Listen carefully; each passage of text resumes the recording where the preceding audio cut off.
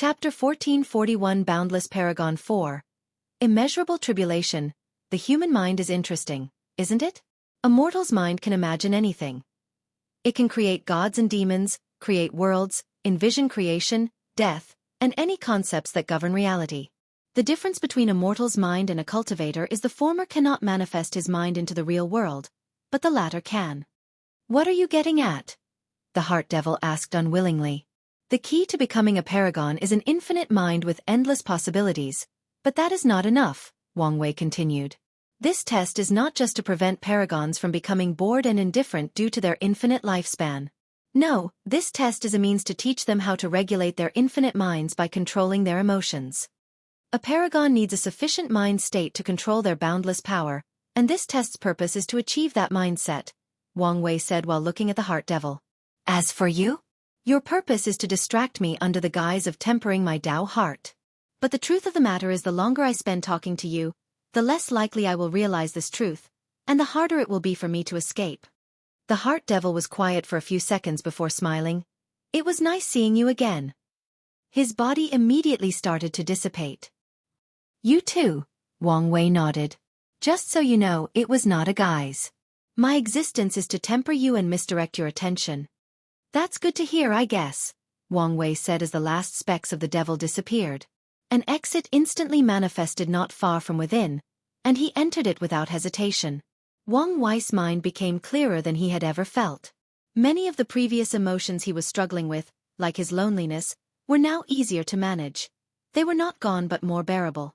My Tao heart and mind are not in perfect harmony, Wang Wei thought. Once I pass the tribulation, I can finally experience the transition of my existence to a higher level. Wang Wei raised his head to see a purple cloud flashing with lightning and the booming sound of thunder. Wang Wei squinted as he swallowed a handful of existence healing pills. Now is the time for the plan.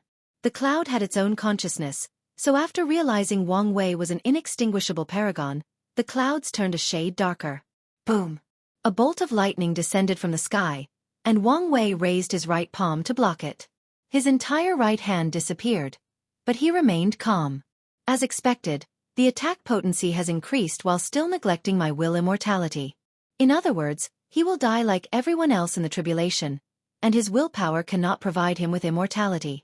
However, this is far from enough, Wang Wei thought.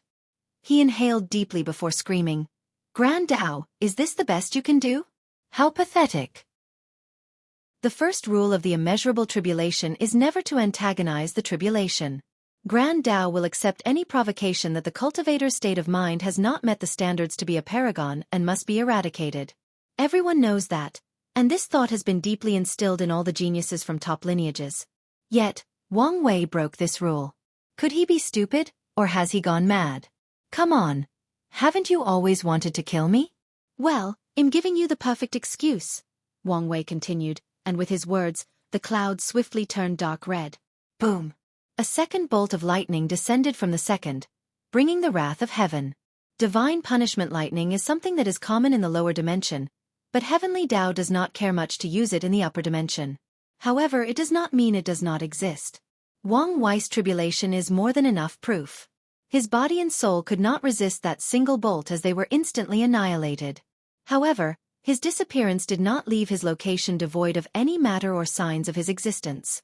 On the contrary, a scroll with countless dots, lines, and graffiti floated where Wang Wei previously stood. The first step is completed, Wang Wei thought. Although his body and soul were annihilated, his consciousness remained intact and functioning, an act that could be considered a minor miracle.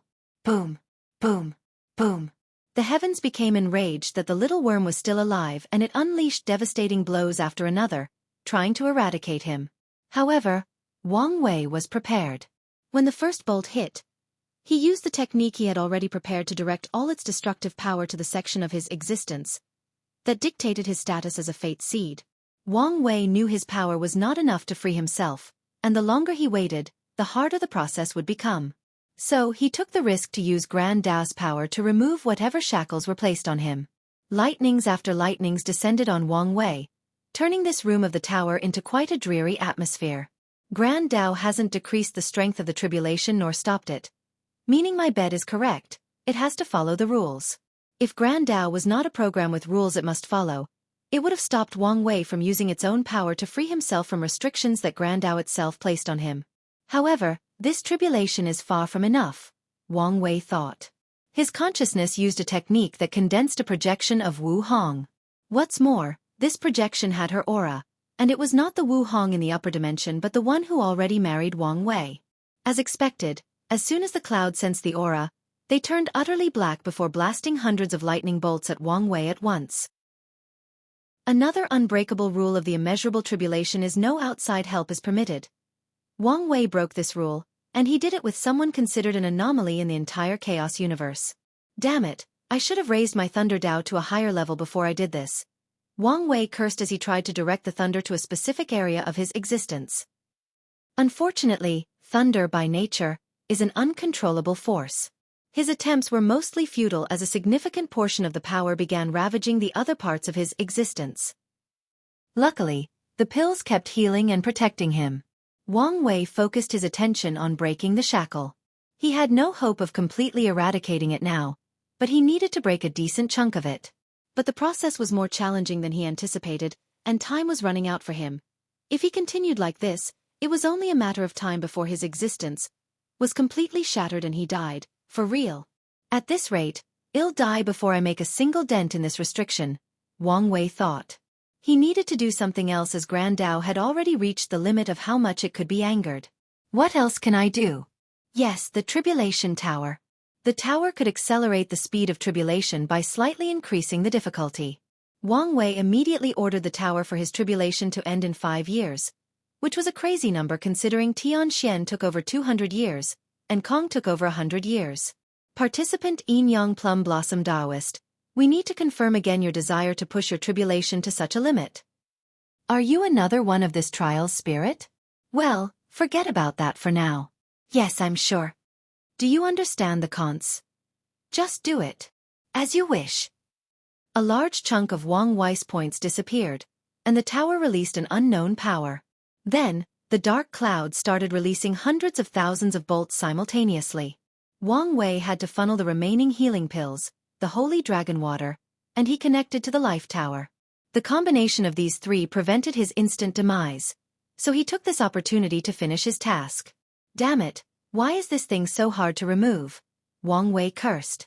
It's been 4 years of constant bombardment, creating deep cracks in the shackle, but he knew he would not succeed in the remaining year. I need something else, but what? What about the special energy of the trial? It seems quite malleable. Wang Wei did not hesitate to use his points to extract the purest energy from this trial. He did not immediately fuse with it but instead added his willpower to ensure no problems with his power and to make it perfectly in tune with his body and existence. It worked, Wang Wei thought as he saw the process accelerate.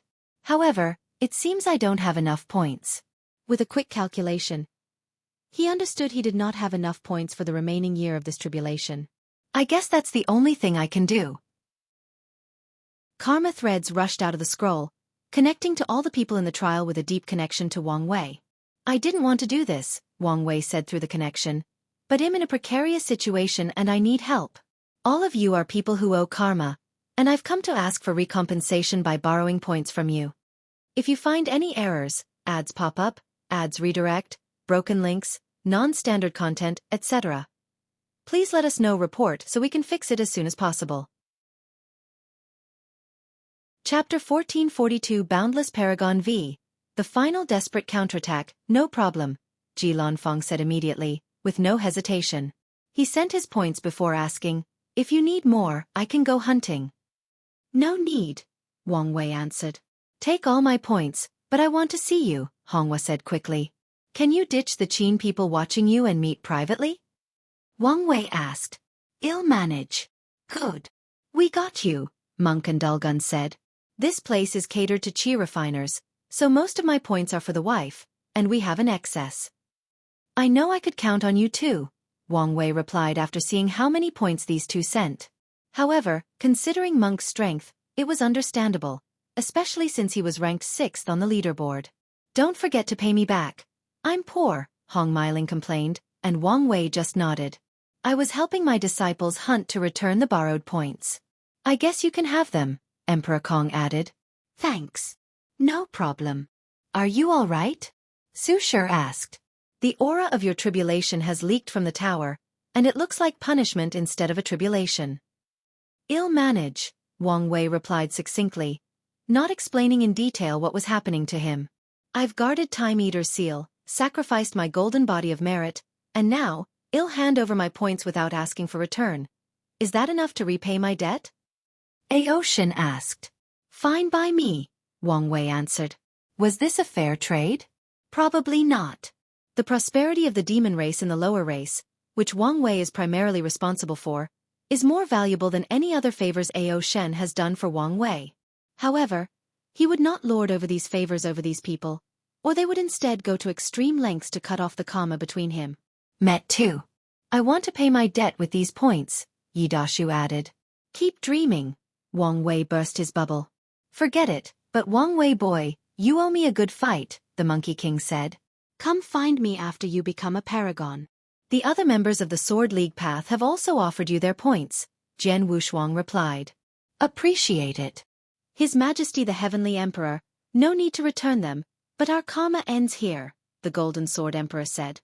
No problem, Wang Wei agreed. His connection to the latter was not deep, and their karma was because Wang Wei was primarily responsible for his opportunity to prove the Tao and the prosperity of the lower dimension, which the Golden Emperor benefited from.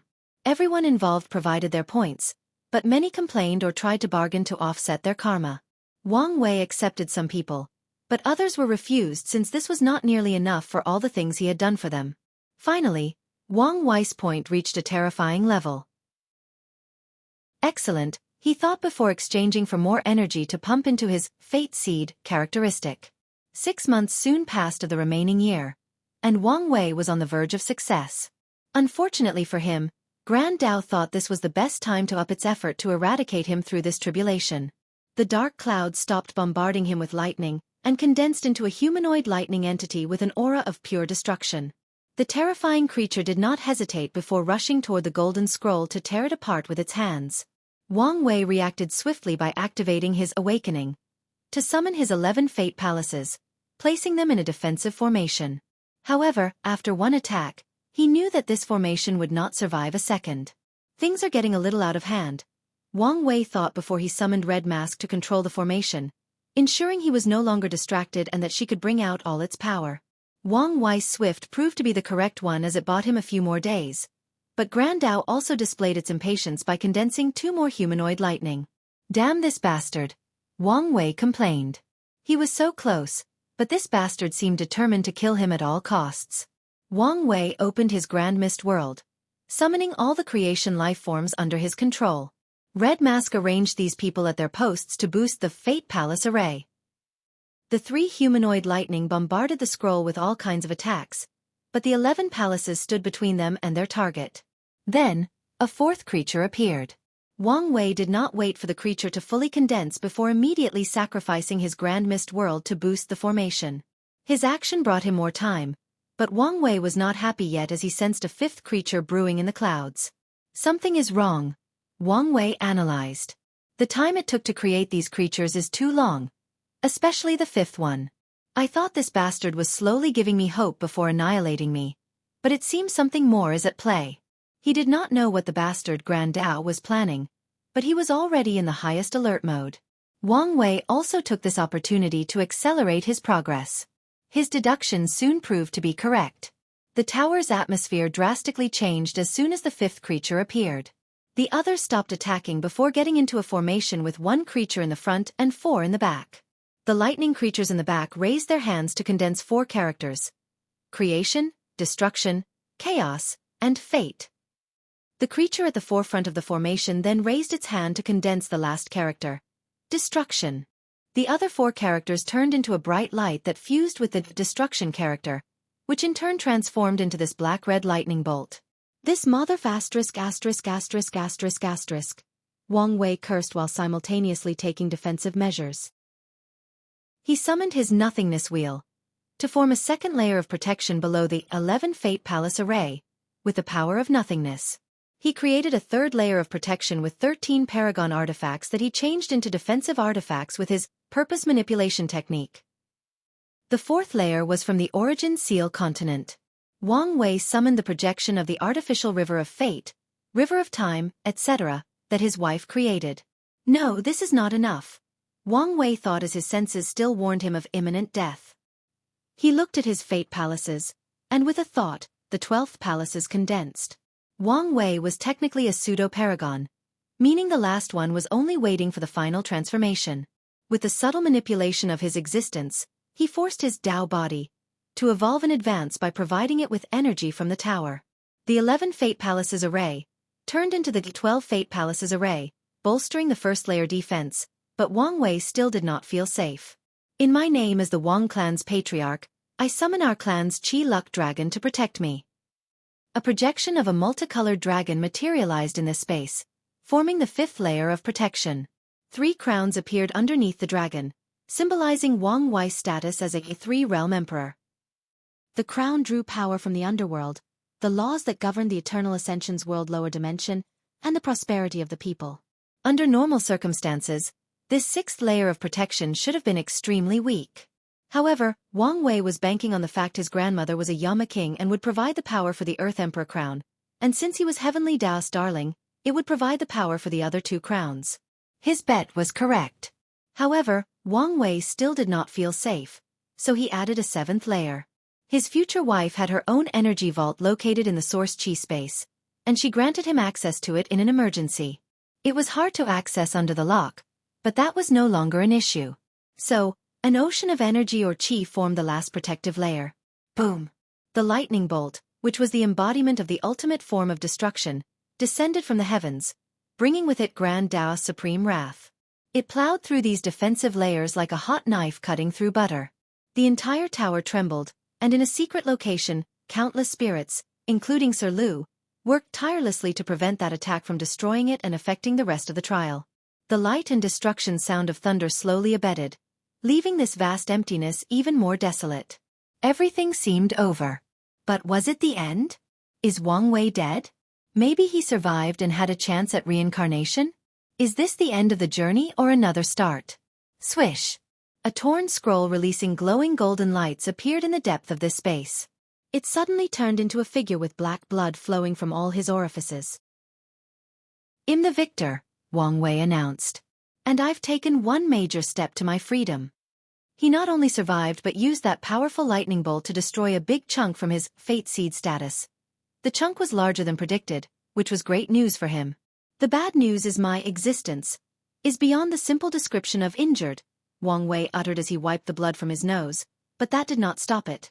If he had not developed the prototype of an existence defensive armor, while on the verge of death, he would have been nothing but ash for now. "If it were any other time, even the life tower would not be able to heal me," Wang Wei analyzed. "Fortunately, a great opportunity is ahead of me." The final step of his transformation is to absorb power from the Grand Tao source to become a genuine paragon, and that's the exact opportunity he needed to repair his existence. If you find any errors, ads pop up, ads redirect, broken links, non-standard content, etc., please let us know report so we can fix it as soon as possible. Chapter 1443 Boundless Paragon 6. Final transformation. Wang Wei raised his head to look at the 5 lightning creatures. Although their eyes constantly released small electrical pulses, he could sense a higher being observing him through them. So the two stared at each other for a while before the creatures slowly disintegrated along with the clouds. Then, a river composed of chains and runes manifested before him. Wang Wei did not hesitate to swallow its power like a whale that was starving.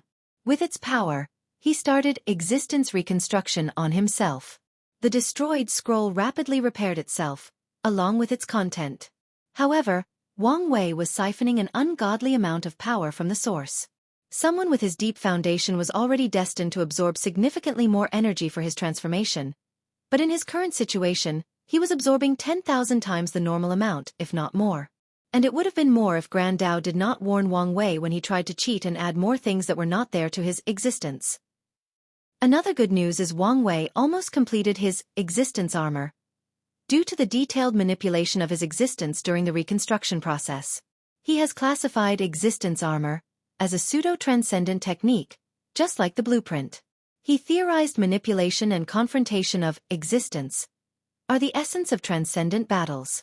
As soon as the construction ended, Wang Wei removed the knowledge seal from his mind, and his cultivation rose to the second heaven, or 92%. Now was the best time to use it since baptism might not be enough to increase his cultivation by 1% if his realm is higher. But I can do better, Wang Wei muttered. He had just escaped a true death experience and broken from one of his shackles, all experiences that fit with his Tao or pursuit. So Wang Wei closed his eyes and used that experience to enter a state of epiphany, increasing his cultivation by another 1%. Then, there are the final transformations, Wang Wei muttered. He watched his Tao imprint change, followed by the manifestation of his 12 fate palaces. Ha! They are different from the fake one I summoned, Wang Wei immediately noticed. Most cultivators, Tao body, and awakening, will become useless by the Paragon realm. However, a few individuals with deep enough foundations and achievements can evolve great techniques or abilities based on them, and Wang Wei was one of them. He controlled the 12 palaces to resonate with each other, and to his surprises, they slowly turned into a river. A projection of the River of Fate? No, this is a prototype of the River of Fate, and in the source, not Grand Tao. A flash of enlightenment appeared in Wang Wei's eyes as he had an inkling of the way forward. His Tao body had evolved perfectly to suit his Tao and pursuit. Excellent, Wang Wei commented with a smile. The next step was to condense a new Grand Mist Wheel with a grander scale and boosted potential. Wang Wei did not focus too much on that as his body, soul, and spirit had completed the final transformation. His fleshly body reached the second heaven of cultivation, and his soul and willpower reached 98%. I expected a larger improvement, especially for my body. The lightning was ravaging all the aspects and characteristics of his existence, and the pills would heal the damage, thus achieving a form of tempering. However, it seems Grand Tao was cunning and ensured these aspects were not affected too much to prevent Wang Wei from benefiting too much in the likely case he survived. How stingy! Wang Wei cursed before closing his eyes to prepare for the last transformation process. He disappeared from his location, appearing in this river, and was a small fish. He started swimming upward without hesitation, and his body began to grow in size. It did not take him long to become a colossal creature as he reached the river's surface. However, a small voice in the back of his mind kept telling him to return as he was a fish and the top was dangerous. The voice insisted he was a fish and had no business on the surface. Wang Wei ignored the voice and jumped out of the water. He felt another shackle removed from his body, and in response, his fish body turned into an enormous bird that roamed the sky. Wang Wei flew for a few seconds before turning into his human shape. The river of time looked different from a Paragon's perspective and the one I saw when I met my future self, he commented as he looked around. This river was not made of strings representing different timelines. Each drop was a super solid, both properties of liquid and solid, crystal that shone like glitters when glanced from a surface level. These crystals were the purest essence of time, and this river contained an endless amount of them. Have I broken free from the shackles of time? If the Empyrean realm is freeing the self from death and samsara, the Paragon realm's target is time, Wang Wei muttered. Wang Wei looked around as he experienced the difference in realm and life level. However, have we really completely freed ourselves?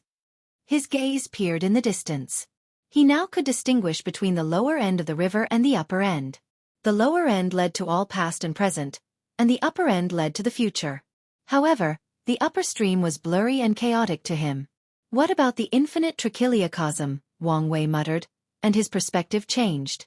The river before him was surrounded by a golden hue, and countless other rivers or streams were flowing along with it. From another perspective, these rivers could be seen as endless small strings, but it was hard for someone of his level to truly see it that way.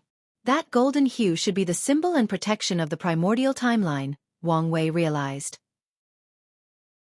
Should I take a look at the other timelines? It's a good place to hide my Tao mark. Boundless paragons have many ways to survive and revive. The most basic are the evolved, true avatars, and the 7 proxy avatars. The true avatars were no longer confined to one world, and they no longer needed to use the power of samsara to hide themselves. In other words, they did not need to remain mortals and could all cultivate. However, with the restrictions, they cannot be in the same realm as their creator. With all these clones scattered in different chaos worlds, killing a boundless paragon is already a nightmare, but this is not the end of their cockroach survival ability. Proxy avatars have the highest hiding abilities, are almost incorruptible, and their cultivation can be only 1% lower than their creators. Primal paragons can even have all proxy avatars, with a peak cultivation of 100%. But that's still not the end. Boundless paragons can move their Dao mark and hide them anywhere in the world. They could hide it in some random world in the Chaos Universe, the Source Chi space, Samsara, or even another timeline. Moreover, the mark also acquired a parasitic ability that allowed it to attach itself to a weaker creature's mark and blend with it as if it were one. Boundless paragons were once the pinnacle of the hierarchy, and their survivability was one of the key reasons. Forget it, Wang Wei ultimately decided. He would need to do so in the future, but now was not the best time. Wang Wei did not immediately leave but glanced in the distance. Unlike before, he sensed countless terrifying auras, many of whom had similar auras as him, and a few who casually looked at him made his body instinctively tremble from sheer terror. Wang Wei realized that when he traveled to the past to kill 5 feathers, he was nothing but a small fish swimming among sharks. Although he had some bite, in the grand scheme of things, he was truly small and weak. No wonder only paragons dare navigate the river of time, he thought. Technically speaking, a great emperor could slowly navigate the river of time and even travel through time. They don't do it because of how much restraint heavenly Tao placed on them. However, Wang Wei understood now these restraints were a protective measure for these emperors. He shook his head to remove these thoughts, focusing on what drew him in the first place. I can sense the location of the prehistoric world, Wang Wei thought. He frowned briefly before closing his eyes to sense the karmic thread connected to Earth. His mind traveled through the thread to a distant place, but midway through the journey, Wang Wei stopped. His intuition told him he could send a projection to the prehistoric world and immediately return home in this manner. However, he was not ready yet to meet or confront Hongjun, so he stopped and cancelled his action. Better safer than sorry, Wang Wei uttered as he opened his eyes. He did not stay long in this place as he returned to the tower. He used his best technique to reduce his aura to the first heaven. He wanted to hide even more but remembered Su Shi's words. People would be suspicious if he survived such a terrifying tribulation, and his cultivation was the bare basics like everyone else. Furthermore, he had a perfect explanation for his terrifying tribulation. He forced it to end in just 5 years. Most people will think he is a madman who did something extreme to ensure he took first place in the trial and should not look too deeply into his actions or behaviors. If you find any errors, ads pop up, ads redirect, broken links, non-standard content, etc., please let us know. Report so we can fix it as soon as possible. Chapter 1444 Humbling Experience So Soon? As he expected, many people were waiting outside the tower when he left. Wang Wei calmly observed these people, even taking a little walk into their sea of consciousness to peep at their thoughts. Most of them think the terrifying tribulation was due to the severe time increase, but that witch from the all-seeing temple has some suspicions. No matter, she probably won't leave this place alive. He sensed many people looking at her with animosity, so eliminating her wouldn't immediately paint a target on his back. Wang Wei shifted his gaze, locking directly into Tian. Why has his animosity decreased so much? Interesting. Wang Wei did not stay long before he teleported to the battle tower. He had no interest in challenging others, but he needed to use the tower to stimulate opponents to test his strength. Let's slowly adapt, Wang Wei thought as he designed an opponent with 90% strength. He sealed his power and experienced the battle in that realm. After battling a few boundless and inextinguishable paragons, he increased his opponent's strength by 1%. He repeated the process until he had completely adapted to his new cultivation. Then, Wang Wei selected a 4th heaven opponent and started testing his battle realm. Wang Wei spent more than 5 years inside the tower, testing the limit of his power and improving his techniques. I do have a 10-fold strength, but I seem to be on the lower end of peak paragons categories. There can be a significant gap between peak paragons, especially between boundless and non-boundless, and this tower mad made Wang Wei realize the training he had done with Wu Hong before could only take him so far, and he still had much to learn and improve. As for taboo? Well, Wang Wei smiled wryly. Entering the 3rd taboo battle realm was the most challenging. First, Wang Wei needed to become a primal. Then, he needs to develop his skill and power to defeat primals while sealing his strength at 90%. This is going to take a while. Wang Wei sighed. After observing his existence, He noticed the taboo battle realms had their own section and should experience a fundamental transformation at the transcendent realm. So no matter how terrible the upcoming world catastrophe is, Wang Wei will not rush to become half-step transcendent and ensure he has the best foundation. What should I train next? Wang Wei contemplated. I still have plenty of room to improve on skills and technique, so my focus should be survivability. Good, it's decided. He asked the tower for an opponent it considered the best regarding chronospirit battles and finding a person's time mark. Then, a humanoid creature manifested before Wang Wei. He could not see its face due to the tower's protective measures, but he noticed that his opponent had 2 horns. This should be interesting, Wang Wei commented, and he was more correct than he could ever dream. The battle lasted 30 minutes before his opponent found his time mark and killed him. Wang Wei looked at the result in shock. Impossible. He refused to accept this result and fought a second time. He lasted 27 minutes in this round. Well, this was a humbling experience. He exhaled before starting the third match. However, this time around, he controlled his ego to learn from his opponent, and Wang Wei immediately realized the vast difference in skill. Does such an entity truly exist? Wang Wei muttered after his death. When Wu Hong trained him, he knew there was a vast difference in their skills, but he still felt she was still in the realm of achievable skill, but his opponent seemed an unsurpassable wall. Tower spirit, come out! Wang Wei suddenly yelled. He felt these spirits were messing with him because of the previous tribulation.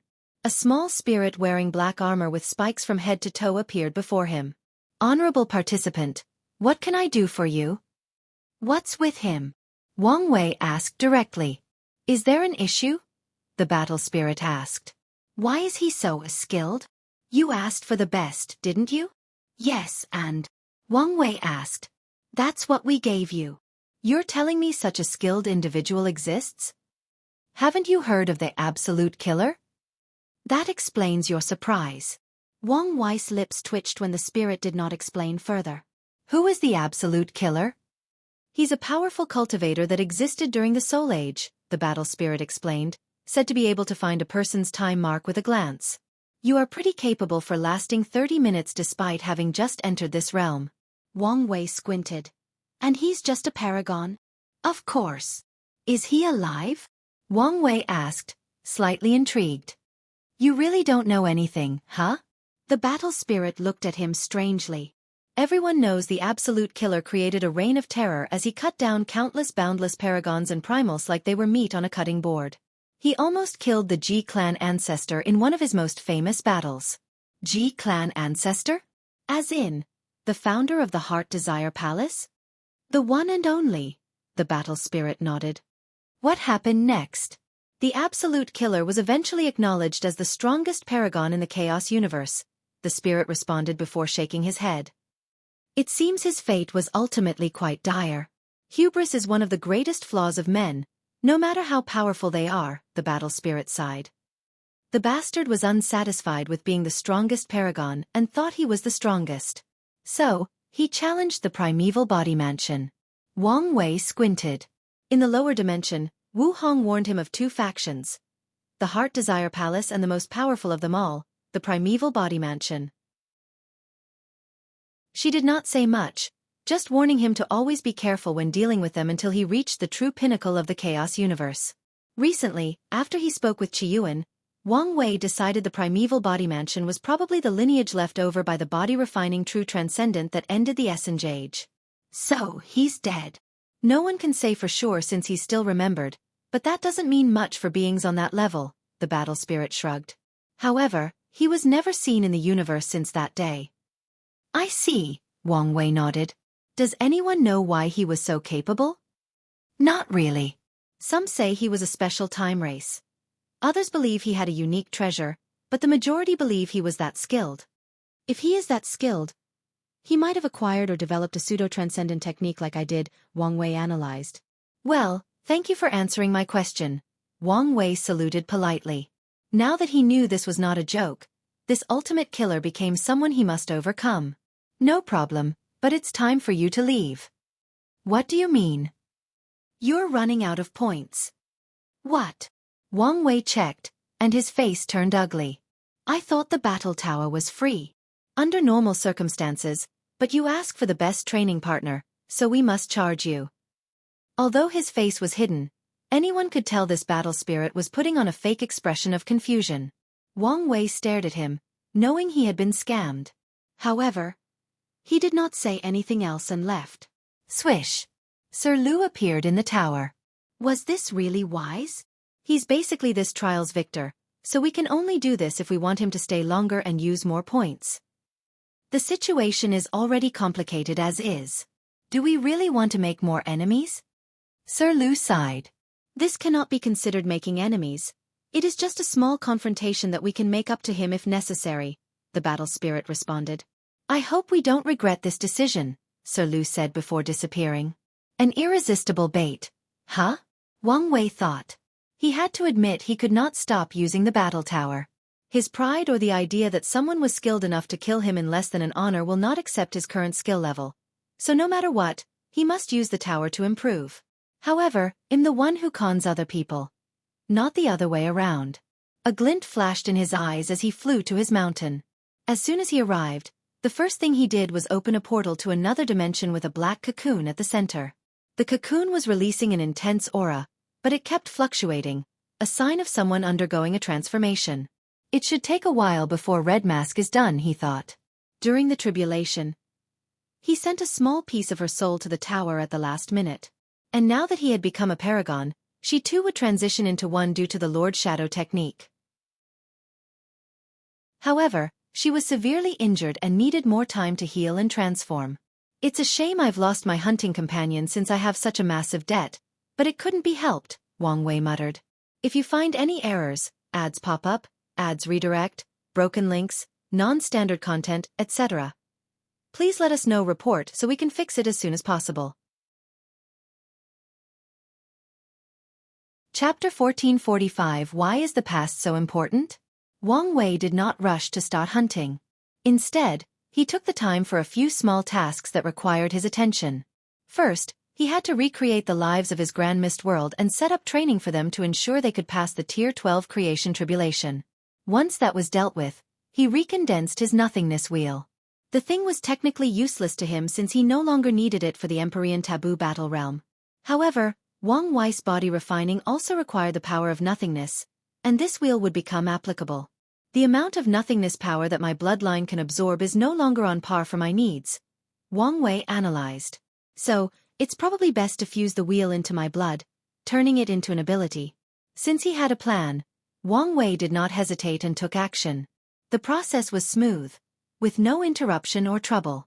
Now that's better, Wang Wei thought as he sensed the optimization of his bloodline. However, I still need to start considering the 12th revolution of my bloodline. His human fiend god was technically only tier 11. Wang Wei frowned as he thought about the direction of his bloodline. As long as he updates his previous abilities, which involve will tempering and strength increase, the bloodline should be enough to take him to the peak of the elder fiend god realm. But is this all a fiend god bloodline can do? I would be disappointed if it were. Wang Wei shook his head. It was not time to be thinking about these things. He knew the sect had fiend god blood in reserve, so he'll know the answer once he's home. Next, let's check my existence. He closed his eyes and reached the fundamental blueprint of his existence. Wang Wei focused on the fate seed aspect. The entire thing was not completely removed.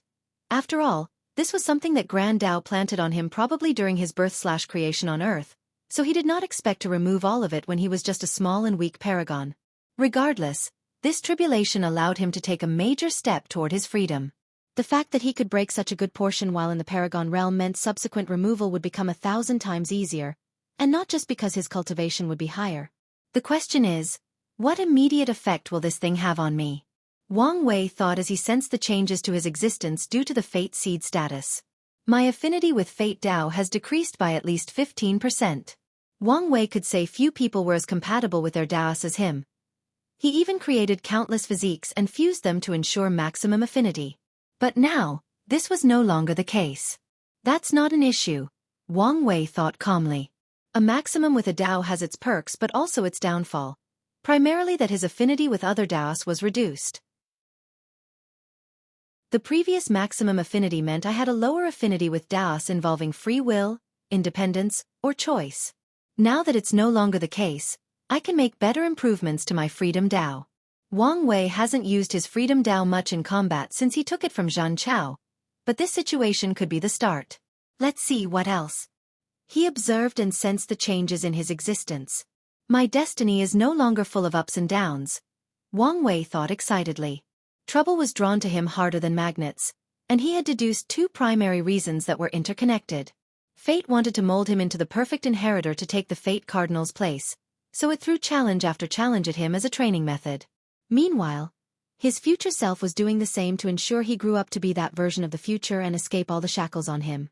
It's good that my life will have less trouble following it, Wang Wei mused. But something still bothers me. Why does my future self care so much about the past?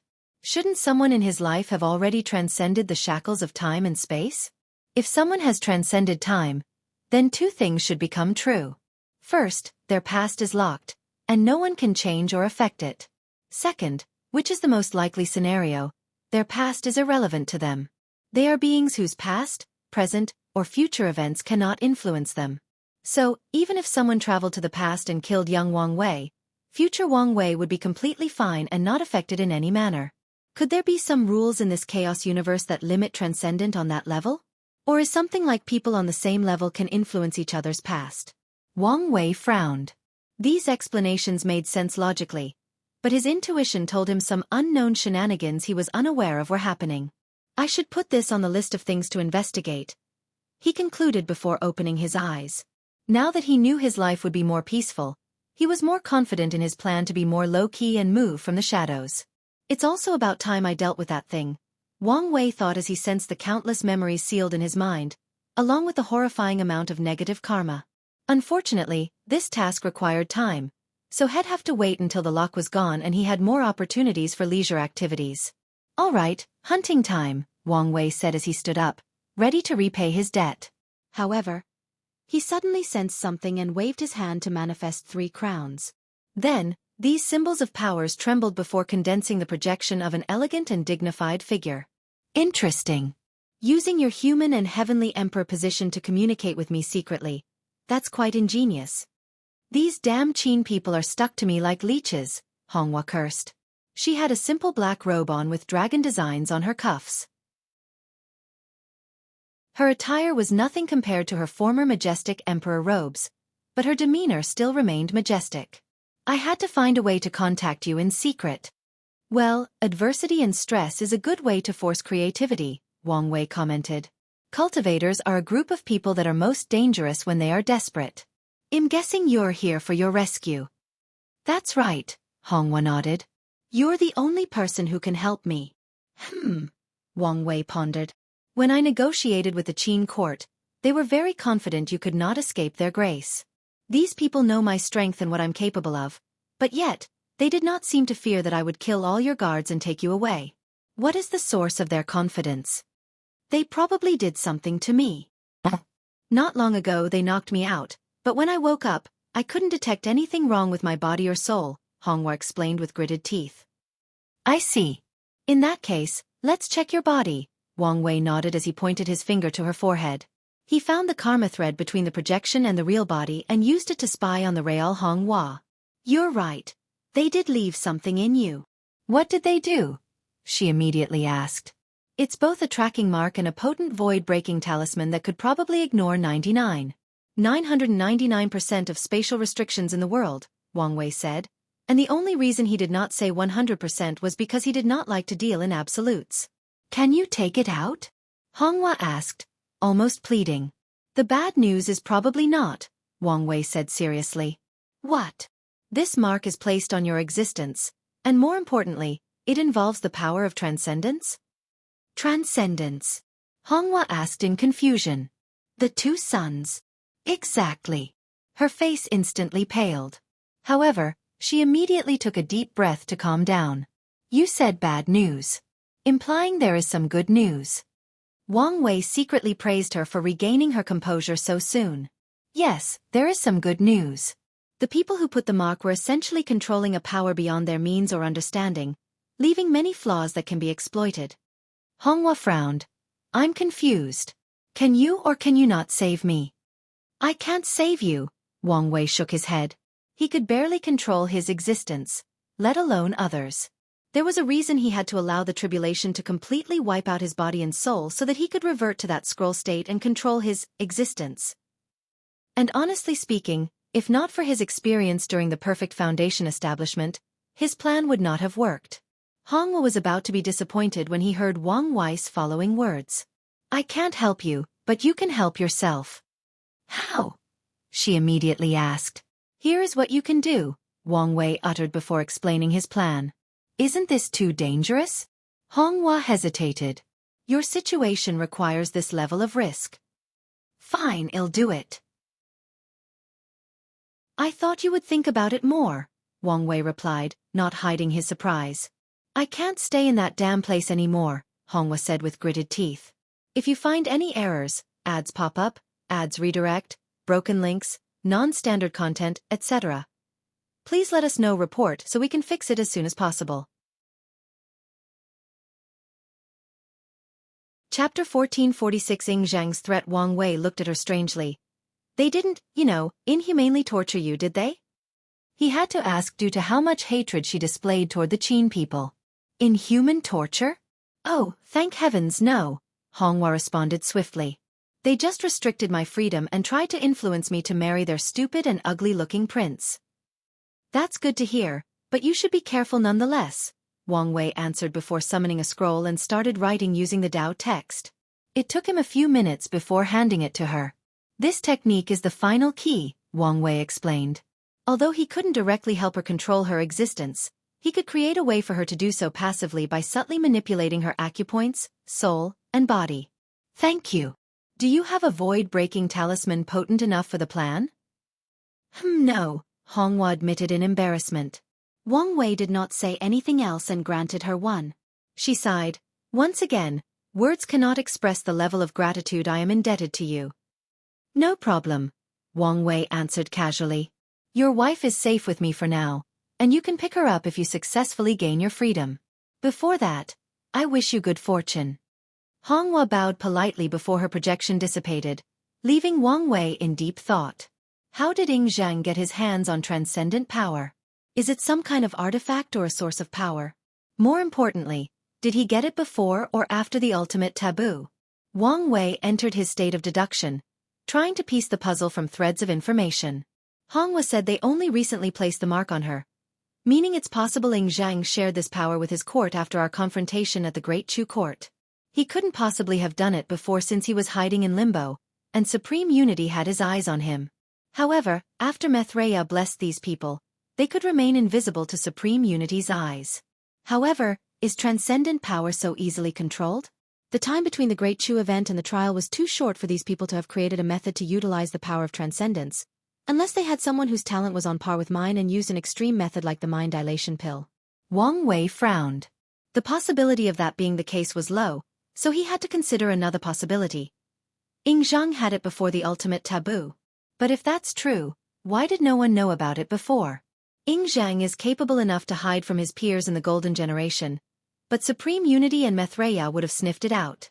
Mithraea may have been capable of protecting the Qin court for a while, but during the Lock era, where her performance was less than desired, Supreme Unity would have gotten his hands on the thing long ago. Unless the hypothetical artifact or source of power is of higher essence than these two and capable of hiding itself unless. Does such a thing exist, and where did Ying Zhang find it? As soon as Wang Wei asked that question, he had an answer. The prehistoric world, he thought. Although it's possible Ying Zhang acquired it from the first chaos world he reincarnated into, the most likely scenario is someone, most likely Hong Jun, handed it to him. But why? Wang Wei recalled various information as he slowly outlined the truth. I theorized that Hong Jun was reincarnating people for the future of the prehistoric world. Now that I think about it, it's possible he knew about the All-Heaven Fate calamity before the All-Seeing Temple and wanted to prepare in advance. Wang Wei's lips twitched. If that was true and his theory that the calamity was his creation, Hong Jun was essentially preparing for a catastrophe that he created. Wang Wei shook his head to focus. Such truth was even more reason he needed to hide the fact he might be the person from the prophecy. Chronologically speaking, Ying Zhang existed 2,000 years before my time, so he was most likely part of Hong Jun's early experiment at reincarnating people into other words. Wang Wei continued. Maybe Hongjun needed an item as powerful as that to allow the people from Earth to reincarnate into other worlds. Or maybe he was more generous the first time around. Well, that doesn't matter too much. The key is the item. In all of the novels and myths written about Hongjun, his most remarkable artifact is always the jade butterfly pendant. In most iterations, this thing contains the essence of all 3,800 daos. Did he give it to Zheng? Probably just a piece, but even so, he must have had great hope on him to do so. Wang Wei sneered. If that is true, I feel bad for Hongjun. Zheng's suspicious nature probably prevented him from using the pendant, especially after knowing its power. Otherwise, with such an item and an overwhelming advantage, he would have long entered the half-step transcendent realm. Well, I guess I can't blame him too much since I probably would have done the same. Wang Wei concluded. The last thing he would do is trust his transcendent path to Hongjun or anyone else. He might have used the pendant to ensure he became a primal as swiftly as possible, but he would never use it on his transcendent path. However, it appears that Zheng no longer has any hesitation. Wang Wei continued. During his talk with the Qin people, he noticed they started acting bolder and more aggressive, and now he understood why. I previously predicted that the future wife will be our world's first transcendent. While my thoughts haven't changed, now I know Zheng is a viable contender. Wang Wei squinted his eyes. Honghua cannot return to the Qin court. He must do whatever is necessary to delay Zheng's path. Otherwise, if he is the first one to enter that realm, he will immediately conquer the eternal Ascension world, and sadly, Mithraya's weak and unstable transcendent realm will not be able to stop him. The best move to make right now is not just to free Honghua but to send her to other chaos worlds and further delay the Qin court. Wang Wei strategized. He looked in the distance before flying toward the hunting area. Who is this woman? As he flew to his destination, Wang Wei noticed a woman dressed in man's clothing. She had an all-red robe and flowing dark hair, but the tips were pink. I remember everyone in the trial, but she was not one of them. More importantly, she's just like Tian and Chengming. I can't see any information from her besides the surface level. Wang Wei decreased his flying speed slightly while observing. Her temperament reminded me of Su Ye. She probably has a similar physique and Dao. Is she also from the Heart Desire Palace? But why is she here and acting separately from Chengming? Wang Wei continued flying. Wait, she's not the only one. He instantly realized they were numerous people he had never seen before or people he had someone passively ignored. Luckily, his senses had drastically improved after becoming a Boundless Paragon. I see. These foreign transcendent factions have sent their descendants to this trial, Wang Wei realized. But why are they all acting so suspicious? A better question is, do they even need the use of the trial? A bolt of lightning suddenly flashed in his mind. They don't care about using the trial. They want complete control of it, Wang Wei analyzed. He was only thinking about analyzing and copying the trial's power, but these forces were already planning how to take it over. The power of this trial is indeed mystical, probably involving transcendent in one way or another. There are probably other secrets at play, Wang Wei deduced. They almost noticed me, Wang Wei thought. Two people almost noticed his spying. The woman dressed like a man and a tall, muscular man who was obviously a body refiner. Is he from the primeval body mansion? But why doesn't he give me the same vibe as that woman and Chengming? Wang Wei felt great danger from these people, probably because some transcendent powerhouse left some protective means on them. However, he did not feel the same as that muscular man. It's either the power is too high for even me to sense, he does not have it, or he's from the mansion, and they are proud and arrogant enough not to protect their heaven chosen because no one dares mess with their people, Wang Wei thought. Regardless, this trial just got a lot more interesting, Wang Wei thought with a smirk on the corner of his mouth. He loves danger and chaos when he's not directly involved since he can benefit from it from the shadow. So, he hoped he was right, and these factions were planning something big. I still need to prepare, Wang Wei concluded. He wanted to reach the fifth heaven as soon as possible so he could leave this place at a moment's notice and he wouldn't miss much. If you find any errors, ads pop up, ads redirect, broken links, non-standard content, etc., please let us know. Report so we can fix it as soon as possible. Chapter 1447 The Clash of Ego. As soon as Wang Wei reached the hunting area, he started killing the bestowal monster. He also used a Tier 12 puppet since he was now in the Paragon realm. However, Wang Wei's actions were merely a distraction. While his body was hunting, his mind used his soul ability for the first time in the current realm. Wang Wei immediately noticed the difference. First, he saw a small cluster on the map, which indicated the souls in this trial. Next to this map was a vast cluster that gave a sense of familiarity. That should be the Eternal Ascension world. He moved to the second large cluster. The entire map was black and inaccessible. Is this the prehistoric world?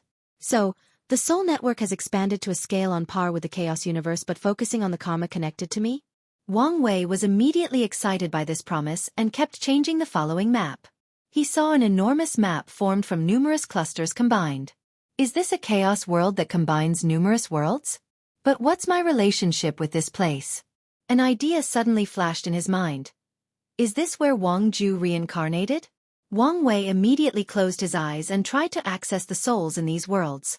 However, he didn't take a few seconds to give up. He could access these worlds, but reinforcing his connection to them would take a long time. Let's see if I can find my father, Wang Wei thought as he continued analyzing this map. Unfortunately for him, he discovered many worlds he had connections with, making it more than challenging to determine whether his parents were somehow teleported to another chaos world. These worlds should be the result of Wang Ju expanding the Fate Shadow Guard and whatever my soul did in primordial chaos, Wang Wei groaned. After becoming a paragon, he noticed his ancestors placed a seal on his soul to hide his identity when he was a soul in primordial chaos. Although I don't have a concrete answer, this is a good start, Wang Wei thought. This ability should make it easier to find his parents, wherever they are. Back to my objective. Wang Wei focused on the trial's small cluster of souls. He noticed a few living souls he could not influence. This would not be surprising with how many transcendent descendants are present in this place, but these souls were weak and had a connection to him. Additionally, these souls were attached to foreign powers. These souls are the Eternal Ascension world's people, and it seems they have been captured, Wang Wei analyzed, and as soon as he read the data, he understood what was happening. These foreign worlds realized they could not get any information from the Eternal Ascension world, so they captured these people to bring them back to their factions and see if they could break the lock. These souls must die, Wang Wei decided. However, he could not do it now as these people could just capture more. So, he has to wait until the end of the trial when most of the Eternal Ascension world participants leave to kill these captured individuals. Luckily, there is no power of transcendence protecting these souls. Wang Wei sighed in relief. These powerhouses did not care too much about these captured individuals, so the protection on them was not the best they could provide. Such a flaw was something Wang Wei could exploit. He continued his objective by pulling the souls of the Dao opening sect people and the participants he had a good relationship with into a hidden dimension for a minor assembly. What's going on? Someone asked, scared of how sudden everything happened. It's me, Wang Wei said, and everyone felt relieved. At least, it was not an unknown enemy. Did something happen? Emperor Kong asked. Yes, Wang Wei nodded. Some shenanigans are about to happen in this trial, and I decided to give you a warning. The people who came to this place without reaching the peak of the Empyrean realm, I implore you to leave as soon as you become a paragon. For the peak Emperors, take a deep look within and truthfully assess whether you have a chance at those top positions. If not, you better leave after becoming a paragon as well. Regardless, you all should be on the lookout. Everyone listened to him attentively with a frown. These words sounded too alarming, and some instinctively felt someone was fear-mongering out of nothing. But given the source, they had to control their initial jerk reaction and take it seriously. What exactly do you mean by shenanigans? Emperor Kong asked. I guess I can tell you, Wang Wei said before raising his hand to summon the history lock. With this protection, the chances of news leaking were minimal. I've detected a few transcendent factions have secretly sent their people to infiltrate this place. If I guess correctly, their target should be to take control of this trial, so you can expect chaos at some point in the future. Transcendent. I believe that's the realm of the two suns? Aren't we ants before these two? Even if we become boundless? We are. With this short conversation, everyone understood the severity of this situation. Only 2, 3 if you count Monk, have entered the Paragon realm, but even scarier people were already involved. Are you sure about this? Emperor Kong asked. He didn't want to question Wang Wei, but he hadn't noticed much and wanted some reassurance. You're in my realm, and with a decent detection technique, you might not see the invisible ones, but you should be able to detect the ones who make you passively ignore them, Wang Wei replied. But don't reveal yourself or you'll be dead. I understand. Anyhow, I've warned you, and it's up to you whether you listen, Wang Wei continued. And don't worry, I will still repay your points. Wang Wei did not wait for anyone else to speak and dismissed everyone. He only warned them to make up for the karma some of these people had already paid, and because the eternal Ascension world needed these talents to survive the upcoming catastrophe. With that out of the way, Wang Wei focused on his hunting but had to stop after only 1 year. A vision had appeared in the distance. Chengming had become a boundless paragon. Based on aura alone, if I had to quantify his realm, it's probably 95%. But Xianxia was 99,999%. Wang Wei thought. Speaking of Xianxia, he's been blatantly observing me without taking any action. What is he planning? A technique has been observing him from afar, and from Wang Wei's standards on how easy this thing was to notice, Xianxia was not hiding his purpose. Plum Blossom Taoist and Xianxia, you have 10 years of breathing remaining, Chengming's voice boomed throughout the trial. Keep your neck clean for these 10 years. This guy has gone beyond the scope of arrogance. Wang Wei's lips twitched. He watched as Chengming's mind entered the battle tower, probably getting acclimated to his new power. Whatever, Wang Wei muttered before continuing hunting. The 10 years passed swiftly, and with his terrifying strength, Wang Wei repaid his debt and had enough points to use again. Where are you two cowards? Chengming screamed as soon as he exited the tower. Who dares to challenge me first? Wang Wei calmly looked at him from a distance, and Chengming's mind detected him, and they locked eyes. What? Are you scared? Wang Wei put his finger into his nose, controlled his body to create a booger, and picked it before flinging it into the rock near him. His disregard proved highly effective as veins popped on Chengming's neck, and his eyes changed to red. So, he does cultivate emotion Dao, Wang Wei analyzed. Chengming was about to rush toward Wang Wei's location when Xianxia's potent aura flew from the Dao tower. Little ant, you want to challenge me? Xianxia asked casually, but his arrogance and disdain flew so effortlessly from his body that it felt natural. It was like it was a natural law of heaven and earth for this man to be arrogant, like it was his birthright to look down on all sentient beings.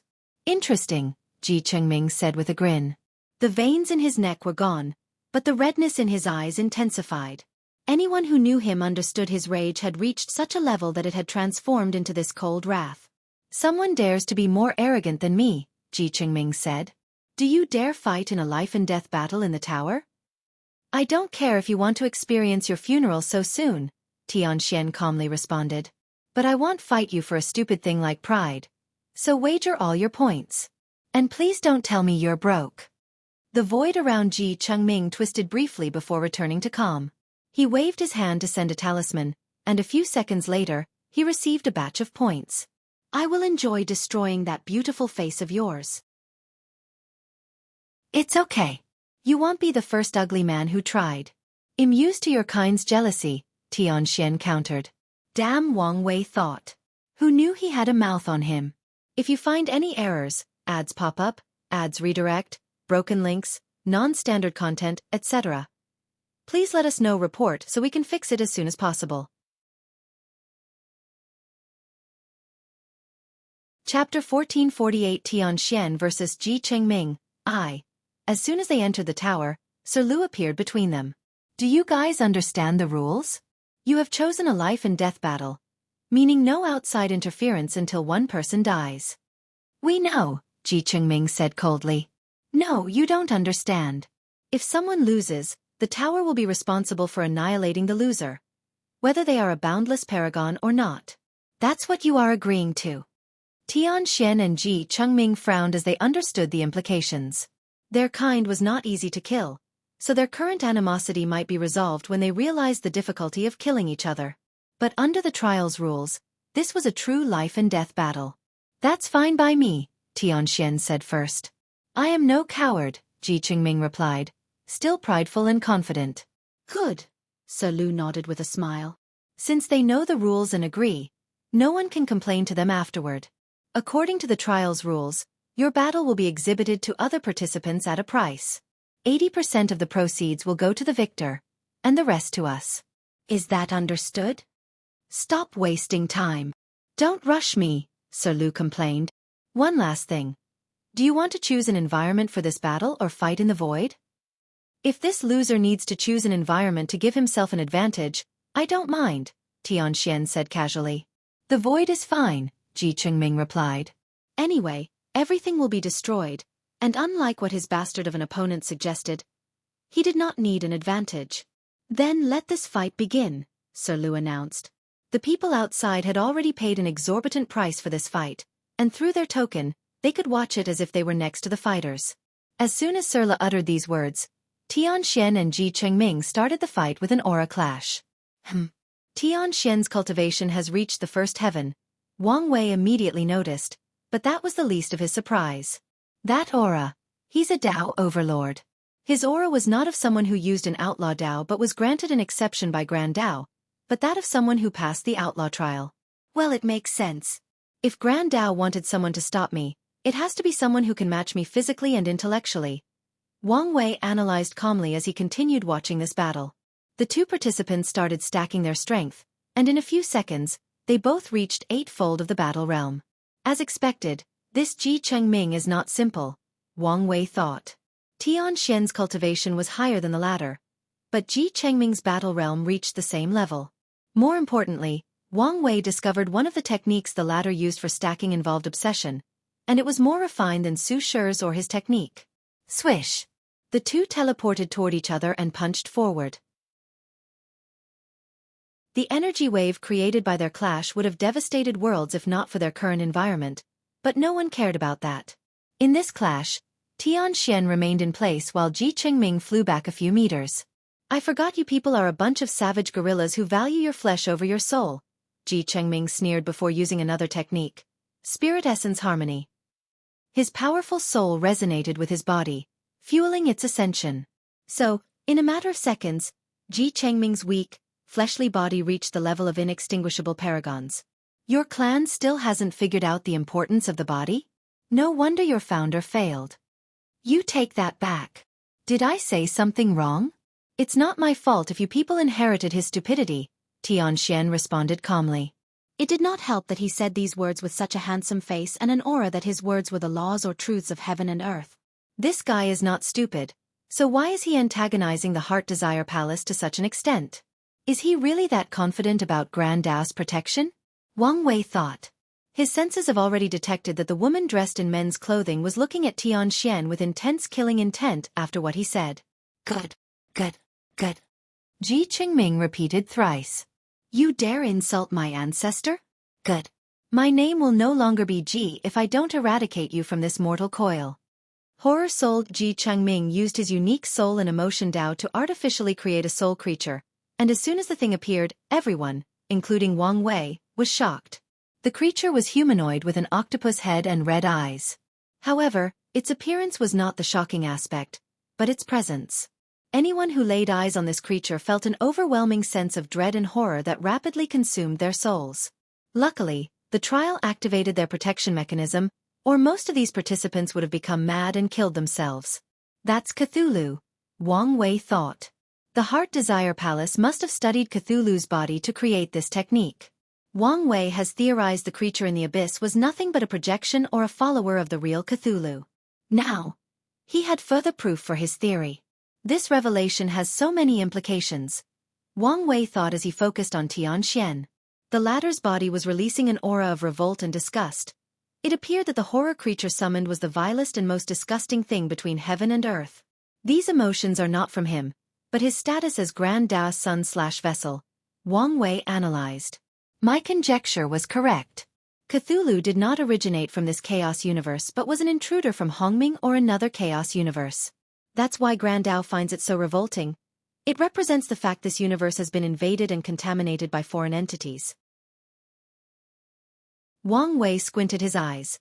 According to myths, the elder gods can create endless clones, so it's possible the one in this universe was one of Thulan's endless clones. Wang Wei rapidly confirmed and deduced many things from this one technique. I always knew and operated under the premise that the stories and myths from Earth were real or contained some level of truth. Now, I know for a fact that's true.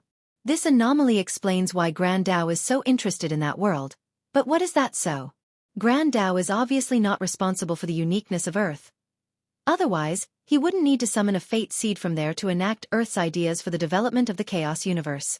It appeared that returning to Earth is more important than I thought. Wang Wei concluded.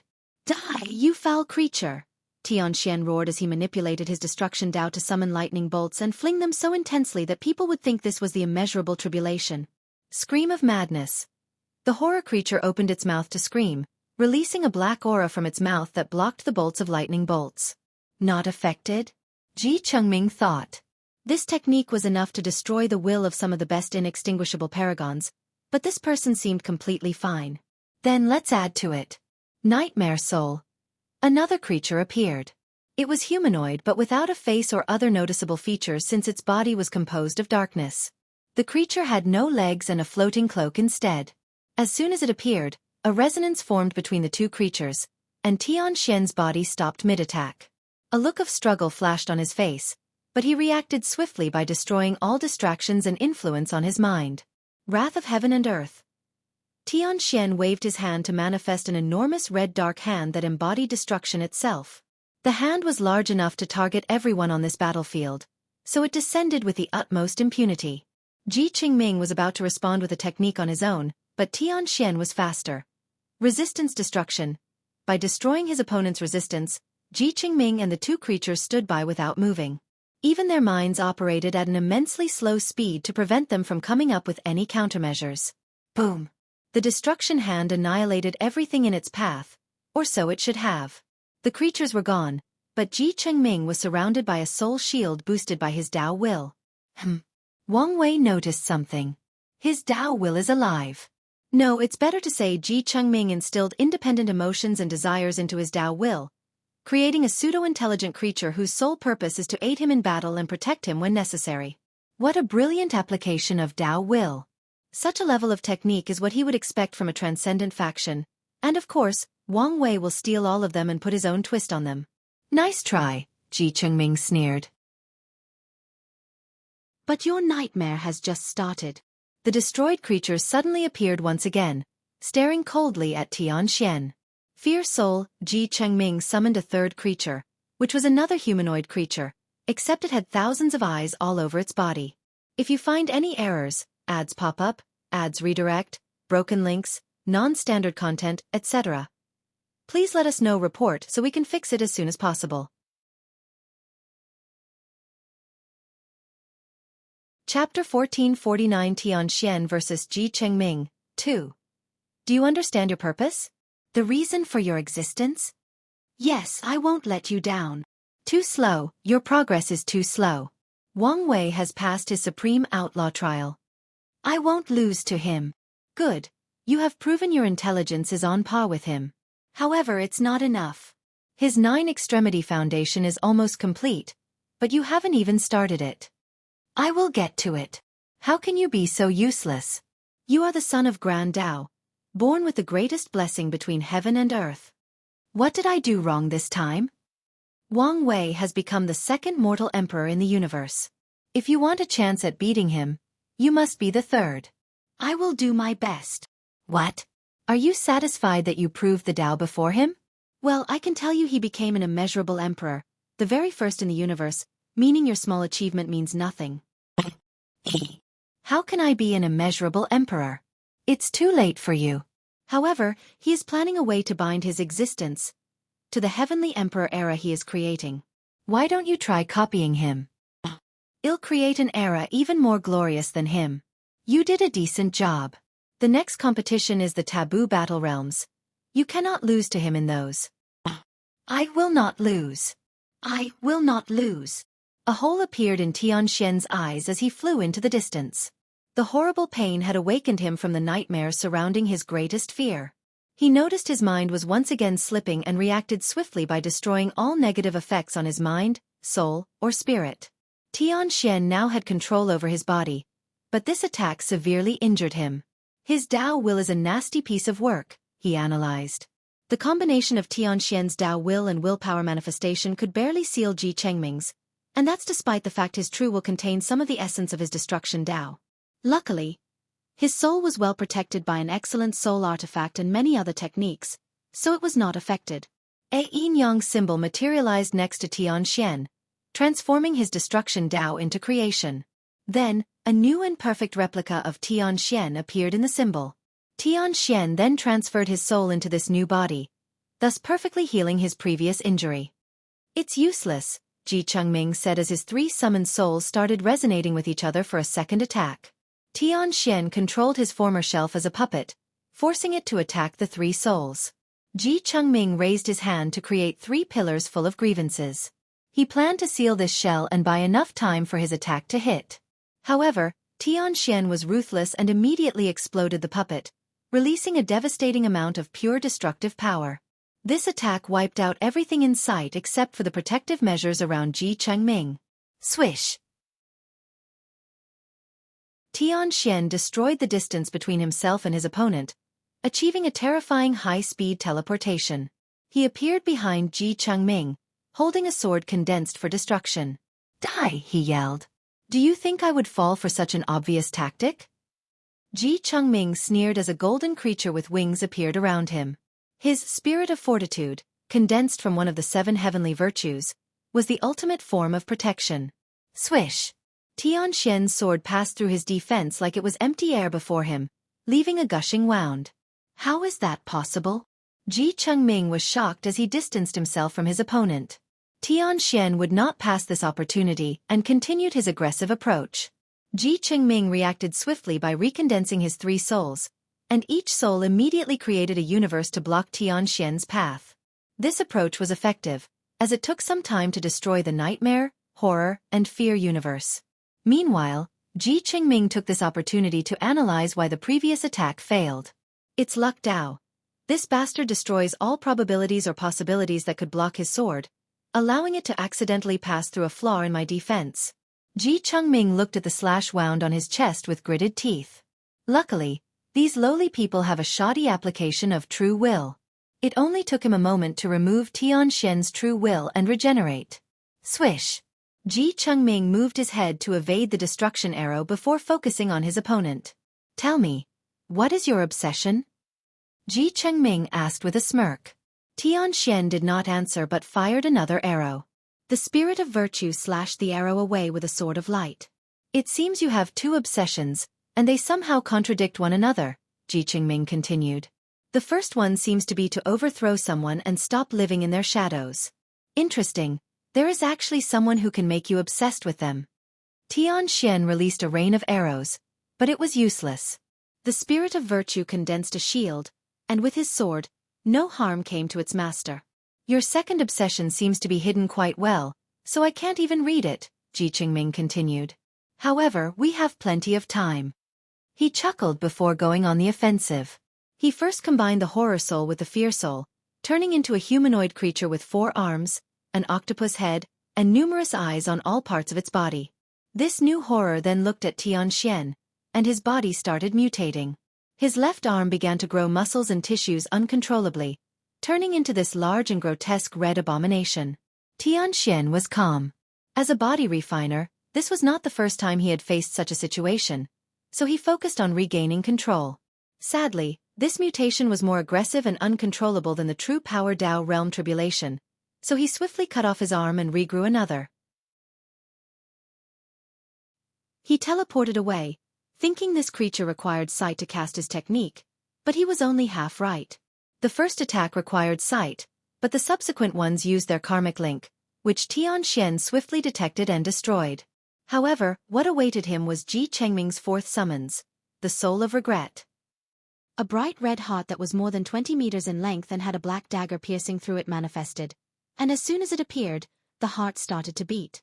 Tianxian, who was mid-attack, found himself in this white space with fog. His first instinct was to destroy everything, but he stopped himself when the fog condensed into the shape of a woman. Her face was vague, but the woman's contour indicated she was beautiful and had an aura of endless gentleness. Tianxian calmly looked at the woman, and despite her lack of a visage, he could tell she was smiling. She raised her hand to him, and he unknowingly reached out. Unfortunately, before he could touch her, she collapsed before turning into another woman dressed in all black clothes with black nails, black and red eyeshadows, and dark lipstick. The woman was breathtakingly beautiful with her ancient aura of power and darkness. "Don't forget who you are betrothed to," she declared. "So, you gave up the love of your life for an arranged marriage? Is that your regret? What a cliché story." Chengming sneered echoed in this dimension, plunging Xianxia into a blind rage as he destroyed this spiritual realm.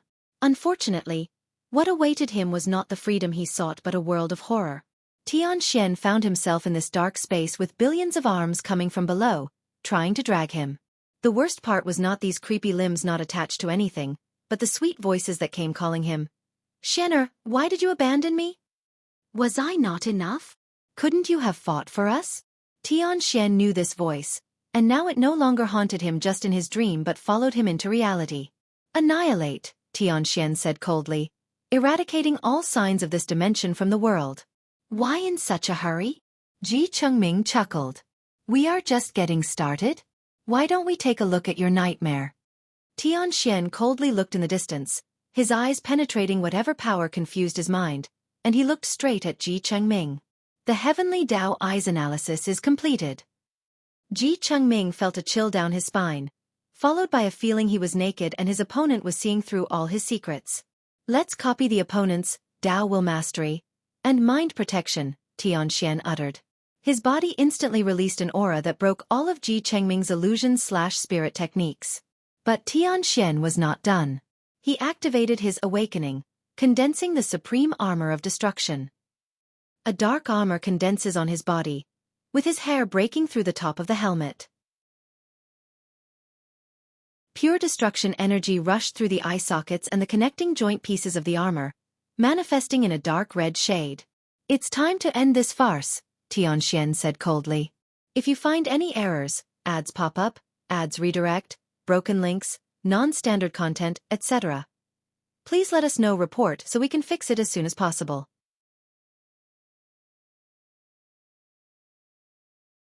Chapter 1450 Xianxia vs. Chengming, 3.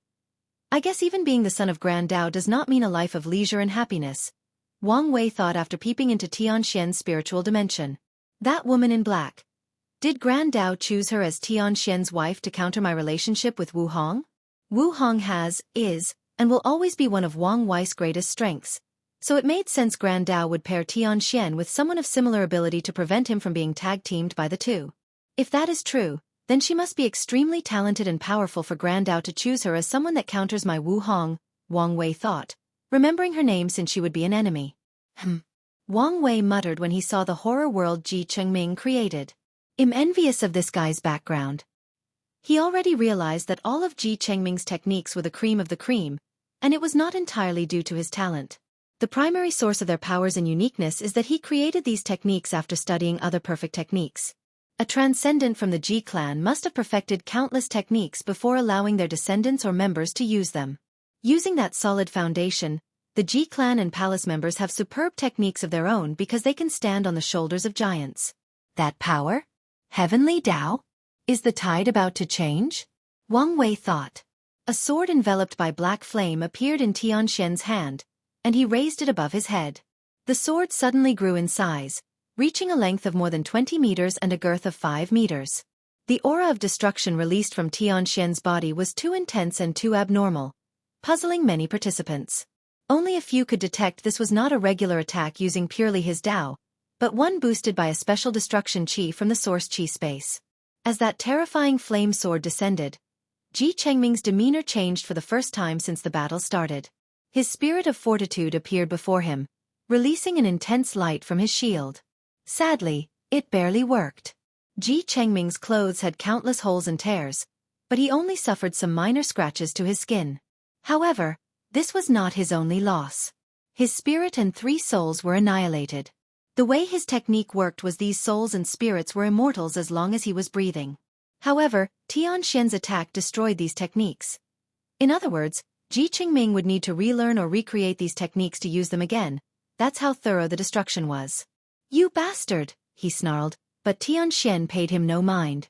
A dark green silk materialized around his flaming sword as he filtered the purest form of time energy from the river of time and manipulated it to embody all destructive aspects of the concept of time. Xianxia swung his sword again, and this time around, his attack was even faster. The time Dao he added allowed his attack to manipulate the time at which this attack would hit, arriving at a much earlier time than it would have. Virtue Spirit. Charity. A beautiful woman manifested before Chengming as his face contorted. The woman was dressed in all white, with her black calmly lying on her back. Her face was youthful and pure, and her body emanated a faint golden light. Anyone looking at her would instantly think she was a saint walking the mortal world. However, this woman's purpose was far from saintly. Charity means having a generous heart and giving to others, especially the less fortunate. But what this woman was giving to people was all the damage Xianxia was taking. To cultivate this technique, Chengming has already chosen countless benefactors to share the damage for him. What a bunch of waste, Chengming thought with gritted teeth. All the cannon fodders he selected died with this attack, along with his charity spirit. He glanced at his missing arm, and his anger elevated to a higher level. His arm was destroyed, and it was true destruction, meaning unless he used extreme means, he'd be forever armless. Only peak paragons should be able to tap into such a pure state of destruction. How come this bastard did it after just entering the realm? He complained. Chengming's complaint was warranted. Under normal circumstances, Xianxia would not achieve such pure power. However, after copying Chengming's Dao Will mastery, the boost his true will can achieve has reached another level. Xianxia attacked for the third time, and Chengming summoned another creature. The soul of hatred. A small face appeared above his left palm. It had no eyes and a mouth almost too big for its face, with 1,000 teeth and 100 tongues.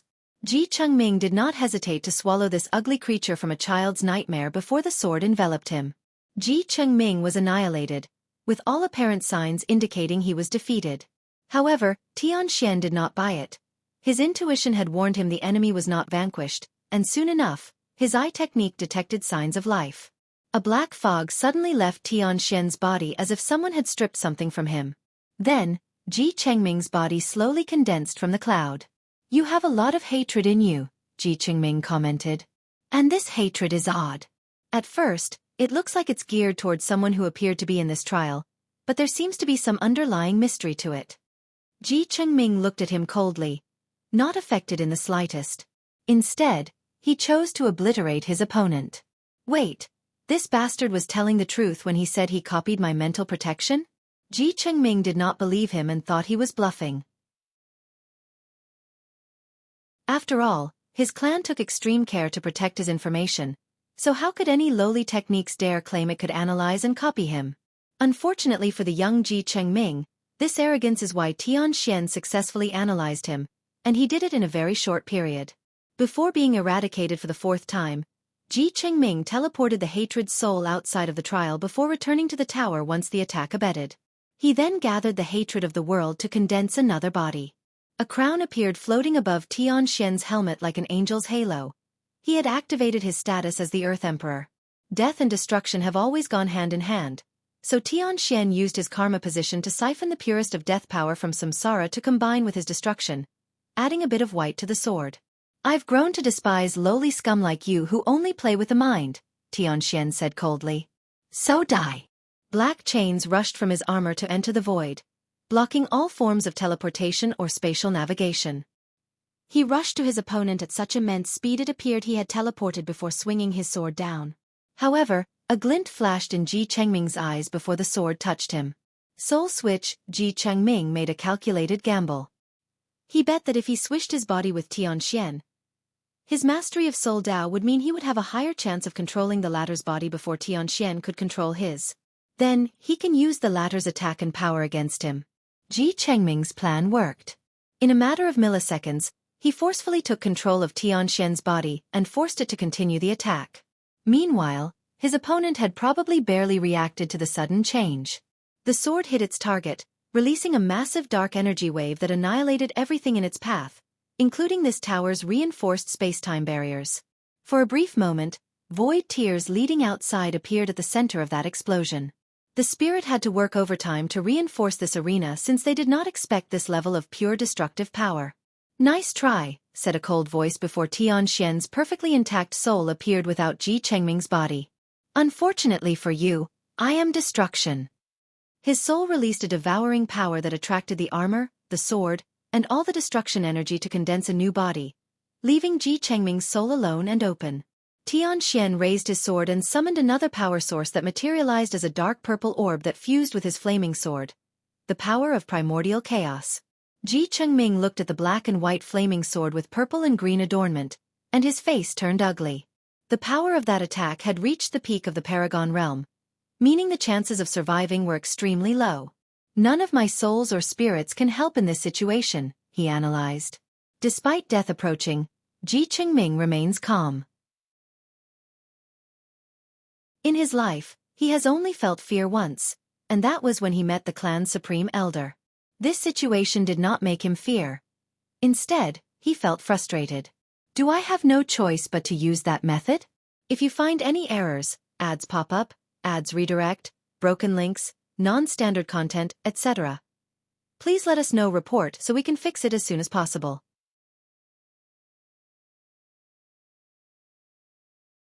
Chapter 1451 True Purpose. A breaking sound echoed deep in Chengming's soul, activating the protective mechanism left to him by his father. An enormous face that kept morphing into countless facial expressions to express thousands of emotions. The emotions varied, but they also had one thing in common. Obsession. The obsession manifested in many shapes. The intense desire to survive, the intense anger to seek revenge by all means, and the rage of killing people who have wronged you beyond words can explain. It did not matter what the intense emotions/desires or the obsessions were. It manifested in this singular face. Boom. Tian's sword finally landed, but the effect could be described as ridiculously useless. Chengming survived but did not look happy. On the contrary, he seemed furious, probably because Tian pushed him to such a level. Destroy him, Chengming ordered. As soon as these words left his mouth, the obsession creature released a terrifying tower that shook the entire trial for a few seconds. This aura, Wang Wei thought. This face reminded him when he faced supreme unity. He squinted his eyes, waiting for what was to come. Besides, Tian was the only person calm throughout the situation. Stop, Sir Lu said, and his words contained immense power as the face suddenly became immobilized. This is the second time you've broken the rules. Chengming was not allowed to teleport outside the tower during his fight, but he still did it. However, Sir Lu had not reprimanded him since he returned immediately. Get the fuck out of my way, Chengming said coldly. Now that he was forced to activate his protective measures, he would annihilate his opponent for bringing him shame and humiliation. Your actions have violated the rules, meaning you have officially lost this match, Sir Lu declared calmly. Tian deactivated his awakening, returning to his former handsome face. Interesting, Wang Wei thought. It seems the trial spirits are using this opportunity to establish their prestige. Let's see where their confidence comes from. And Chengming sneered. What are you going to do about it? The rules are clear. Since you lost, you must die, Sir Lu replied calmly before snapping his finger to manifest a towering clear palm that descended directly toward Chengming. The myriad face creature turned into a dark green shield to protect him, but its power was utterly useless before the palm. Then, for the second time in his life, Chengming experienced genuine fear. You are quite bold, said a gentle voice with a hint of laziness. The clear palm disappeared, replaced by a pair of eyes accompanied by a background of a universe full of vivid and bright colors like a rainbow. No, you're the bold one, Yu, Sir Lu said calmly. You know the rules, but you send your people here and expect them to break them or act as if they don't apply to them. Cheng'er is young and brash, so it's normal if he makes a few mistakes, Yu replied calmly. However, this does not mean you have the right to execute him. And what are you going to do if I insist? The two stared at each other for a brief moment. You know your situation, so why are you doing this? Yu asked with a sigh. It's not your time to judge what we do, Sir Lu countered back. What do you want? Take your people and leave. Cheng'er is the only one who broke the rules, so why are you exiling everyone? Sir Lu frowned. He immediately realized these people would not give up. Fine, but you must pay to take him away. No problem, Ji Liuyu answered before a crystal descended from the sky. With a wave of his hand, the thing disappeared before anyone could see or detect what it was. Supreme Elder, I have no problem with your decision, Ji Chengming suddenly said before pointing at Tian. But I must kill this bastard. The horrifying eyes did not even glance at Tian and asked, What do you say? Nothing can happen to him as long as he's in the trial. Why are you, teacher? Someone is threatening to kill me. Please help if not for my sake for your face. Tian suddenly bowed. A pair of golden eyes that embodied all knowledge and secrets of the world materialized above the battlefield, looking down on the rainbow starry sky. The little brat from the Ji clan, it seems you are still acting as arrogant as ever, the Heaven Cardinal said. It's odd, given how Ji Dingxiang was quite the humble lad. Lord Cardinal, Ji Liuyu stuttered before regaining his calmness. My apologies. I did not know he was your apprentice. Your palace should remember that you are not the primeval body mansion. You only exist due to the kindness of Grand Dao. Understand?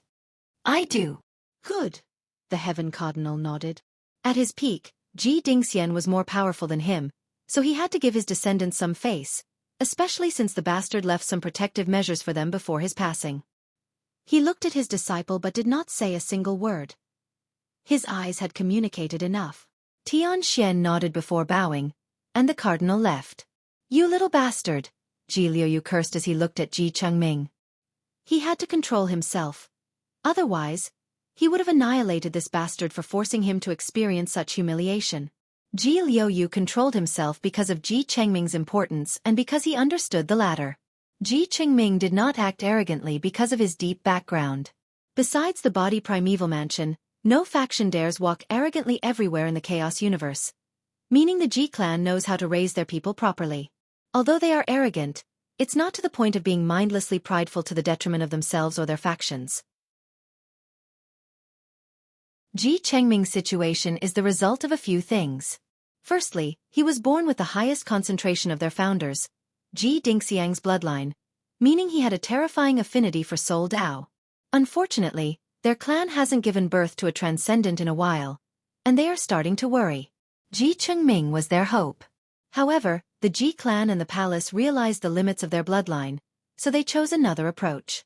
They allowed Ji Chengming to use their study of one of the taboos, the abomination, to add variety to his Dao and break free from the limitations of his bloodline. This approach has shown some success so far, but the backlash was that Ji Chengming's mind had become chaotic. They successfully suppressed most of it, but his pride, arrogance, and brash nature remained and even intensified. They sent him to this trial to use foreign means to become a paragon as soon as possible. Although their clans have similar methods, albeit not as effective as this trial, their methods also involved Soul Dao, meaning it could aggravate Ji Chengming's situation instead of improving it. Come with me, Ji Liuyu said before disappearing with Ji Chengming.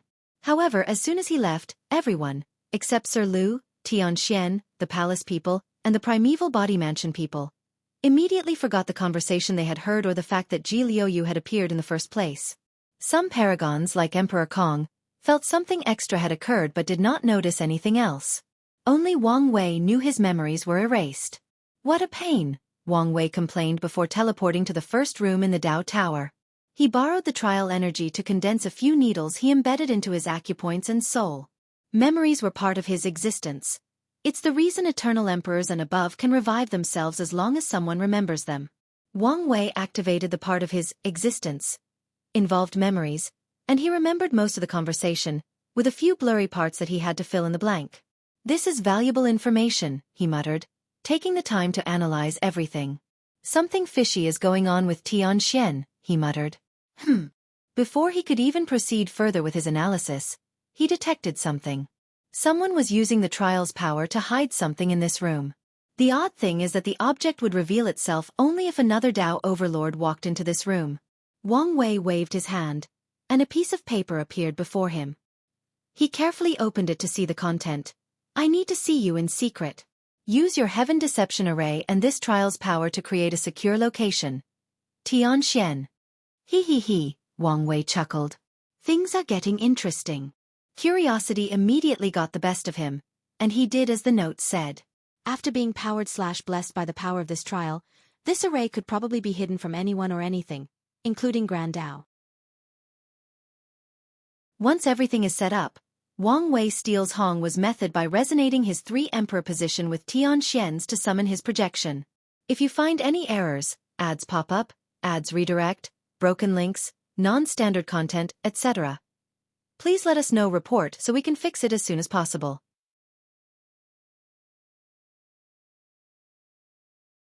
Chapter 1452 Alike. Author's note. Today is my birthday, meaning I'm 1 year closer to death. He. Sorry about the bad joke. Someone close to me used to make this joke, and I thought I would try it once. Anyway, please shower me with birthday wishes and words of prosperity. I live in the US, and am a person of color, so the past 3 months have been a nightmare. I've been trying to keep a positive mindset, but it's hard to do so when your country is descending into fascism, and you are part of the group that will suffer the most. I'm trying to remain positive, and having a great birthday today is the first step. I consider you guys part of my community, so I will include you in the celebration. That was quick, Tian Xian said. Before we get started, sign this calm-binding promissory note that you'll repay all the points I used for this meeting, Wang Wei said as he sent a red note to him. The information said you were cheap and refused to take a loss. I didn't expect it to be this extreme, Tian Xian mocked. Regardless of his words, he reviewed the note before signing it without any bargaining. You must be desperate that you didn't even bargain, Wang Wei said. I'm just showing you my sincerity. Wang Wei put the contract away and summoned a scholarly fan to fan himself, acting all pretentious. So, what do you want to talk about? Tian Xian looked at him and shook his head. The information he knew said this man's personality was as weird, pretentious, and ever-changing as a woman's mood or a man's volatile anger. You didn't you? You removed the shackles on you, Tian Xian asked. What are you talking about? Wang Wei asked in confusion, his facial expression displaying genuine puzzlement and unawareness. No need to act, Tian Xian continued. The aura during your immeasurable tribulation was more than enough proof. Unlike the lower cultivation realm, there is no benefit to antagonizing Grand Dao during tribulation, unless you want to borrow its power. But what would you want to borrow its power for? Only one thing would make you risk your life to such an extent: your pursuit of freedom. Once I analyzed things from this perspective, many things started to connect. For example, what would you use your immeasurable emperor achievement for? You don't trust Grand Dao, so you wouldn't ask it to directly remove your shackle or trust any methods that he offered. So, the next best thing is to ask for a safe way to detect the shackles, then use the tribulation to eliminate it yourself. Am I wrong? The two stared at each other for a while before Wang Wei broke the silence by smiling. Interesting. Now, everything makes sense. Tian Xian frowned. I was wondering why your hostility toward me suddenly diminished after my tribulation, he continued. Chengming wasn't an accident, was it? Even if he didn't challenge you, you would have antagonized and fought him. You plan to put him in enough danger to lure the transcendent behind him so you can contact your teacher. No, he's not just your teacher. He is your watcher. You wanted to distract him long enough to leave the contact note. The great part about your plan is that if you're caught, you could use the excuse that the note was an attempt at secretly spying on my secret since you knew I would use the first room. Wang Wei smirked. You want your freedom, don't you? It makes sense, after all. How can someone as intelligent as you accept being someone else's puppet? Wang Wei chuckled. I didn't expect you and I were alike in our pursuit of freedom. I never expected to hide the truth from you, Tian Xian admitted. He knew what to expect when communicating and planning against his kind, so this little demonstration meant nothing to either of them. I'm intrigued, Wang Wei smiled as he fanned himself. Your goal should be my observation method, but what do you plan on exchanging with it? How about your life and safety? This should be interesting to hear. You give me what I want, and I won't reveal you are the mad fate emperor from the all-seeing temple's prophecy, Tian Xian said calmly. Stop playing these useless games, Wang Wei countered. You uttered a word about me, and I will immediately contact Grand Dao and tell it what you're doing. He looked directly into his gaze. I reckon Grand Dao won't kill you after so many investments, but it shouldn't be an issue to change your personality by giving you a new set of memories and experiences. A glint flashed deep in Tian Xian's eyes. No one would want their personality to be twisted into someone else, not to mention the person deep in his mind he refused to forget. All right, but you should understand that I had to try, he said, shrugging. My offer is an alliance between us. That's it. I know many secrets that may be helpful to you. Like? Wang Wei asked, and Tian stared at him. He knew this bastard was using this situation to get one free, valuable piece of information from him. He mulled it over briefly. How about something related to Ji Dingxiang? If you're going to mention how he's trying to revive himself, don't bother. You know. Is it hard to deduce? Wang Wei sneered. He probably knew he might not survive and Grand Dao would completely erase him, so he tried the only way that could give him a way of surviving: the power of obsession. The Heart Desire Palace has spent so long studying obsession and desires in the hopes of reviving their ancestors. Tian sighed deeply, not hiding his frustration. Is this the first time you've confronted someone of equal intelligence? No wonder you're inferior to me. Your cultivation experience is too curated, Wang Wei said. A wave of profound anger and hatred flashed deep in Tian's eyes, but his facial expression and aura remained unchanged. Regardless, Wang Wei still detected it. He has great control over his emotions, Wang Wei thought. How about I tell you a secret about this trial? Tian asked calmly. I'm listening, Wang Wei replied. Do you know what this place is? Probably a heaven and earth wonder. Exactly, Tian nodded, already expecting he would have figured this much out. Do you know how heaven and earth wonders are created? I only know they were created by either heavenly or grand Dao, Wang Wei admitted.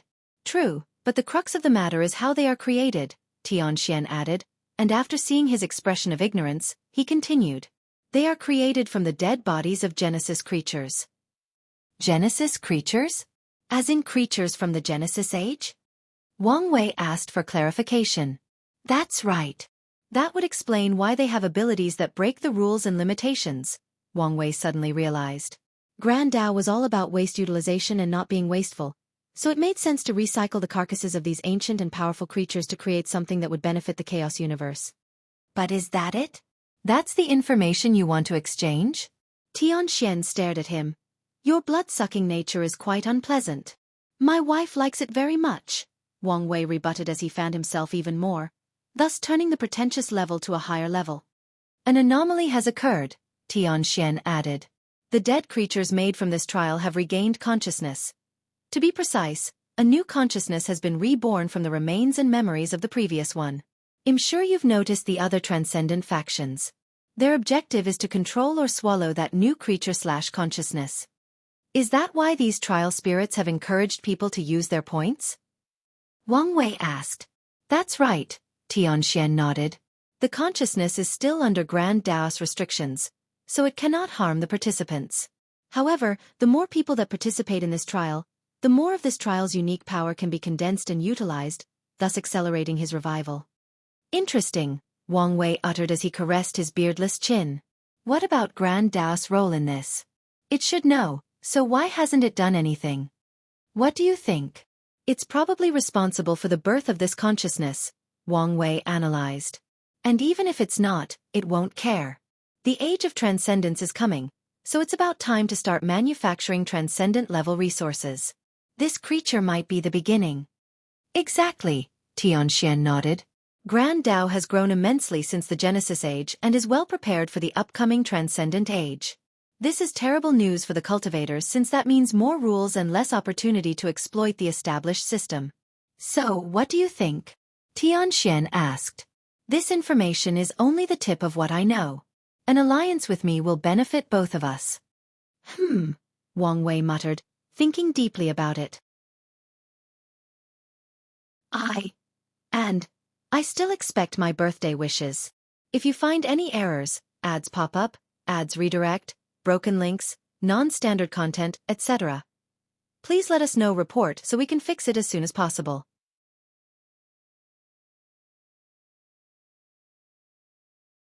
Chapter 1453 Land of Exile.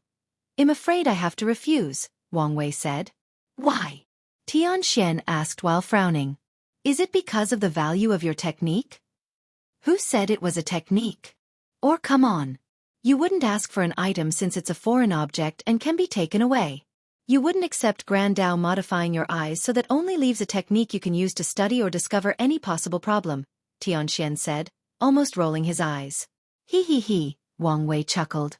The point is I understand the thing is valuable, and I don't have anything of similar value to exchange now, unless you dare cultivate my heavenly Dao eyes, Xianxia said, staring at him.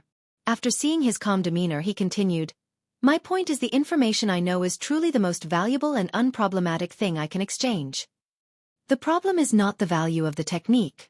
Well, to be specific, it's not the primary issue, Wang Wei stated. Then what is the issue? Well, first, there is the problem of trust, Wang Wei uttered directly. How do I trust you? You were raised, spending all your life being compared to me. Although you have great control over your emotions, you obviously hold a grudge against me for what happened to you. Do you expect me to ally with someone as untrustworthy as you? That's fair, Xianxia nodded, which is why I'm willing to sign an existence-binding contract. A what? Wang Wei asked despite the name being self-explanatory. People above the Paragon realm do not trust heavenly or grand Dao contracts, and regular soul contracts or Dao oaths have little use on them. So, they created existence-binding contracts. The thing is hard to break, and even if someone tries, the other signer will know and can generate a backlash with terrifying repercussions. How do you have such a thing? Wang Wei asked, slightly curious. Xianxia pondered briefly. I guess there is no point in hiding it now. The teacher, enunciating intensely, sent me to a fortunate encounter to get the book of contract left from an ancient age.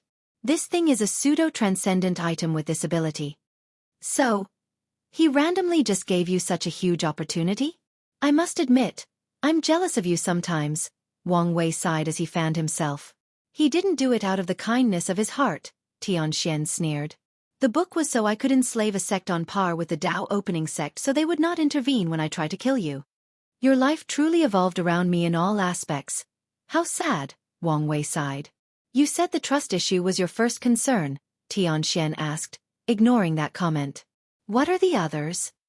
Your plan is a little too flimsy for my taste, Wang Wei said calmly. From my perspective, you plan to fulfill your duty until after my tribulation. Then you saw hope and concocted this plan, but everything seemed to be hasty.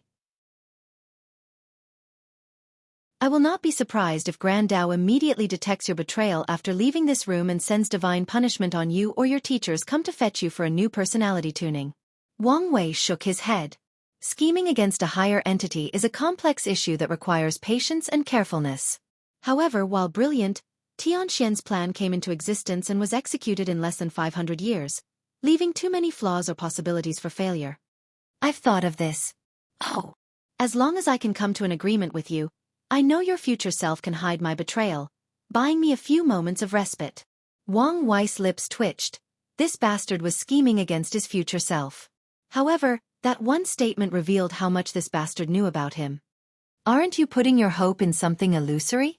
I'm fighting against probably the most powerful entity in the Chaos Universe, and I have so little time to plan my escape, Xianxia said calmly. I had no choice but to include luck and faith in my plan. Wang Wei sighed. Their kind is meticulous and usually follows logic, fact, knowledge, data, and deduction of all possibilities when scheming. However, on a few rare occasions, they have no choice but to rely on luck, faith, or belief. They usually refer to these moments as calculated risks. Let's say you are right, and my future self does buy you some time. What are you going to do with it? If Xianxia is as important to Grand Dao as he appeared, there is no way to hide this betrayal for too long. He'll escape to the land of exile. And that is. It's a timeline or a group of them, I'm not really sure, that Grand Dao abandoned for some reason. Abandon? Wang Wei asked. He knew one of the 13 taboos was the lost timeline, a timeline that Grand Dao had to wipe out from existence for some reason, but he had never heard of a group of abandoned timelines.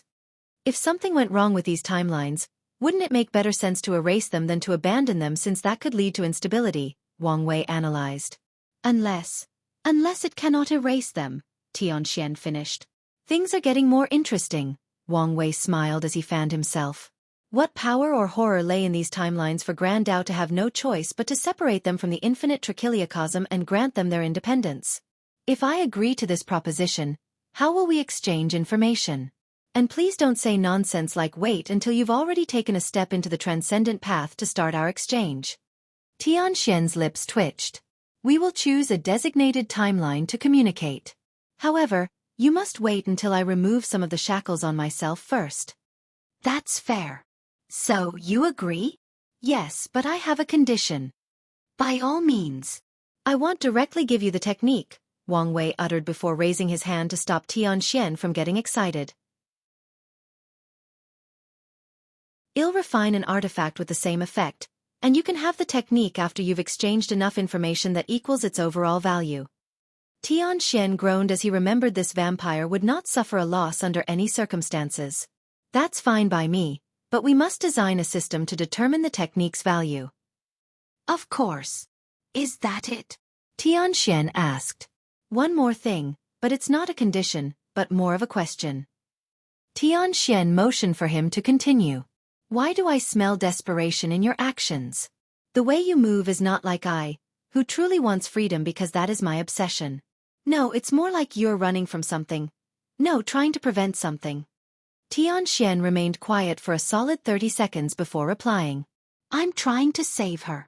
What do you mean? My teacher, and maybe even Grand Dao, has already noticed my hesitation, Tian Xian sighed deeply. According to calculations, their next training plan is to manipulate you into killing her. Once that is done, my hatred will be cemented, and I will accept my fate no matter what, just for the chance to avenge her. Aren't you? Please don't say some stupid and arrogant thing about not being manipulated, Tian Xian cut him off. Grand Dao's intelligence is above you. It has more information and knowledge than you, and you're an ant compared to it regarding power. You can't stop it if it genuinely wants to manipulate you into something. Don't forget you still have 2 fate nexus attached to you, and those are the detectable ones. Fair point, Wang Wei nodded. He might be on par with Grand Dao in the future, but his current self was as insignificant as a bug on the street. His victories over Grand Dao so far have only been because it's a program that primarily acts within the confound of specific rules and limitations. Even his future self playing chess with Grand Dao using the Chaos Universe as a board may not be helpful. After all, chess is a 2-player game, meaning each person will take turns making a move. If Grand Dao is determined to make such a move, future Wang Wei may not be able to stop it. In fact, the latter might not even try since it appeared he wanted to accelerate his past self's growth through adversity. I can sympathize with doing everything for the love of your life, Wang Wei sighed. Do we have a deal? Yes, but let me see the contract first to check if nothing is wrong. No problem. The two then started their work, beginning with checking and signing the contract, organizing a system for the value of information, and a system for exchanging said information through timeline traveling. Tian Xian had a gentle smile hidden on the corner of his mouth after everything was done. I'll give you 2 pieces of information at no cost, Tian Xian said. You probably know this already, but be careful of the heavenly book Paragon. If I guess correctly, he is the true enemy Grand Dao has prepared to eliminate you. Do you have information about him? Tian Xian shook his head. I felt danger whenever I asked the teacher too many questions about him. I see. The second information is that there is a recruiting token for the Impermanent Society in the pure Inferno Chaos world.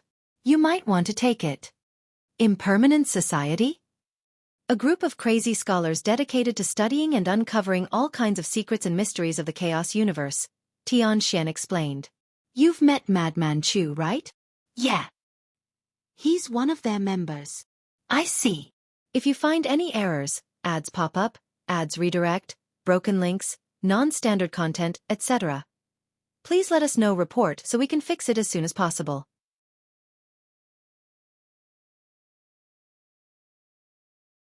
Chapter 1454 Newly Acquired Ambitions. Dear, what's wrong with you? Sun Junyao asked. Ever since they watched that fight, he's been distracted, drastically reducing the efficiency of their hunt. That man called Tian Xian, something about him is odd. Well, that's obvious. No, I mean something about him has attracted me, Xiao Tiandi explained. What do you mean? Sun Junyao still did not understand what he was getting at. His physique, Xiao Tiandi explained. Every time he used any Daos besides destruction, I sensed a familiar aura. Are you saying he also has the innate Grand Tao source physique? No, that's the issue. His aura was purer. Are you sure? All I sensed was the overwhelming power of destruction. That's also why I'm questioning my senses, Xianxia admitted, making his master frown. So, why did you bring this up? Do you have something planned? I was thinking if I could get my hands on his blood and strip the other powers, maybe I can push my physique to a higher level. I sensed an urgency in your voice, she stated, and Xianxia sighed. After watching this battle, I realized it may not be a good thing to rush into the Paragon realm, he commented. His cultivation was already 79% in such a short period, meaning it wouldn't take long for him to become a peak Empyrean. However, after seeing how powerful Tian and Chengming were, Xianxia realized that rushing might not be the best choice. Sun Junyao uttered. Do you want me to fight him? Honestly, I doubt I would be his match even after becoming a Paragon. Not to mention he's probably related to a transcendent faction, Xianxia added. Although he did not instantly realize his memories were missing, he could deduce part of the truth. Maybe we could team up against him. After all, our objective is to get his blood, not kill him, Sun Junyao suggested. However, by the time we both reach his realm, who knows how powerful he'll be by then. In that case, we need to use our head instead of our might. You want to ask Wang Wei, Sun Junyao realized, not hiding the dissatisfaction in her tone. I thought you were a staunch opposer to our constant reliance on him. It's obvious he's trying to break your love-fate line by constantly increasing his karma and karmic debt between you two. We might as well take this opportunity since it probably won't last long, Xianxia shrugged. You have a point, she nodded. If Wang Wei did not crack the fate line, their relationship would have become much more awkward. Fate would make it so that they constantly met by accident, even locking them up in unique dimensions/fortunate encounters so they could get to know each other. All right, you contact him yourself. Let's hope he's available, Xianxia uttered as he used his communication talisman. Did something happen? Wang Wei's projection asked. He had just finished analyzing everything that had happened with Tian and was about to cultivate. I wanted to ask you something, Xianxia started the conversation before explaining observation and objective. Oh, you're talking about his myriad Tao physique. That's what it's called? I don't know, but that's what I call it, Wang Wei admitted. His senses were much higher than those two, so he detected even more information and deduced the rest. According to his analysis, the best Tao for Tian was chaos since it would allow him to use all Taos and make him a better vessel for Grand Tao. That's probably why he has the same physique as Xianxia and why he elevated it to a higher level. Tian first act of rebellion was choosing Destruction Tao and even morphing his myriad Tao physique into something that could be called Absolute Destruction Physique. He probably used some excuse that this Tao had the highest attack potency and was somewhat the antithesis of fate, which is all about control and versatility. So, can you help us? If you want his blood, just ask him and exchange something of equal value, Wang Wei suggested. Something of equal value? You mean my master's perfection? This, Xianxia uttered before looking at her. Aren't you putting me in danger? Sun Junyao showed her head and asked. Before coming to this place, she made a great effort to hide her perfection. It also helped that Wang Wei's history lock considered her existence one of the world's great secrets and further aided in the hiding process. Now, he was suggested to reveal such information. He already knows about you, Wang Wei revealed. How? Did you say something? And why would I do such a thing? But how did some foreign cultivator know such a secret? Sun Junyao asked. His situation is special, so he knows much about our world and its current state. Wait. Does that mean he could reveal it to other chaos worlds? Xianxia butted in. It's possible, but don't worry about it. What do you mean don't worry? He asked before understanding flashed in his eyes. You've already dealt with it? When would I have the time to do that? Then you have a plan then? Xianxia asked. Yes. Is this plan reliable? Wang Wei stared at him.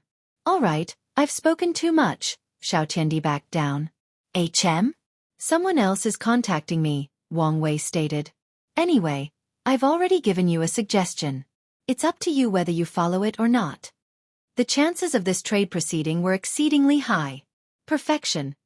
contains some of the secrets or essence of Grand Tao, which is immensely valuable for Tian in escaping his shackles. One more thing, Wang Wei added. No matter what, do not directly absorb his blood to improve your physique, even if you purified it 1,000,000,000 times. And no, I'm not exaggerating here. You can study and recreate his blood conditions to improve yourself, but under no circumstances should you directly absorb it. Is it that serious? Xiao Tiandi frowned. Let's say it in another way. If you absorb it, you will instantly become my enemy, and I hunt you down at any cost. I won't care about our previous friendship, nor will I give you time to grow. Xiao Tiandi felt a chill down his spine. All right, I get it. Good. The communication ended, and he looked at his master. Isn't it being too much? The good news is we can now deduce what kind of relationship these two have, Sun Junyao added. True. I'm telling you, our priority is to become a paragon, Lin Fan stated. You saw what happened in that fight. Wang Wei was right. Shenanigans have started to appear, so who knows how much time we have. I understand where you are coming from, but what is the point of becoming a paragon if we are the weakest group? Su Shi argued. Under normal circumstances, you would be right, but this trial is a heaven-sent opportunity. As long as we take the 4th or 3rd heaven spots, our high cultivation will compensate for the lack of high battle capabilities.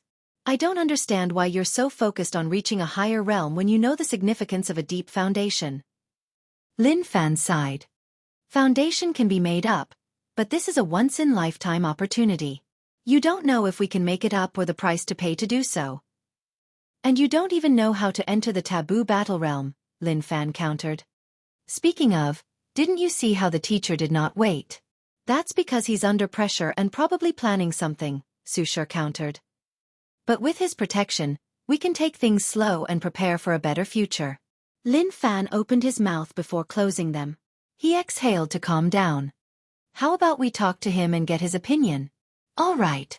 Soon, they immediately contacted Emperor Kong and explained the situation. I understand where both of you are coming from, Kong nodded. So, who do you think is right? You're both right. Do you know why the taboo realm is not common knowledge? Is it because the top lineages hide all information about it? Lin Fan replied. No, that's only a small part, Kong explained. It's because many people feel it's useless. How does that make sense? Su Shi asked. It does, Lin Fan added. The time it takes to research and create a method to enter that stage might be longer than the time needed to reach the next realm. Exactly, Kong agreed. And there are no tangible benefits. The ability to fight above your realm is not as valuable as reaching that realm and acquiring that level of strength. But Wang Wei has insinuated many times to me that the taboo battle realm will have great benefit in the realm of the two suns, Su Shi added. That may be true, but you have to remember that before they appeared, 99% of cultivators believed the Paragon realm was the peak of cultivation. And from what I gathered, even during the Second Origin War, many people did not participate or take the opposing side because they believed Yuan was messing around and his plan was nothing but nonsense. If you find any errors, ads pop up, ads redirect, broken links, non-standard content, etc., please let us know report so we can fix it as soon as possible.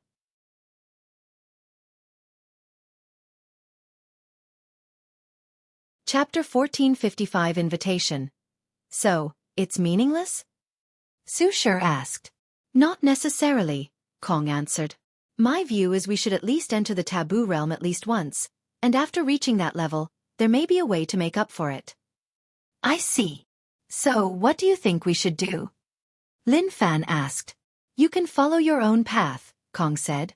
Lin Fan can continue his spring to the Paragon realm, and Su Shi can start planning for her battle taboo. But Master, we don't have the information on how to do it. Kong was momentarily quiet. With my current realm, I can probably deduce the truth, but it would take a while, so it would be best to ask someone else. They both sighed before Su Shi uttered, I'll contact Wang Wei. Master, what exactly is your plan? Lin Fan asked. He knew of his master's temperament, so it was odd for him to rush to the Paragon realm at all costs. You will know in due time, Kong replied. By the way, where is my son? Brother Bai is still hunting. Keep an eye on him, and don't let him do anything stupid, Kong warned. He forbade his son from experiencing the immeasurable tribulation. Bai Han is not like his two disciples, who are blessed with immense, unique destinies and talents, meaning his chances of passing the tribulation after such a short period in the Empyrean realm were slim.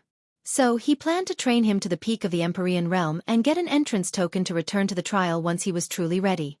Is there anything else? No. Be careful, Emperor Kong warned them before ending the conversation, leaving the couple alone. Are you sure you're not going to regret your decision? Su Shi asked. Maybe I will in the future, but for now, I'm willing to accept whatever consequences await. Very well, Su Shi said before kissing him on the cheek. She walked to the room next door to contact Wang Wei. She had noticed his decision was not simply due to a desire for power. There was obviously something more at play, but since he hasn't brought it up, she'll wait until he's ready to talk about it.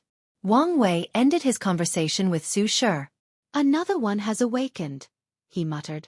First was Xiao Tiandi and Sun Junyao, and now Su Shi came along. He hoped more of his peers would realize the same, but he would not remind them himself. All right, time for a short retreat, Wang Wei thought. He closed his eyes, and 500 years passed. His cultivation reached the fourth heaven or 94%. This trial's spirits are greater vampires than I could ever dream of, he complained. He acquired many points, but they only allowed him to increase his cultivation by 1%. Tower spirit, are you there? Are you calling me? A small humanoid spirit in scholarly clothes, sitting on a large, opened book twice his size, appeared before him. Yes.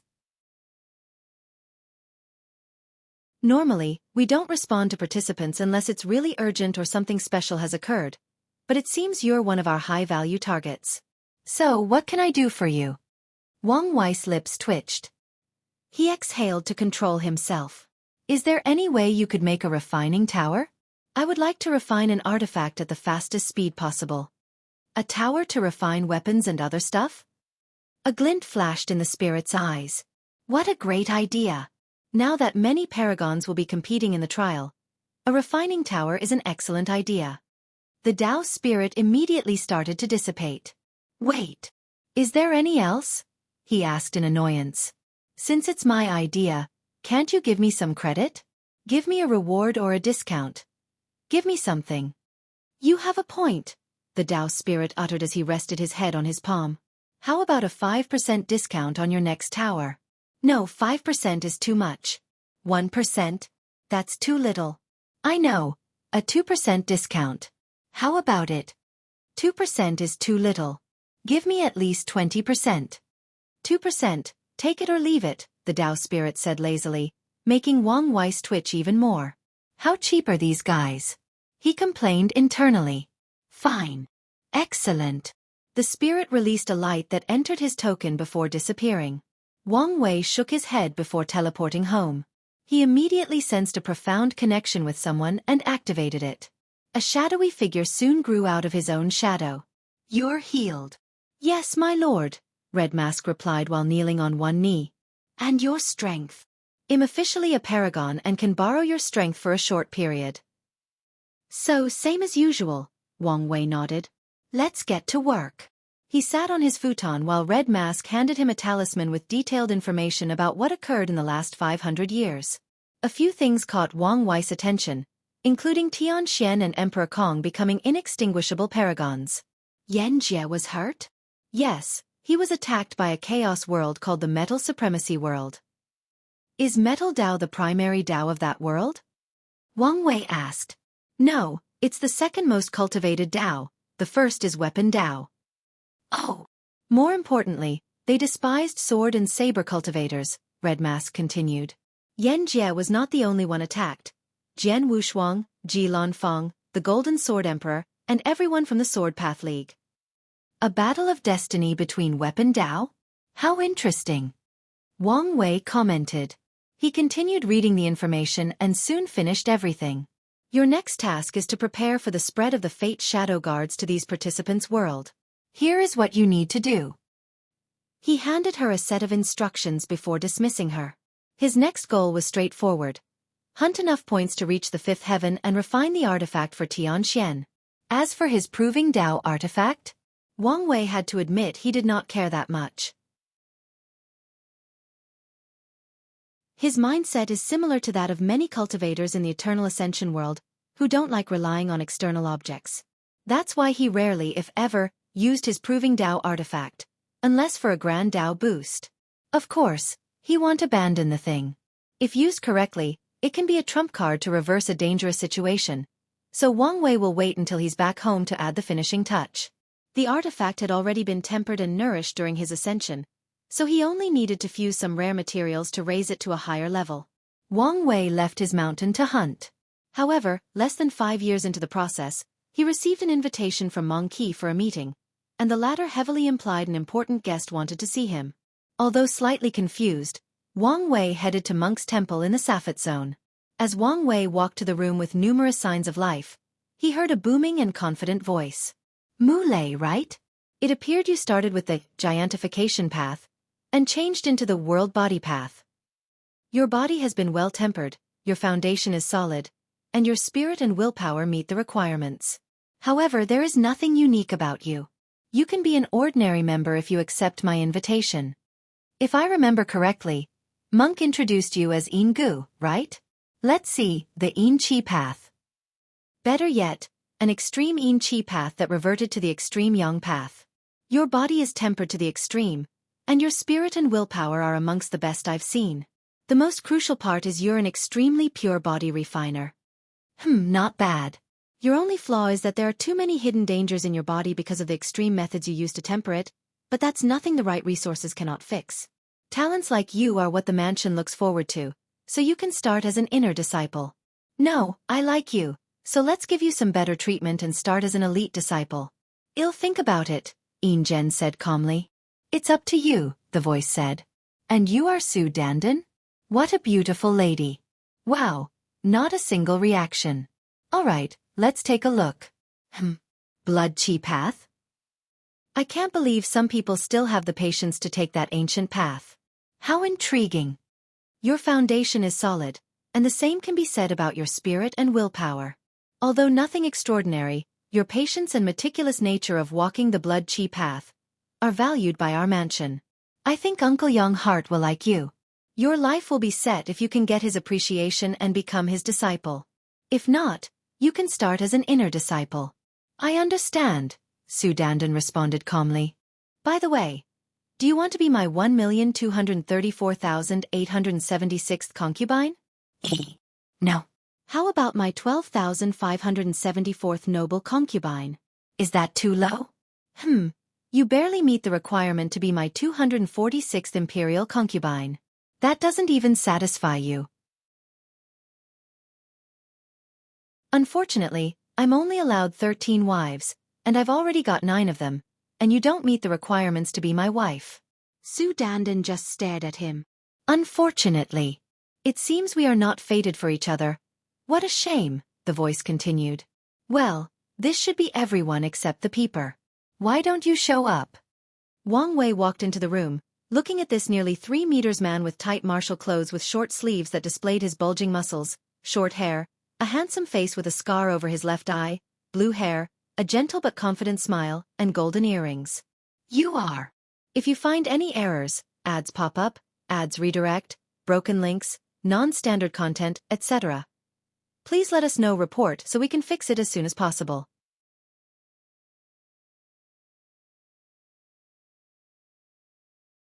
Chapter 1456 First Meeting. I don't sense any direct threat from him, meaning his cultivation or strength is on par or weaker than mine.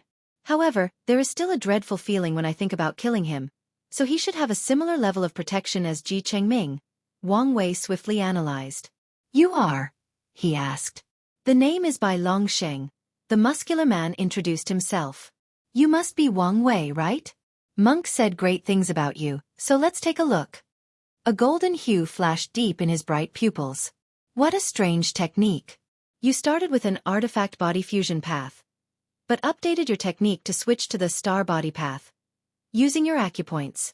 Finally, you changed into the bloodline path. Breaking the shackles of your human bloodline? So, you followed the same path as Uncle Bai Xing.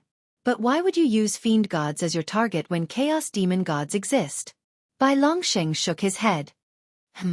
Such a pure and flawless body. How is that possible? Did you get your hands on primal heart water? That doesn't make sense since only our mansion can make it. Wait, there is more? A spirit and willpower tempered to the highest level when you were just a mortal. Are you a freak?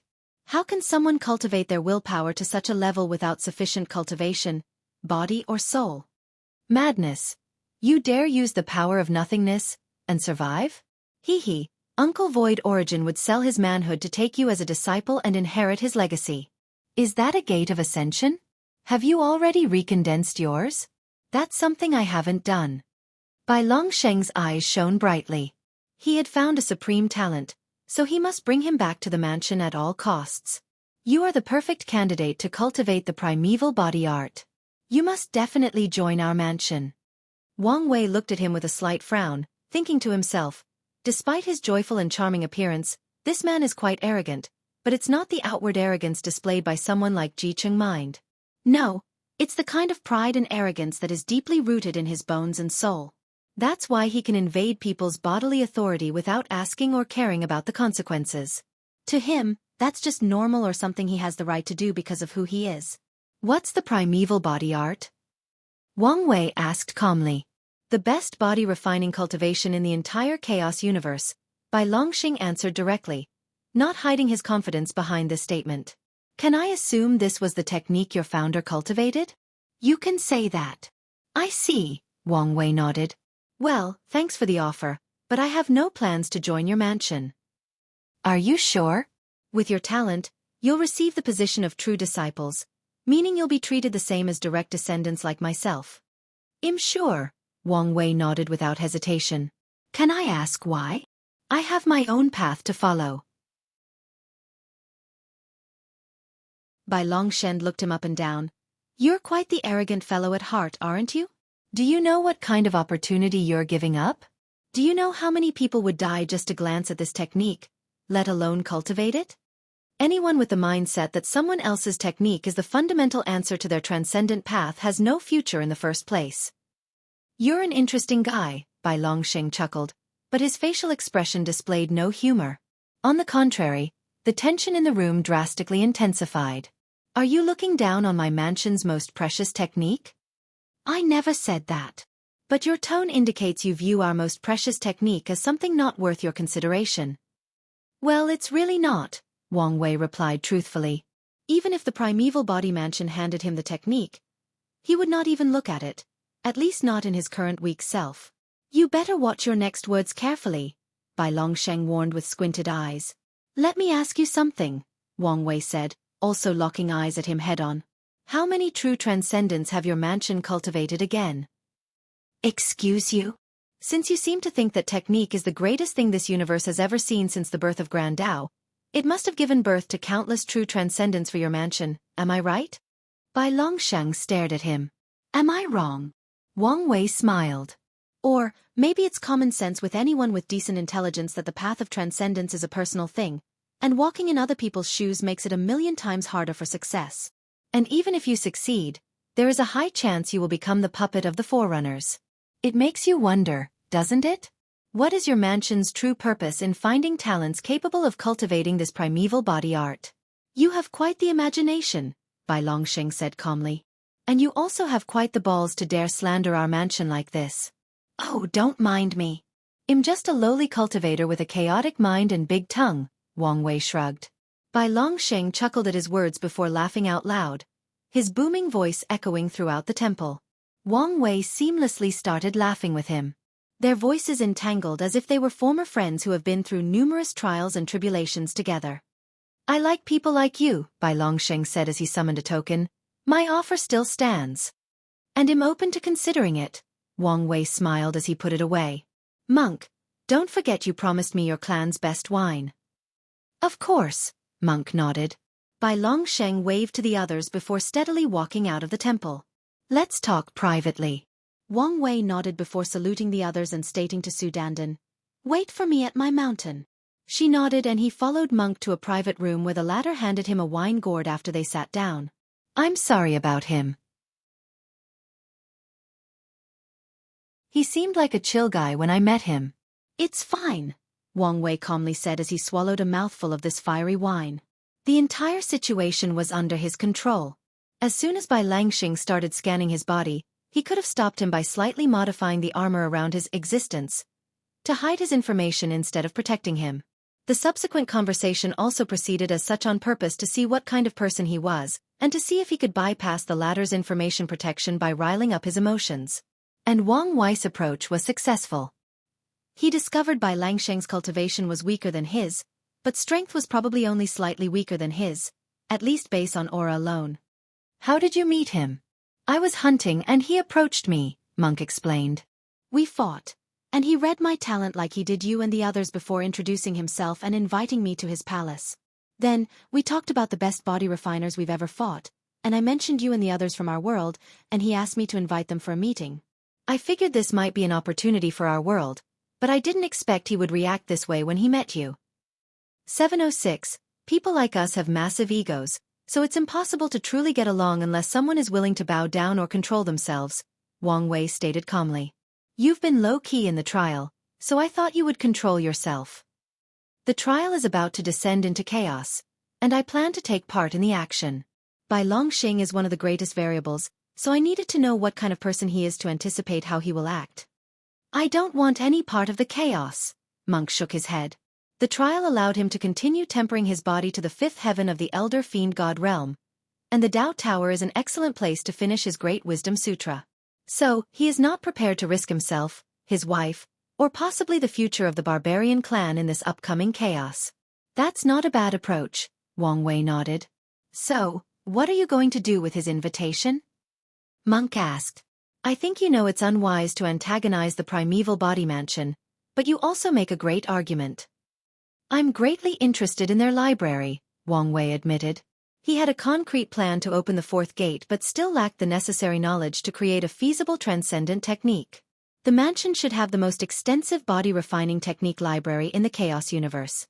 However, I have no desire to join them. At least, not until I've already walked my own fleshly body transcendence path.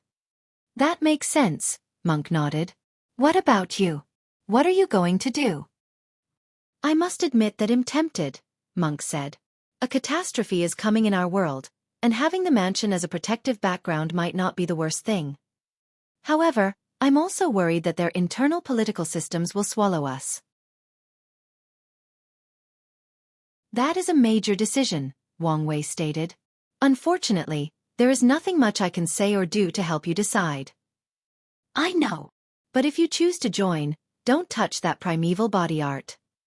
You don't really think. The creator may not be malicious, but at his level, any connection to him might influence lower cultivators without him even noticing. So, for your safety, you better not even read that technique until you've walked your path and are confident you won't stray. I understand, Monk nodded. Regardless of his decision, he'll keep these words in mind. If you find any errors, ads pop up, ads redirect, broken links, non-standard content, etc., please let us know report so we can fix it as soon as possible.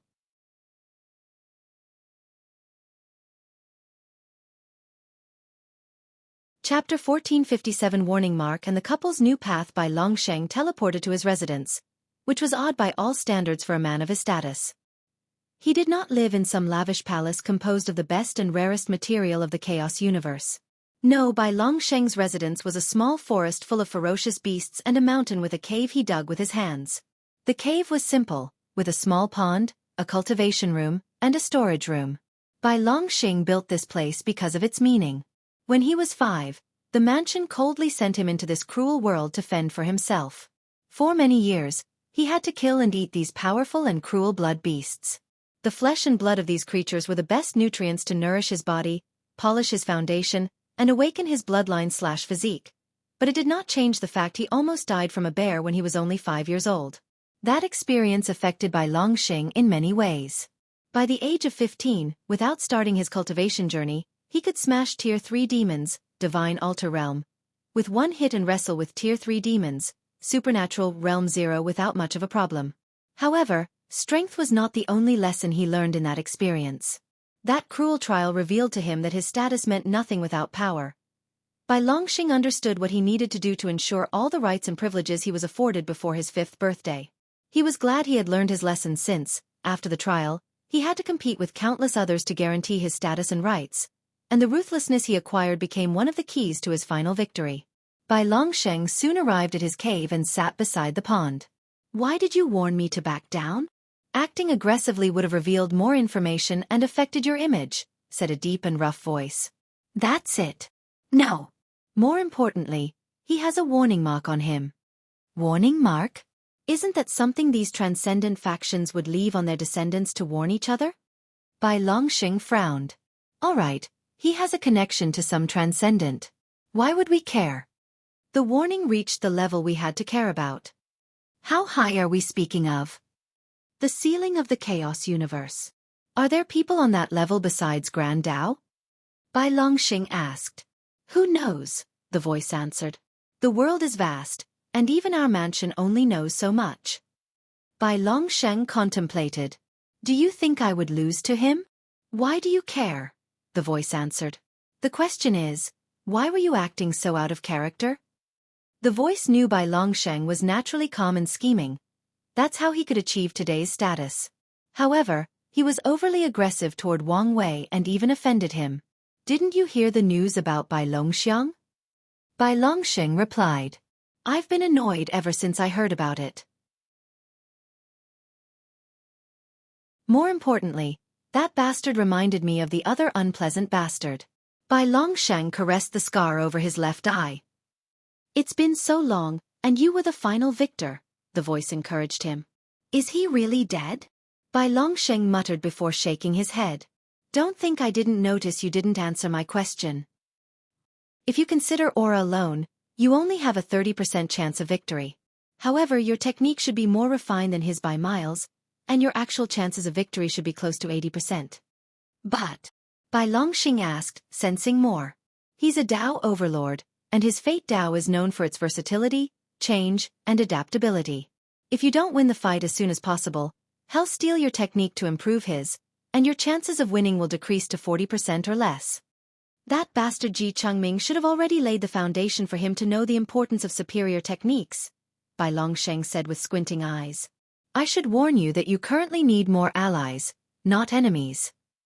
"I know," Bai Longxing nodded before closing his eyes. "What do you think?" Mu Lei said as he sat opposite his wife, their hands clasped together as they gazed intently at each other.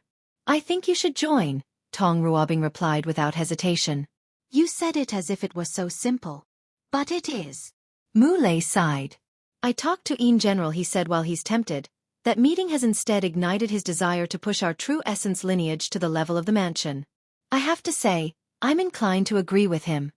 Those two are not mutually exclusive. You can use the mansion's resources to reach the level to push the true essence lineage to a higher level."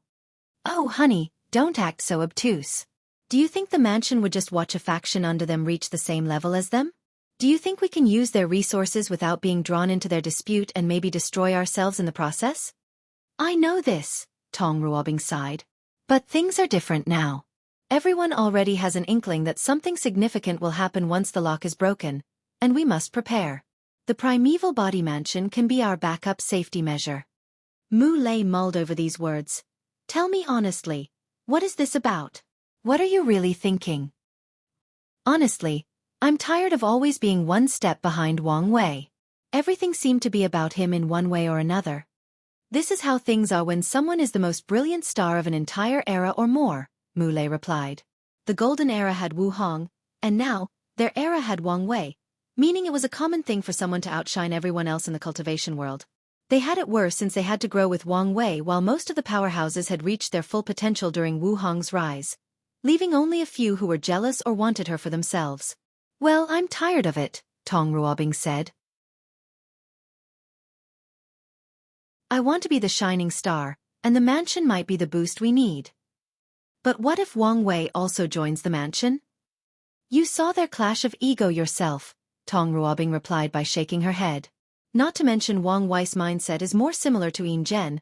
The man was loyal to his sect, and with his arrogance, Tong Ruobing did not see how he would join another faction." "Even if you are right, do you think my joining can truly help us?" Mu Lei countered. Bai Longsheng said it himself. I would only be a regular member. You don't have to worry about that. Oh. Tong Ruobing took out a blueprint. You remember how I started tempering my body after losing the Heaven Will battle? I remember you refusing my suggestion and started using the Power Grand Tao Source to temper your flesh. It's a faster and more efficient method, so why wouldn't I use it? Tong Ruobing rebutted. Anyways, I recently learned that the Heaven Opening Emperor, one of the primal of the Myriad Clan Union, cultivated Power Tao and the true Power Tao realm. I thought maybe you could do the same and have been researching. You found his secret? No, but I think I may have found an alternative method, Tong Ruobing explained. Your body is like a universe, right? Mu Lei nodded. After reaching the true essence lineage, he changed his cultivation technique to the same one as the body ancestor. He collapsed his colossal beast star body into different aspects of the universe, like the stars, suns, moons, protective films, etc. In other words, Mu Lei's real body is no longer as enormous, but every inch of his flesh now contains the power of a universe. My plan is simple, Tong Ruobing said. I will refine these power talismans for you to include in your body, and the talismans will resonate with the Power Grand Tao Source to give you additional boosts and access to the Power Tao. Mu Lei frowned. But you do understand that if the aura of the talismans infects me, I will lose my true Power Tao realm. No, my body would instinctively reject it in the first place. Not if the talismans are an artifact, which is considered a foreign object. Mu Lei's eyes lit up before they diminished.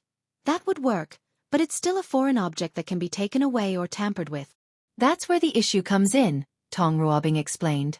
The best way to solve this problem is to change your Proving Tao artifact to combine Thunder Tao with Power Tao, but you understand the consequences. Mu Lei did. Changing his main Tao can have severe consequences, including the possibility of never improving again. In other words, if he follows this plan, his Emperor/Chi path would have to be completely abandoned as he focused on his essence/body tempering path. This plan may be feasible, Mu Lei uttered. It would not be a big deal if he were no longer a Chi refiner. He was only double cultivated in the first place because he was not fond of how little time Emperor tier body refiners had to live before opening the gate of power. Now that he no longer had to worry about his lifespan, abandoning the Chi path to increase his potential in the essence path was not too big of a sacrifice. If you find any errors, ads pop up, ads redirect, broken links, non-standard content, etc., please let us know report so we can fix it as soon as possible.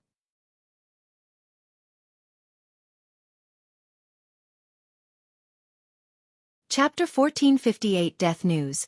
How is Dulgun? Wang Wei asked, changing the topic. She's preparing for her battle taboo realm, Monk said with a smile. Oh, what method did she use? The clan prepared a purple qilin for her, Monk explained. Purple qilin? If I remember correctly, these creatures like to give all kinds of blessings to different people, including mortals, Wang Wei stated. Purple qilin were also known as good fortune qilin due to their ability to bless people with luck and wealth. However, this qilin breed had many kinds of blessings, including improvement in the cultivation realm or battle strength. That's right, Monk nodded. They matched perfectly with her Tao, so the clan chose them. The plan is to raise the qilin to the Paragon realm, and then Dulgun will use their soul connection to slowly absorb it into her existence. That's not a bad method, but she should be careful, Wang Wei warned. Even if the creature is bound to her, the instinct to survive will kick in once it's on the verge of death. If she's not careful, she might be swallowed instead. We know, and that's why we are taking our time. That's good to hear, Wang Wei nodded. Well, send her my best regards. The two chatted for a few more hours before Wang Wei left. He had a meeting with Su Dandan at his mountain, and she waited patiently for his return. Do you know why I wanted to talk to you? Wang Wei asked as he invited her to sit opposite him. It should be about the primeval body mansion, Su Dandan replied calmly. Continue. Do you want me to join? That's right, Wang Wei nodded. Our world is about to experience a catastrophe, meaning it's time for our sect to prepare an exit strategy in case we face extinction. Su Dandan frowned after hearing these words. Do you think I'm overreacting? Our sect is one of the most powerful overlords. How can we face extinction? You're now an inextinguishable paragon, So there are certain things you can be privy to, Wang Wei stated before condensing an information talisman to briefly explain the threat the world will soon face. Su Danden's facial expression became graver with each passing second she read the information. I didn't expect so many secrets and mysteries to be involved, she exclaimed. The chaos and danger is an opportunity for us, but we also need to prepare for the worst, and that's where the mansion will come in. Su Danden took a deep breath. I have no problem joining the mansion. She was part of the sect and was willing to contribute however she could. But do I have to, you know? Oh no, you don't have to marry Bai Longsheng. In fact, the last thing we want is for you to be so involved with him, Wang Wei immediately stated. That's a relief, she uttered under her breath. Bai Longsheng might be handsome, charismatic, powerful, and from the best background in the Chaos universe. However, Su Danden found it a major turnoff that he had over 1 million wives and concubines. Your objective in joining the mansion is for the sect's future, so the last thing we want is for you to get drawn into their internal competition, Wang Wei warned.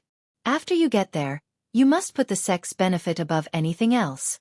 No matter what decision you make, even if it means decreasing your opportunity, you must consider how it will affect the sect. If you can't decide, contact me, and I will help you analyze the pros and cons. I understand. Wang Wei looked her in the eyes.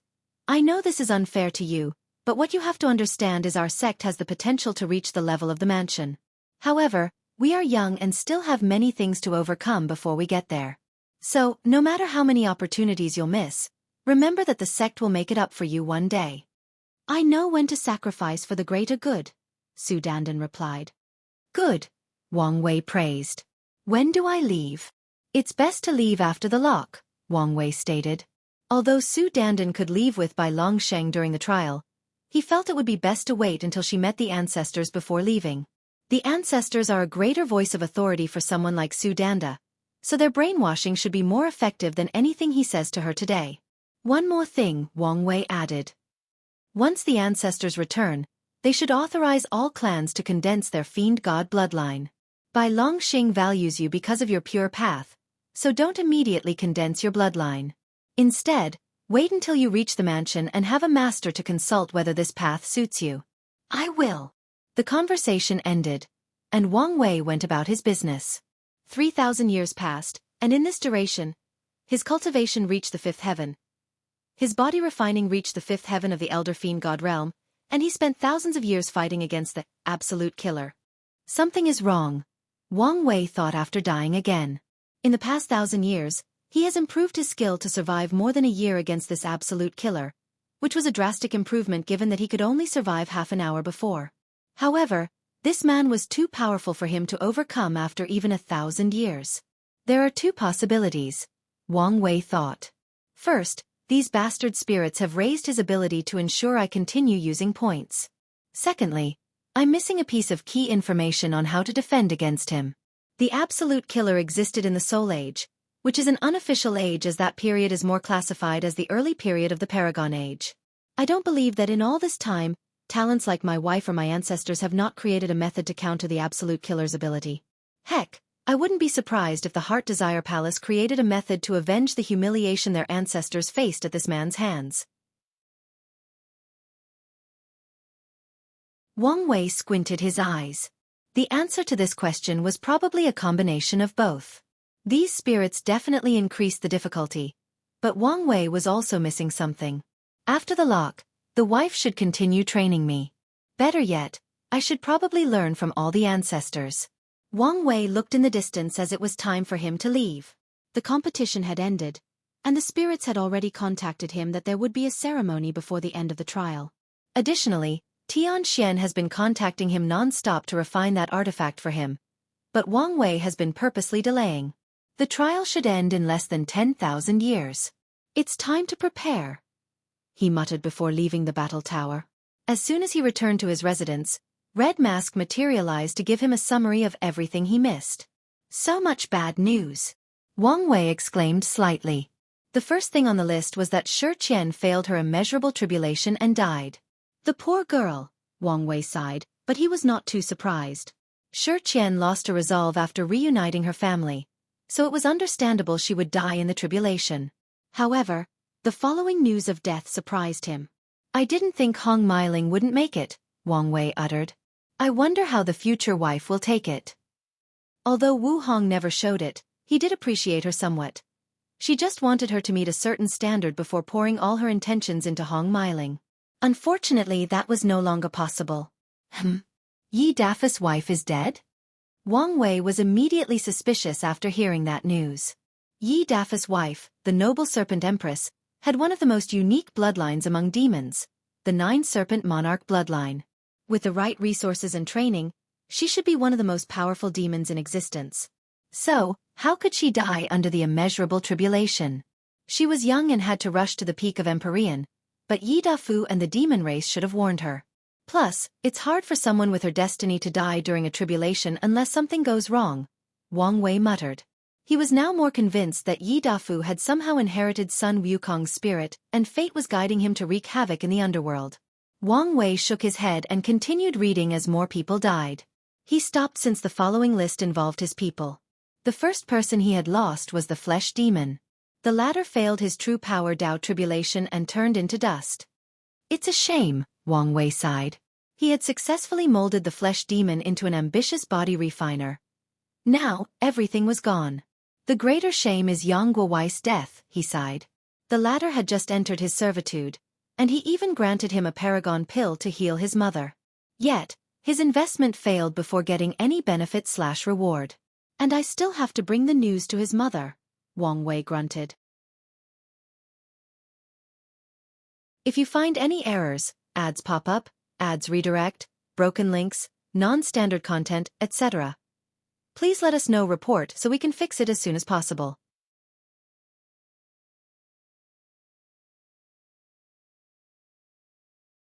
Chapter 1459. Things are in motion. Poor woman, Wang Wei sighed. Her husband was a jealous, controlling jerk who died miserably. And now, her son is gone. I hope she takes the news well. Wang Wei continued overviewing the information. The people from the Divine Faith Haven were gone. Most of them were assassinated before even having the opportunity to enter the Tribulation Tower.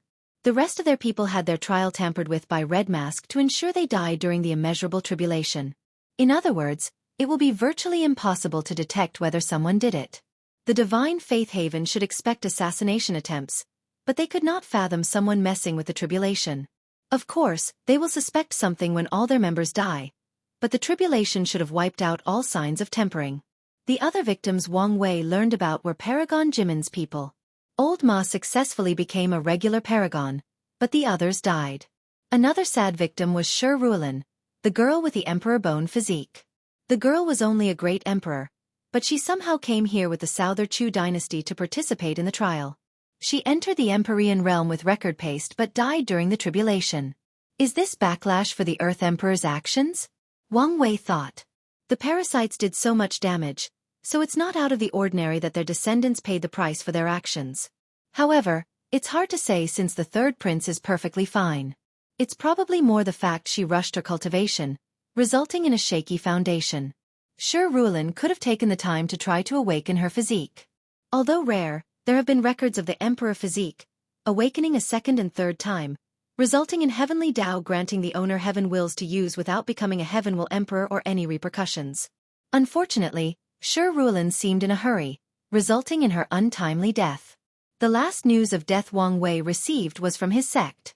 Among the 9 people he brought, 4 died, and 5 succeeded. Of course, there is also Yan Jia, who became a paragon. 6 out of 10 is not bad, he commented. And if he considered himself, their final statistic was 7 out of 11. Wang Wei moved on to other significant news, putting all these deaths behind him. Transcendent factions captured Huafeng Huang, Ao Shen, Zhen Biyu, and Jian Wushuang. That's right, Red Mask nodded. These factions had no interest in those casual cultivators and targeted people from high backgrounds. A few successfully escaped, but those were not so lucky. Those people were quiet before but starting to move now, meaning my conjecture was right. They are about to take action, Wang Wei commented with a furrowed brow. He pondered briefly before asking his next question. What do you mean by putting Emperor Kong's name in the same place as this news? He has been contacting the other lineages to plan a rescue mission, Red Mask stated. I'm aware, Wang Wei replied. Her briefing included such information. His behavior is odd, Red Mask emphasized. Because he didn't contact me? That's right, she nodded. His character profile indicated that in such a situation, he would contact you first to get a feeling of what you plan to do. However, this time, he moved on and was very active. Now he's a paragon. It's normal for him to be more confident and treat me with more caution, Wang Wei uttered calmly. However, his behavior has strained away enough from the standard to warrant paying attention. Do you want me to observe him closely? Red Mask asked. Not now, Wang Wei replied. I see. Then what about the kidnapped participants? They cannot fall in these people's hands. Even if we have to silence them, we must not allow that to happen, Wang Wei stated calmly. With these transcendent factions, it's only a matter of time before they break through Heavenly Daos, History Lock. And these kidnapped participants know too much information about the world and, more importantly, about him. You can aid Kong in his rescue mission, but do it quietly without being noticed. As you wish, but what should I do if he fails? Then, I'll decide whether to rescue them myself or eliminate them. Red Mask nodded, and Wang Wei continued his reading. There was nothing much of value left.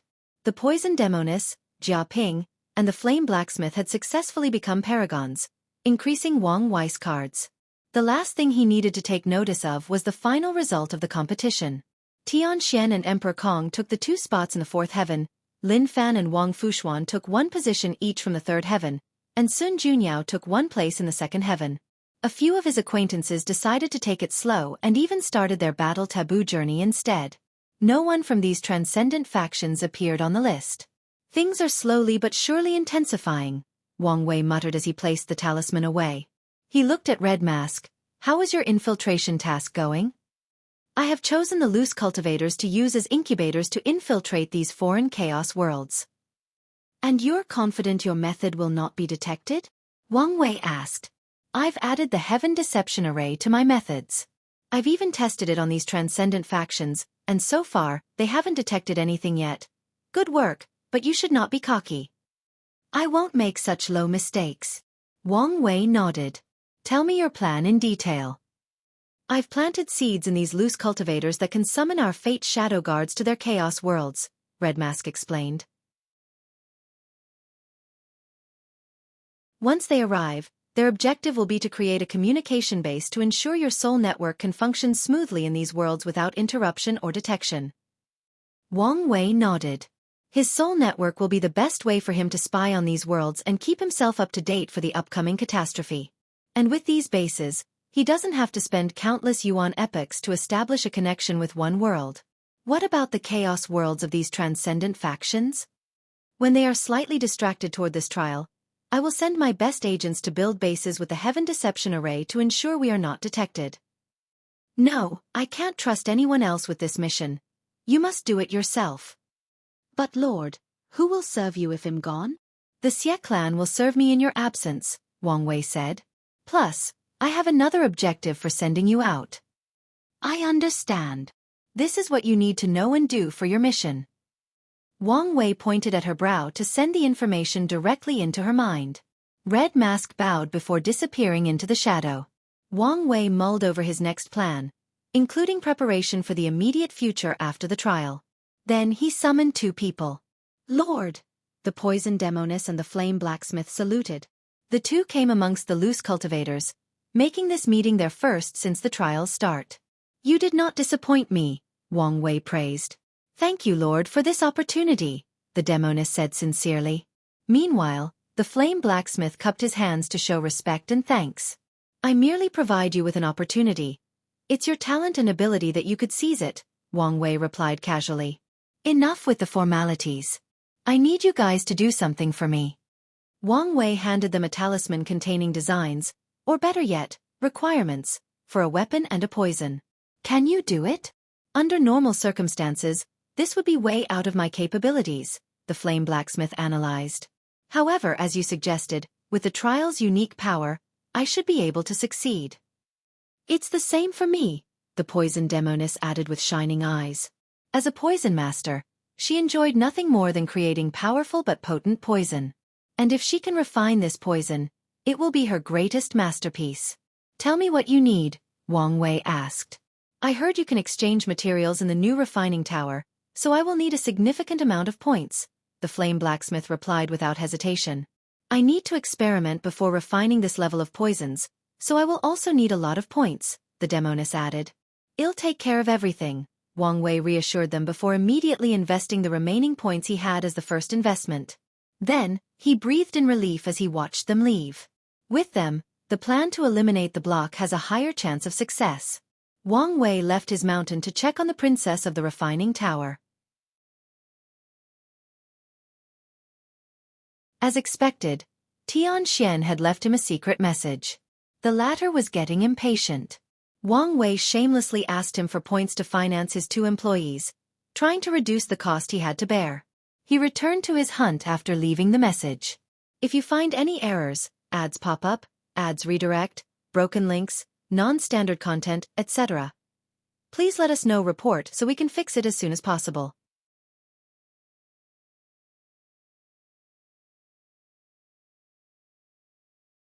Chapter 1460. The tipping point is approaching. Unedited chapter. Xianxia begrudgingly paid the money, allowing Wang Wei to reduce his hunting time by a decent margin. Then, he headed directly to the refining tower, paying for the best room. Wang Wei found himself floating on top of a volcano, sitting cross-legged with a screen projection before him, scrolling through their lists of materials. It's pretty extensive, Wang Wei commented. Wu Hong's library contained knowledge from the entire Chaos universe, allowing Wang Wei to recognize most of the things on the list. Unfortunately, he never finished reading everything in the library, and there were also new discoveries and creations since Wu Hong last updated her library. Luckily, there were descriptions of the materials sold. The list of spiritual herbs seemed limited, Wang Wei noticed before sneering. He instantly deduced why. These spirits wanted people to use their trials to increase their strength, not rare herbs or pills. So, they added herbs that can be used to create poisons or destructive-type pills instead of the ones that can nourish the body and soul. Wang Wei shook his head before choosing the materials he needed. However, he did not only buy the materials for Xianxia's artifacts.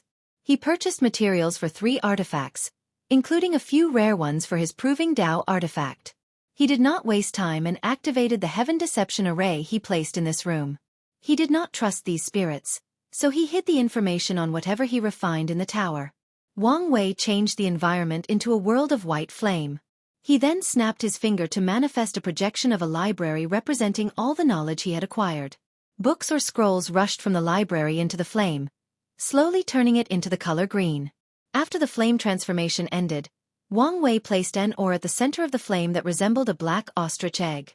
The skill ore, also called the knowledge absorber steel, was the core of Xianxia's artifact since Wang Wei wanted the artifact to have the same ability as his technique.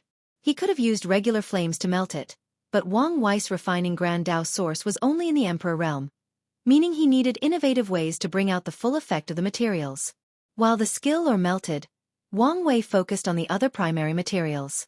The first was the magnifying wood, which will work with the skill or to ensure the artifact accomplishes the task of observing the existence. The second was the silent crystal, which would reduce the chances of others noticing the spying. Under normal circumstances, Wang Wei would have not put this material in, but since he chose an alliance with Xianxia, he decided to be generous. The third primary material is the order-disorder sand, allowing him to place certain conditions on the artifact. Wang Wei added this thing to prevent Xianxia from breaking down the artifact to learn his technique. Although their contract stated this was not allowed, Wang Wei also wanted to put in a backup measure in case he was betrayed. Wang Wei had to create separate environments to melt these primary materials while he dealt with the secondary materials the old-fashioned way. Then, he proceeded to the second stage of the refining by condensing a cauldron with his Proving Dao artifact. He fused these ores together before molding them into the shape of an eye. This process should have taken Yuan epochs, but as is the theme of this trial, the tower made everybody's life easier by accelerating everything. Wang Wei then moved to the third step: rune engraving. He chose a simple path for this process since his refining level would limit his achievements by engraving the observation rune and the heaven rune. He did not even use the method most non-refiners used when making an artifact called stacking. Stacking is based on using numbers to make up for the quality. In other words, Wang Wei should have engraved billions, if not more, of these 2 runes to make up for his Grand Dao source. However, he did this because he had another approach. What Wang Wei lacked in ability or technique, he made up for his affinity for the power of the Grand Dao source. The next step of the refining process was the nourishment of the Grand Dao source, and that's Wang Wei's expertise. He siphoned an unparalleled amount of power from the source to nourish his 2 runes, allowing them to reach a decent quality level among Paragon artifacts. Finally, Wang Wei calmly watched the artifact experience its tribulation. Bolts of lightning descended from the sky, but Wang Wei never interfered. The limited consciousness he provided the artifact activated, and it fought for its life. Luckily, Wang Wei was a typical cultivator of the eternal Ascension world and did not create an artifact spirit. Otherwise, the artifact would have an additional tribulation called the Spirit-Nurturing Tribulation. Maybe Tian will build an artifact soul and deal with that tribulation, but by then, this will no longer be Wang Wei's problem. The clouds in the sky disappeared, and the black eye with silver designs slowly floated to his palm. A level of 95% and an excellent quality. It's not too bad. Paragon artifacts are rated based on which cultivation realm can utilize their full potential and standard quality of inferior, mediocre, normal, good, excellent, perfection, and ultimate. Wang Wei waved his hand and teleported the artifact away to the Dao Tower. As the first on the list, he had the power to use 2 towers at once. Wang Wei would not pass this chance by, so he left a clone in the Dao Tower to use its power to analyze Chengming's techniques and update his own. Once he's done, Tian can enter the first room and take his artifact. However, Wang Wei was not finished.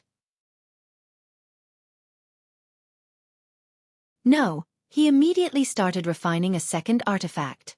He even activated all his Grand Dao boosts to ensure he was at his best to refine this artifact.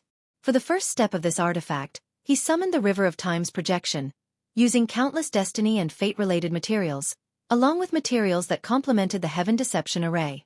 However, it was apparent he was not using them to improve his Proving Dao artifact. Additionally, Wang Wei created an artifact spirit, and he modeled it after some aspects of his existence, including the parts about his fate seed status. Wang Wei held the artifact that resembled a seed in his palm, and his eyes shone with brilliant light. 100% and excellent. It seems I can't achieve perfection without the right Dao. He shook his head before putting it away. He left the tower, immediately calculating how long had passed. More than 7,000 years, Wang Wei thought as he looked at the sky. They are about to move. Everything looked ordinary on the surface, but he detected turbulence in the River of Fate, which signaled the upcoming turmoil. Wang Wei knew time was of the essence, so he teleported home. As usual, Red Mask showed up to report to him. There is nothing much to report except for a few people's success. I see, Wang Wei nodded. How is Kong doing? He's waiting for the chaos to erupt to enact his plan. That's a smart move, Wang Wei nodded. How are your preparations? Everything is ready. With one word, I can depart. Good. You only need to do one more thing for me. Once you're done, leave immediately, Wang Wei said as he transferred the knowledge into her mind with his divine sense. Red Mask bowed before disappearing. Wang Wei contacted the surviving members of his sect. He uttered as he looked at one of the survivors. Her name was Tang Lihua. The Tang clan had a fascinating history. Their ancestors were once the leaders of the Eternal Dream sect, one of the Dao Opening sect's most loyal allies in the lower dimension. Their clan was on the verge of extinction, and the sect intervened to save them. The rulers of the Eternal Dream sect then decided to merge into the Dao Opening sect, becoming one of the main clans. Wang Wei noticed Tang Lihua because he realized she attempted Battle Taboo Realm and failed, just like Wang Tushuan. However, despite her failure, she also came close, and her foundation was more solid than ever. She did not have that level of prospect. Wang Wei contemplated and immediately read her fate line to learn the truth. Tang Lihua killed a loose cultivator and discovered a dream technique that was very suitable for her. This technique was created by someone who wanted to enter the Battle Taboo Realm and failed. Tang Lihua thought she could succeed and tried. Is she lucky, or is this a trap? Wang Wei observed her existence, and as expected, it was a trap. He waved his hand and she flew to him. He pressed numerous acupoints around her body, and Tang Lihua fell on the floor, crying in agony.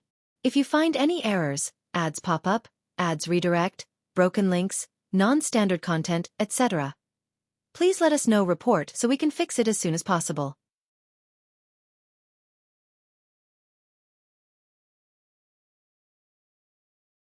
Chapter 1461. An important target. Su Dandan, Xie Shaolai, and the remaining survivors looked at Tang Lihua on the floor in shock, wondering what she did to piss off the primal seed. They also asked whether such a cruel punishment was necessary, given how harsh her screaming voice was.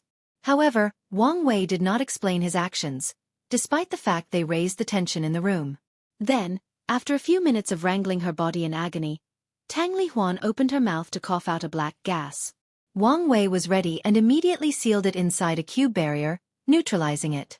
He observed closely as the gas slowly transformed into a black and blue caterpillar. "Isn't that the first stage of a source dream butterfly?" someone asked. Source dream butterfly was a spirit creature born from the power of dreams. It's considered the best companion for dream and nightmare Daos cultivators as it can boost their cultivation and aid them in battles. "No, this is not just an ordinary source dream butterfly," Wang Wei muttered. "Someone modified it to serve as a parasitic entity." "But why?" Su Dandan asked. "Do they want to infiltrate our sect?" Wang Wei did not answer her since her analysis was the most surface level. This butterfly was one of these transcendent factions' responses to his history lock. The lock prevented information leakage to foreign entities and not citizens of the Eternal Ascension world. The butterfly's purpose was to slowly analyze Tang Lihua's existence, under the guise of helping her cultivate. Once the butterfly understood enough, it could mask itself as a citizen of the Eternal Ascension world and learn any information from Tang Lihua without her even noticing or the lock taking effect. "I knew these factions had a way to bypass the lock, but I didn't expect them to come up with it so soon," Wang Wei thought. The situation was more dire than he thought. He knew it was only a matter of time before these factions learned about the Eternal Ascension world situation, but he felt he had more time than this. Wang Wei shifted his gaze to these people, checking all of their existence. Luckily, it seemed Tang Lihua was the only one targeted. "Listen," Wang Wei said calmly. "From now on, do not trust any fortunate encounter you have. If something good happens to you, report it to the sect for someone to check. Understand?" Everyone looked at each other, their eyes asking whether this was necessary. "Forget it," Wang Wei said. "After I return, everyone will be checked. There will also be new rules about reporting your fortunate encounter." The situation was about to change and now was no time to be careless. So, Wang Wei decided to target the problem from the core and change the sect's rules. "But the sect's rules have always been personal fortunate encounters belonging to the individual," someone said.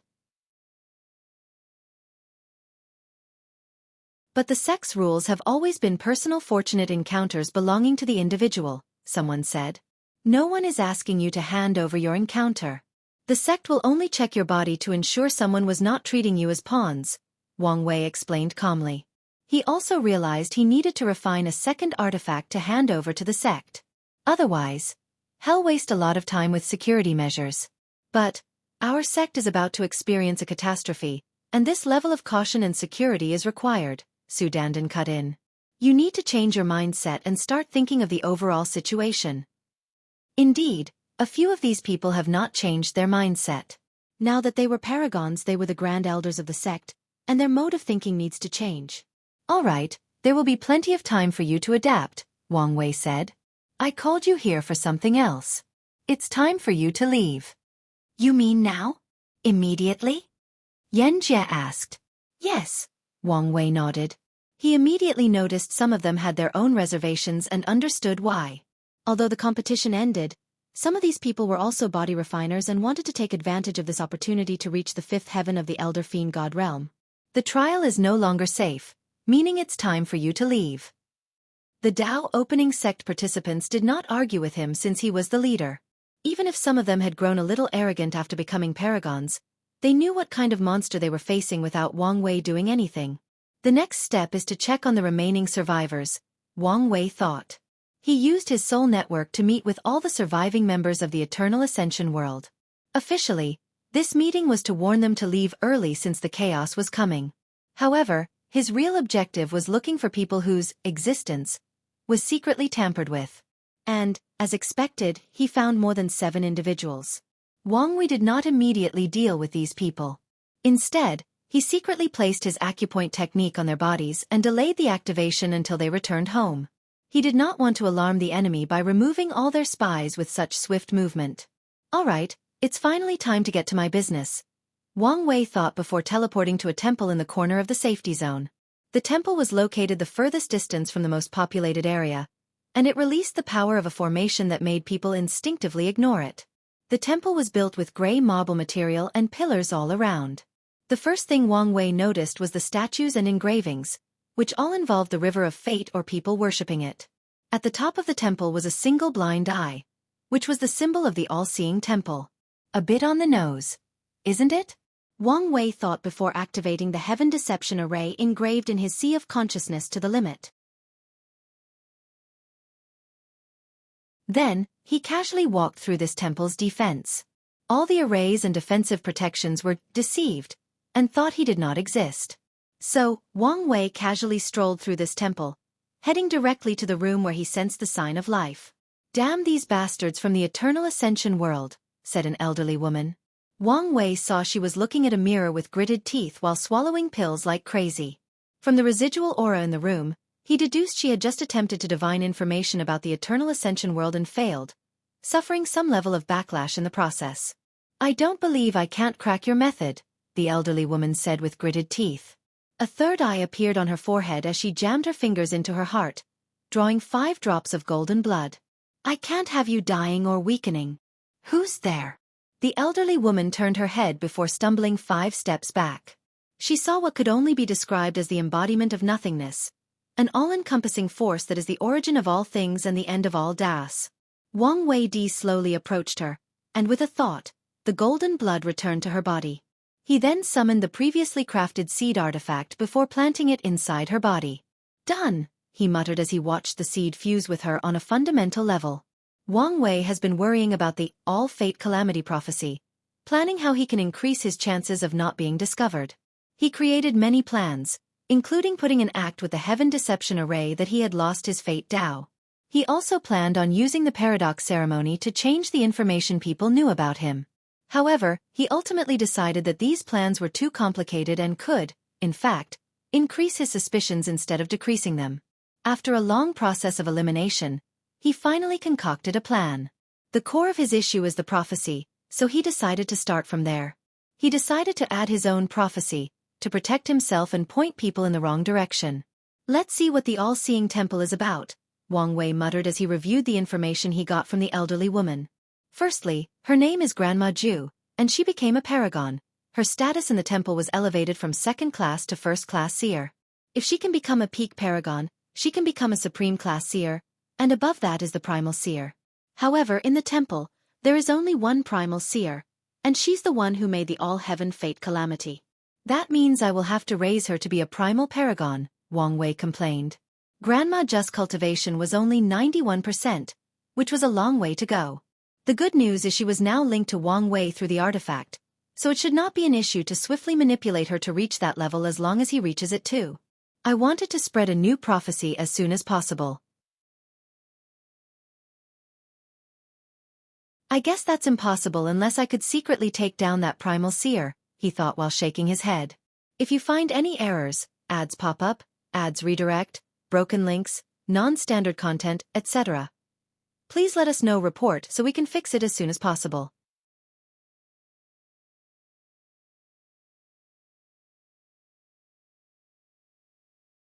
Chapter 1462. Someone made the first move. Wang Wei continued reviewing the knowledge or information he received from Grandma Ju's soul. Many had restrictions, and although he could remove them, it was best to do it slowly to prevent accidents. The all-seeing temple has existed for a long time, and its influence is known throughout most of the Chaos universe. The amount of information they've had access to is unimaginable. They will be another source of information, Wang Wei contemplated before continuing. These guys are filthy rich. The temple is known for asking exorbitant prices, allowing them to amass a fortune during their long existence. Why hasn't anyone slaughtered these guys? Their temple only had one primal paragon, So why hasn't anyone been interested in their wealth or information? If it was before the ultimate taboo, reputation could protect them, but now, the temple has helped many people, so when in danger, they could have asked for help, and numerous factions would gladly help to repay their karma.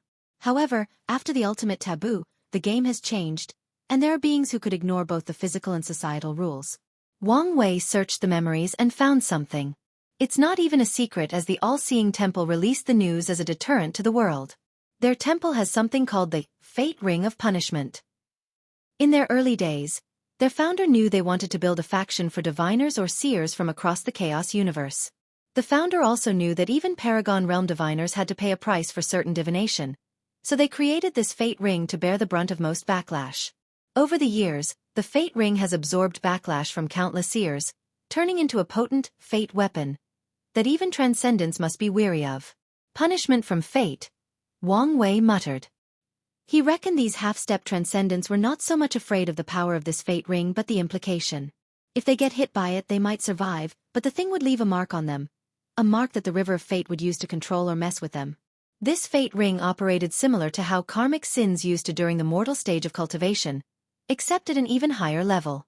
These half-step transcendents have broken off from the rules and restrictions of the chaos universe, so the last thing they would want was to garner the ire of the river of fate. And it's not just the river of fate, Wang Wei pondered. There is also the Fate Cardinal. He would not be surprised if, in the history of the all-seeing temple, a transcendent has tried something, and the Fate Cardinal used that as an excuse to turn them into a pawn. However, this ring is good news for me, Wang Wei thought with shining eyes.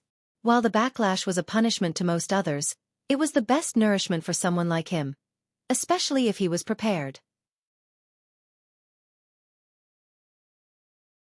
However, I'm not the only one. Wang Wei could think of a few others who could ignore this fate backlash, including other fate seeds. However, his greatest worry is the person with the fate Grand Dao position. The question is, why haven't those guys taken action yet? He did not believe he was the only one thirsting for the temple's information network or their wealth. I should be on the lookout, Wang Wei decided. He finished her memories before coming up with a preliminary plan on how to convincingly map out Grandma Just Rise in the temple without suspicion. She had a master, who was a supreme seer, hence why she was the one granted the opportunity to attend the trial. However, the temple is like any other faction with people, meaning competition and strife are abundant. Grandma Ju might be punished once her mission fails, making it harder for Wang Wei's plan to come to fruition. Something should happen in this trial that is valuable enough to use as information. Let's use that to offset the mission's failure, he thought. Wang Wei took one last glance at Grandma Ju, checking for any problems with the artifact and the fusion. He checked his connection to the artifact spirit since it would be the medium through which they could communicate. Everything looks set, he muttered before disappearing from the temple. Grandma Ju continued his actions of weakening herself for divination before rushing to the life tower to save herself. Meanwhile, Wang Wei returned to the refining tower to make the second existence-observing artifact. 1,500 years passed, and the artifact had long been refined. Wang Wei was using the Dao Tower and the Battle Tower to improve his skill. He suddenly stopped as he sensed something. He did not hesitate to absorb his clone before leaving the tower. There were plenty of participants, and there remained another 1,500 years before the trial officially ended. Most of the Eternal Ascension World's participants left after Wang Wei's warnings, but a few stayed for different reasons. Wang Wei looked in Emperor Kong's home, which was a scroll library. He seems ready, Wang Wei thought before focusing his attention. He had to wait another month before something occurred. Someone appeared in the sky to manifest a black pagoda shining brightly with stars and the power of mystery. The pagoda released an intense aura that sent chills down Wang Wei's spine. Numerous participants were forced onto the ground, embarrassing themselves before their peers. That aura, Wang Wei thought, trying to remember where he had sensed it before. Given his memory and potent soul, this should have been an easy task, but it took him a few seconds to remember. The stargazing pavilion. Old man Tianji was the first to make the move. Wang Wei slowly teleported away from the central area where the pagoda was located. Then, he watched as the towering artifact crashed on the trial with the explicit intention of destruction. However, the destruction he expected did not arrive. Instead, A light golden barrier manifested in the sky and blocked the pagoda. That pagoda should be a genuine half-step transcendent artifact, and yet, it was so easily blocked, Wang Wei observed with squinted eyes. He did not utter a word nor move but continued observing. As expected, more people started moving as 3 more weapons manifested in the sky, putting more pressure on the trial. Then, Sir Lu appeared. "Dear participants, there have been slight hiccups with the trial, so we will have to cut things short," the spirit said with a smile. He appeared calm, as if there were not 4 entities beyond words beyond simple description trying to annihilate them. "You already know the final winners, so let's just hand over the prize," Sir Lu continued, and with a wave of his hand, countless motes of lights flew in different directions. Wang Wei looked at the 5 tokens in his hand, shaking his head. "If the trial is destroyed, these things will be useless. Now, if you would please head to the nearest portals near you," Sir Lu continued as portals appeared in different trial areas. Countless people flew to these portals, running as if their lives depended on it. The aura of one of those artifacts was too much for most of them, so they did not want to wait around to see the outcome. Of course, Wang Wei did not leave, and he was not the only one. Many people were brave or stupid enough to wait for the outcome, thinking they could use this opportunity for themselves. As soon as most participants left, cracks started manifesting everywhere in the trial. "So, they can't hold on already?" Wang Wei thought with a frown. He thought the trial would last longer than this. It's still too soon to tell. He turned his head in the east direction. Xianxia left. Unlike the others who used portals to return home, Xianxia entered the River of Time to head for the land of exile. "I hope he succeeds," Wang Wei thought. Xianxia's plan hinged on his future self, buying him more time, and the fact that Grand Dao hasn't punished him for his betrayal showed this plan was a success. However, the crucial part is his escape to that forbidden land that Grand Dao has lost control of. Boom! Cracks spread from the trial's light golden barrier, manifesting more void cracks. Can't they hold on? Wang Wei was once again premature in his judgment as the barrier healed itself. Then, another player took action. This time, it was a colossal umbrella with the top paintings of thousands of colors. The Desire Heart Palace has taken action, Wang Wei thought. This umbrella symbolizes that the big players are making their move. What about the primeval body mansion? Wang Wei looked around and saw Bai Longsheng spectating like himself. He frowned. His demeanor indicates he is not going to take action. Anyone looking at Bai Longsheng could tell he was enjoying himself watching this event unfold. Is he truly a spectator, or does he think these people are clowns and want them to waste their efforts before sweeping in and taking everything for himself?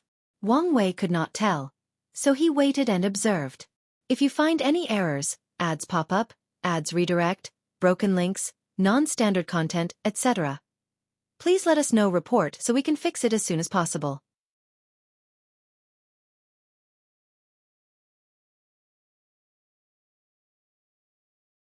Chapter 1463. An Act of Kindness. The umbrella released a rainbow that pierced through the light golden barrier, heading directly to the trial. The remaining people's hearts shook as this attack was enough to annihilate everybody present, Wang Wei included. A few people immediately ran away, but Wang Wei and a few others did not believe the trial would fail so easily. 9 lights rushed into the sky, followed by the appearance of 9 spirits. Sir Lu was in the front, followed by the Dao spirit sitting on his scroll, the Bat spirit with his armor, the Soul spirit who was transparent, the Heart spirit who was a metallic elemental creature, the Luck spirit who was a small golden dragon, the Tribulation spirit who had lightning for eyes, the Essence spirit who was muscular and red skin, and lastly, the Life spirit who wore a dress made from tree branches and flowers as a crown. Each spirit released a golden light, reinforcing the golden barrier and rendering the attack useless. The 5 artifacts trembled as they released more power, but it appeared they were outmatched. Everyone waited with bated breath, wondering whether the tide had shifted. However, confrontations on this level are rarely simple. Jingjing, the true participant of the Heart Desire Palace and the Umbrella's controller, chanted an incantation, and the others followed. The 5 transcendent artifacts started resonating with each other to combine their attacks. The other artifacts stopped attacking individually, and the rainbow beam released from the umbrella increased its intensity. Things are not looking good for the trial, Wang Wei thought, and he was not just stating the obvious. This sudden change is proof that these transcendent factions have been planning this event together, meaning they will cooperate to achieve their objective before dividing the trial like a piece of pie. No time to hesitate, the battle spirit yelled, and Sir Lu nodded. A loud explosion occurred in the second hunting area, and all the bestowal creatures died violently before turning into a beam of light that rushed to the barrier. The second hunting area rapidly shrunk until there was nothing left. Jingjing, who was more beautiful in her man clothes, calmly looked at the situation. She frowned slightly. It seems we alone can't handle the situation. Although she looked calm, she and the other artifact users were under enormous pressure. Their souls were literally screaming due to the effect of using such potent transcendent artifacts. Jingjing raised her head to look in the distance. Since there is no response, we can push things to the next level. She summoned a token and crushed it. 5 powerful eyes or entities descended on the trial as soon as she finished. Bai Longsheng and his people recognized one of them since it was Ji Liuyu, and Wang Wei recognized one more person. Old Man Tianji. These 5 entities, who can be considered higher conceptual beings, looked at the trial, and with one gaze, the barrier crumbled. Terrifying pressure spread through every corner of the trial, and everybody on the ground, except Bai Longsheng, exploded into a blood pool and lived in the form of consciousness. A creaking sound echoed between heaven and earth from the trial, sounding more like a painful scream. Sir Lu looked at everything with gritted teeth before yelling, "Lord, are you going to let us be destroyed?" The atmosphere immediately shifted. It was as if these transcendent beings stopped holding their breath, forcing the space-time continuum in their surroundings to stop working. A pair of golden eyes that embody all truths in the universe manifested on the opposite of the 5. "Little boy Ji, I don't appreciate having to see your face twice in a few seconds," the Heaven Cardinal uttered. Ji Liuyu calmly looked at him without responding. "What? Have you become cocky because of your little friends?" The Heaven Cardinal sneered, not hiding his disdain for the 5 transcendent beings. "Respected Cardinal, we have not broken the rules," Old Man Tianji said. "Do you think the rules can restrict me?" "Can't they not?" responded one of the eyes that contained a sharpness to it. "You ants are getting more arrogant without knowing your weight," Heaven Cardinal said as he glanced at the eye. Far in the distance, a swordsman sat atop a mountain of swords in a world called the Raising King World. He suddenly opened his eyes and vomited a large mouthful of blood. He shook his head before closing them again. His eyes remained as determined and defiant when glancing at the Cardinal. The Heaven Cardinal sneered, ignoring those defiant eyes. To him, this was nothing but the bark of a dog trying to hide its fear. His gaze shifted to Sir Lu and the trial. "Lord, please save us. Technically speaking, the heaven and earth wonders are under my jurisdiction and should help you," the Cardinal said. "However, you lost all your rights when you chose not to report the birth of the trial's new consciousness." "Lord, it's not. You don't have to explain yourself," the Cardinal cut him off. "You felt a sense of connection to it and thought this was your chance at a new life. As creatures with sentience and intelligence, it's understandable why you made this choice. However, you must live with the consequences." "We are willing to continue serving you," Sir Lu responded with gritted teeth. "Even if it means the main mind is enslaved, I just hope you don't let it fall into these people's hands." "It's truly fascinating," the Heaven Cardinal uttered. Faye was known for her kindness during her time, especially for her spirit. Years later, even after her death, a new mind born from the remnants of her memories can use that kindness to affect you to this level. After hearing the word Faye, Sir Lu and the other spirits felt a profound sadness. They did not know its source, but the feeling was so intense that it almost crushed their minds. "Lord," the spirit yelled with tears in their eyes. "What about your work?" "You are not as important as you think," the Cardinal said. "Plus, your fate has long been determined in the grand design." "We will do anything." "All right, my decision is final," the Heaven Cardinal replied calmly. "However, I'm not completely heartless. The Cardinal is in charge of creating chaos worlds and establishing orders, so he has seen countless times the influence one life can have on an entire world, let alone a race." The Cardinal looked at the 5 eyes. "You cannot directly interfere in this matter." He shifted to the still floating Bai Longsheng. "The same goes for your mansion." Bai Longsheng bowed politely. "As you wish." The cardinal took one aside look at Wang Wei's conscious state without anyone noticing before disappearing from sight. The other eyes looked at each other, secretly communicating. The cardinal words have many implications, insinuations, or hints. They must communicate how to proceed. The spirits controlled their emotions before opening a portal to an unknown location. The transcendents reacted swiftly as they came up with a plan. Then, under their orders, Jing and the others took out their artifacts and opened another portal to follow. Wang Wei's body condensed again, and he exhaled deeply. "Fellow Taoist, do you want me to take you?" Wang Wei looked in the distance to see Bai Longsheng approaching with a gentle smile. "Thank you for the offer, but I have my own way." "Are you sure? The inner core of this trial is not something anyone can get into." "I understand that, but there is no need." "As you wish." Bai Longsheng smiled before leaving. He gathered his people and disappeared from sight into another portal. Bai Longsheng was correct, as ordinary means could not grant entry into this place. However, Wang Wei had two means of entry. The first was the fact he tasked Red Mask to infiltrate his spirit particles into one of the Transcendent faction members. The second was the fact this trial was technically a living creature. Wang Wei planned to observe the trial's existence, to find an entry point. Under normal circumstances, this might not work, but his chances were high, given the creature was severely injured. Has Kong taken action? Wang Wei thought when he sensed the formation activation and spatial ripple from the distance. It seems Red Mask has secretly helped him. That's good since I don't have to take action. Wang Wei activated his technique, trying to take this opportunity to glance at the core of a transcendent being. However, not even a second had passed when a menacing figure appeared before him. He calmly looked at this red-skinned man whose head was constantly twitching and sighed deeply. His past was catching up to him. Sadly, this was not the time, but that decision was not up to him. "Who are you, and why are you blocking me?"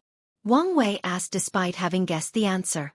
The red man chucked, but his voice had no humor, only endless hatred and anger. "If you find any errors, ads pop up, ads redirect, broken links, non-standard content, etc. please let us know report so we can fix it as soon as possible."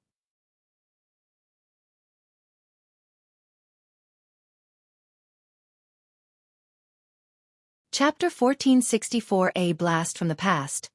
"You don't recognize me?" "Well, of course you don't," the red-skinned man uttered. "You killed everybody I love and care for, but then you get to reincarnate like nothing happened, living a life of happiness and great success." "I have killed many and ruined many people's lives, so you have to be more specific," Wang Wei replied. "Hee hee," the red-skinned man chuckled a second time. "My name was Dong, and the end is written with the character for being peaceful. My father named me as such because that is all he wanted for my life, and he ensured that." The red-skinned man's eyes turned a shade of black that would make Vantablack look like the shunning sun. "My world, aptly named True Serenity, was a small chaos world that gave birth to only one paragon every few billion yuan epochs. My father fought desperately for that position, becoming our world's protector. He fulfilled his oath to my mother by giving me a peaceful life." Dongan gritted his teeth. "But everything changed when you invaded. I still remember that day. My father's desperate plea for me to run away, the scream of my people as you destroy their flesh to absorb their soul, my fiancée's last scream as you took her away, the scream of my world's heavenly Tao as you tore it apart. I remember everything." Wang Wei groaned softly as he massaged his temple. "Would it help if I told you I was not in the right mind and acting purely on instinct?" "Do you see my skin? Do you know why it's red?" Dongan asked. "Before I died, I made an oath that I would kill you no matter the price. The oath resulted in the blood of my world staining my skin red. I've been through countless reincarnations, and two things have remained constant: my skin color and my hatred for you." Wang Wei sighed. He knew it wouldn't work, but he had to try. "Listen, Dongan, you don't have to do this. You don't have to let the anger and hatred consume you. The name is Serenity's ghost," Dongan rebutted. "And I will have my vengeance." Swish! He appeared in front of Wang Wei and punched him, releasing a jet of dark red flame. "Karmic flame?" Wang Wei thought as he calmly invaded the attack. Is his Tao a muted flame Tao that combines a small portion of karma? Dongan did not stop with one attack but a barrage of punches. "Listen to me," Wang Wei said as he evaded. He moved his body to the side, and Dong An's flaming foot passed him. "There is a way to see your father and world again." Wang Wei's words did not help as he wanted but instead drove Dongan to an even higher level of madness. Dongan condensed 2 lightning bolts and threw them. Wang Wei tried to evade, but they followed him everywhere. So he punched them away. Dongan appeared beside him with a ferocious attack. Fist of Justice. A golden light enveloped him, trying to purify him of all his past wrongdoings. Unfortunately, Wang Wei's Dao heart was harder than steel, meaning even if he felt some guilt for his actions, they were not enough to affect him in any shape or form. It also helped that he had complete control over his karma, and this attack could not judge him based on that. "So you are still the ruthless man who massacred my world," Dongan sneered. Wang Wei resisted the urge to counter that there was no way Dongan could have become a paragon without stepping on the lives of countless others. "You're a paragon now, meaning you can travel through the infinite trichiliocosm," Wang Wei stated. "Find a timeline where your world was not destroyed, and your family is still alive." Dong An's body visibly paused. He had never thought of this approach. No, in his long life, he never thought he could regain what he had lost. Driven by his hatred and desire for vengeance, he focused all his thoughts and emotions on finding the man responsible for the greatest tragedy of his life. As he mulled over Wang Wei's words, his facial expression and eyes conveyed a look of longing. Then, a tiny smile crept into the corner of his mouth for the first time in countless Yuan epochs. Dongan sighed before shaking his head. "I'm glad you reminded me that there is a version of me out there who does not share my tragic fate. However, his family, fiancé, and world are not mine." Even if Dongan followed through with this plan, what then? Would he have to kill his other self and take his place?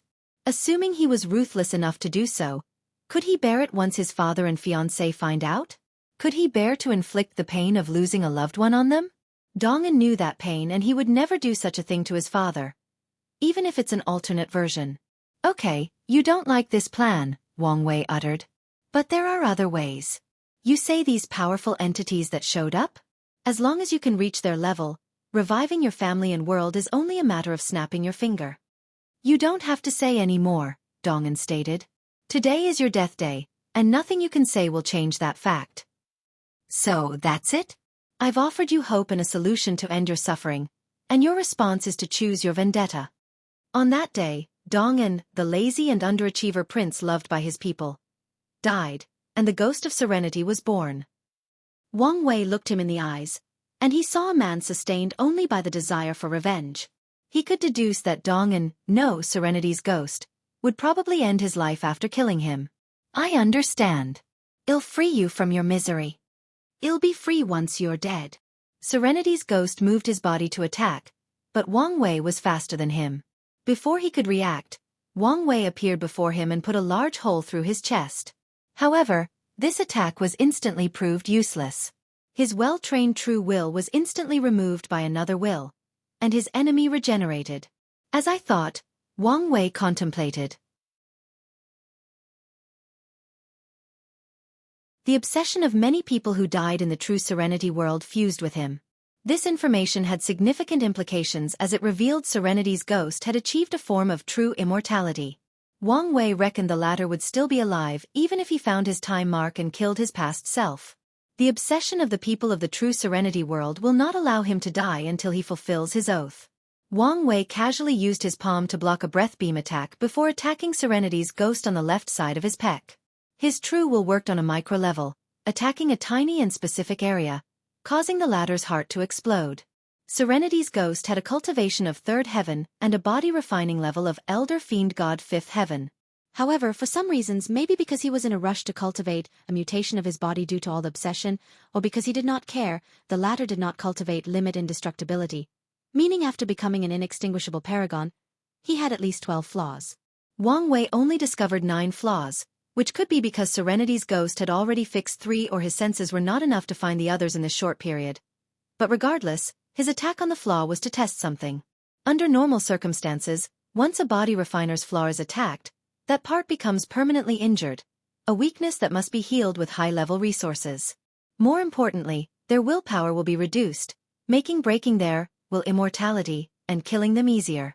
The obsession will not only keep him alive but also keep him in top fighting shape. Wang Wei analyzed as the flawed wound that should not be regenerated returned to normal as if nothing had happened. This is annoying, Wang Wei thought.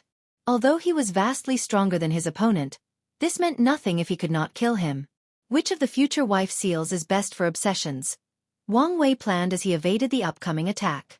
He has been researching obsession by studying the Grand Mist Gang Lord, but his results so far were nothing compared to his wife's library. Wang Wei stopped evading the attack, preparing to go on the offense to secretly implant the sealing runes. However, as soon as his kick hit, it bounced and returned on him with even more power, forcing him to use his force control skill to unload most of the attack's force. What goes around comes around, Wang Wei thought. So, his Tao is retribution. Quite fitting for an Avenger. If you find any errors, ads pop up, ads redirect, broken links, non-standard content, etc., please let us know. Report so we can fix it as soon as possible.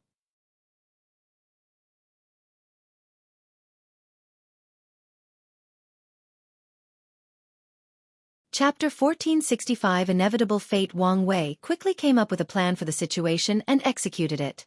He condensed his Proving Tao artifact into a whip before teleporting before his opponent and whipping him. The Serenity's ghost's face contorted in pain as this whip affected him in a way he had never experienced before. What have you done? Wang Wei frowned as he observed. The effect was not as potent as he wanted. The Serenity's ghost released a tornado of flames of retribution, but Wang Wei's bolstered defenses rendered this attack useless. Instead, he continued whipping the enemy with his Whip of Freedom. His purpose was to free Dong-en from his obsession, thus separating all these souls/spirits from his body. Unfortunately for him, in this chaos universe, obsession was a power that defied common sense, and most means of purification were useless to them. Of course, Wang Wei did not stop despite the subpar results.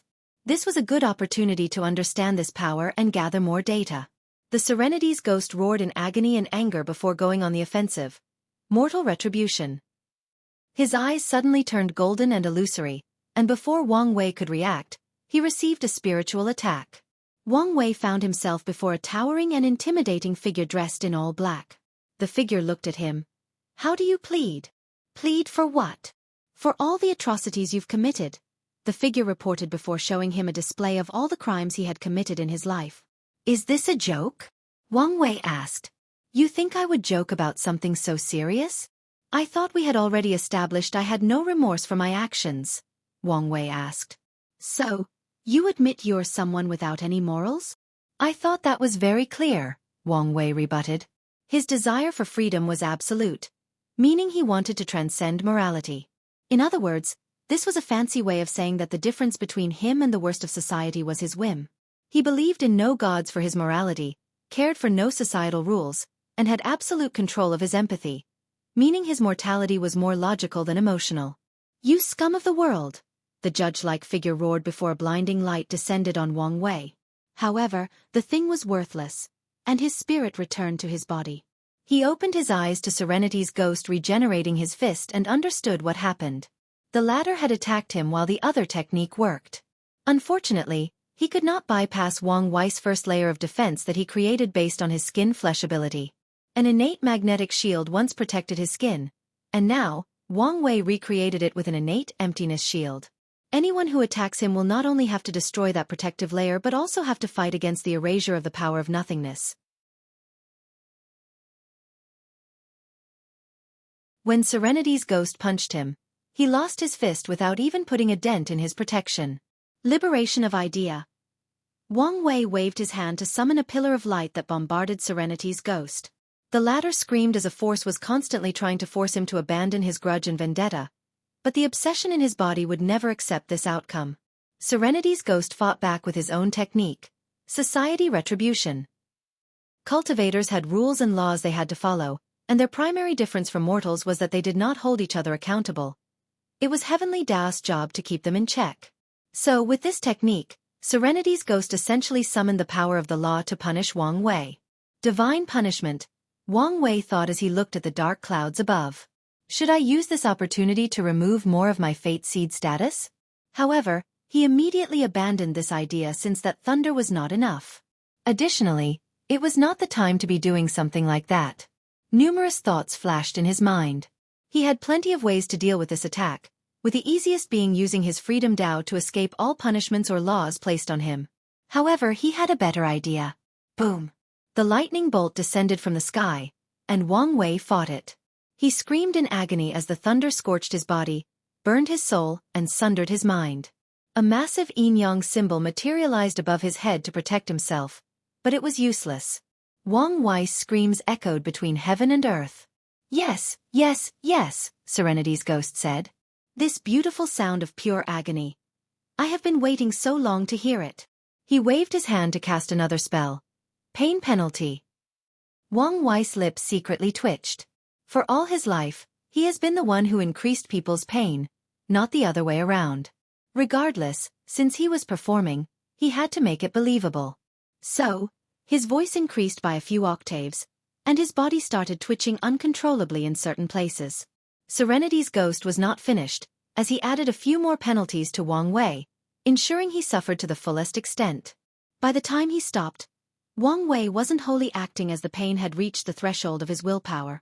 You might be an amoral piece of shit who thought no laws could judge you, but you were wrong, Serenity's ghost said as he approached. There is justice in the world, and retribution always comes for people like yourself. Wang Wei knelt on the ground with his black and white robe tattered and his hair disheveled. He glanced at his enemy with hatred, anger, and regret. Is that regret I sensed? What? Regret what you've done? I regret. I didn't kill all of you, Wang Wei answered with gritted teeth.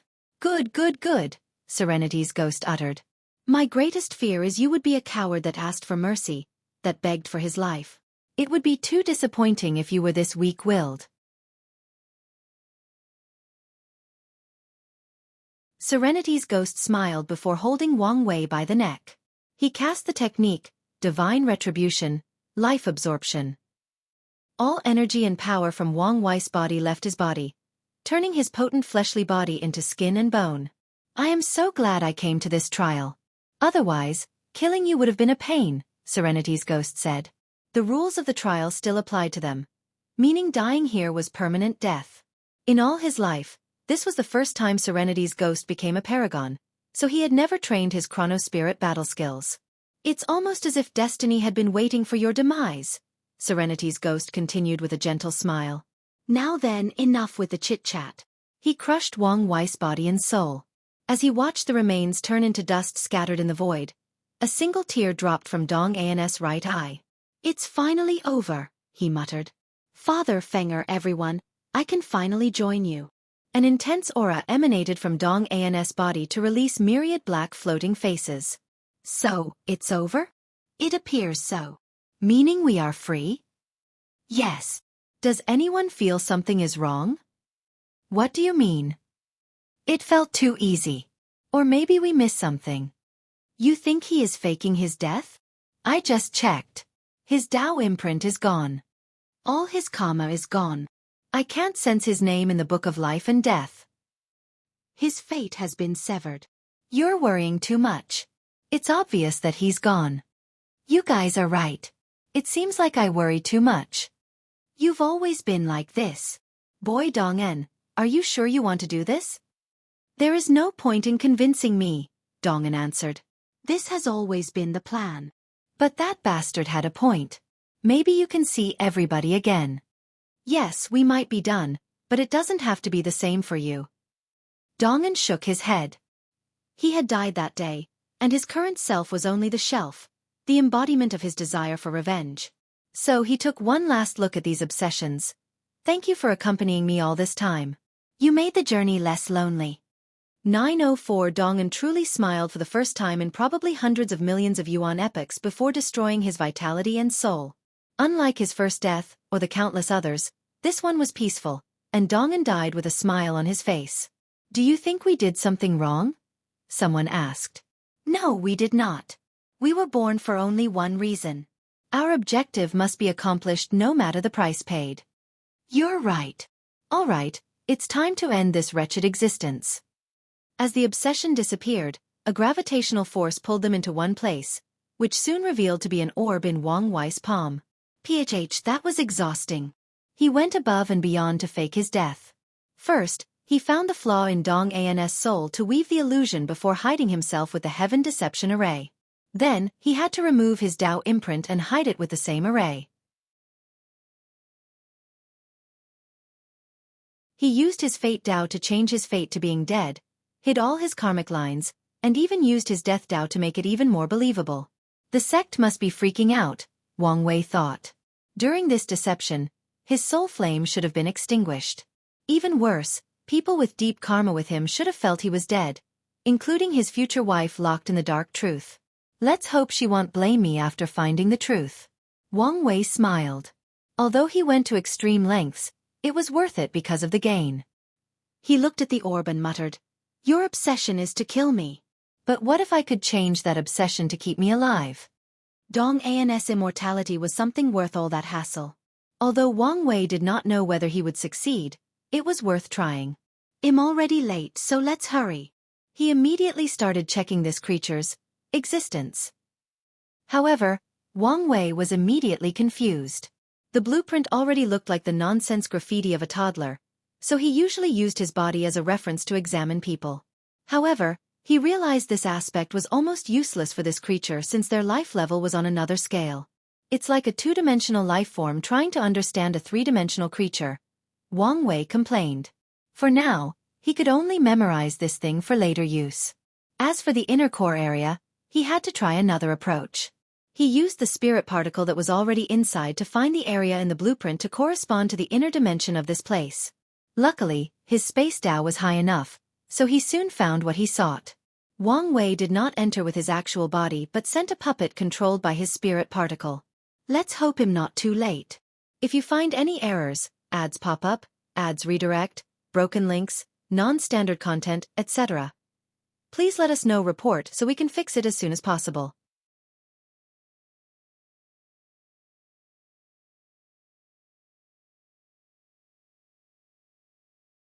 Chapter 1466. The inner core. Wang Wei was about to close his eyes to share senses with the clone when he sensed something, so he looked in the distance.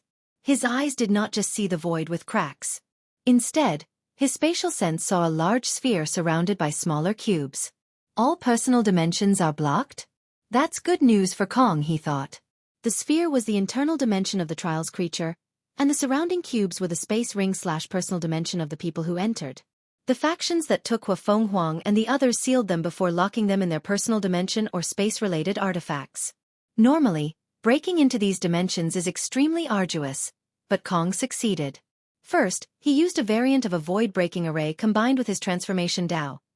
The array can analyze a space and transform or adapt to the correct properties to ensure maximum space-tearing capabilities. However, that was not enough.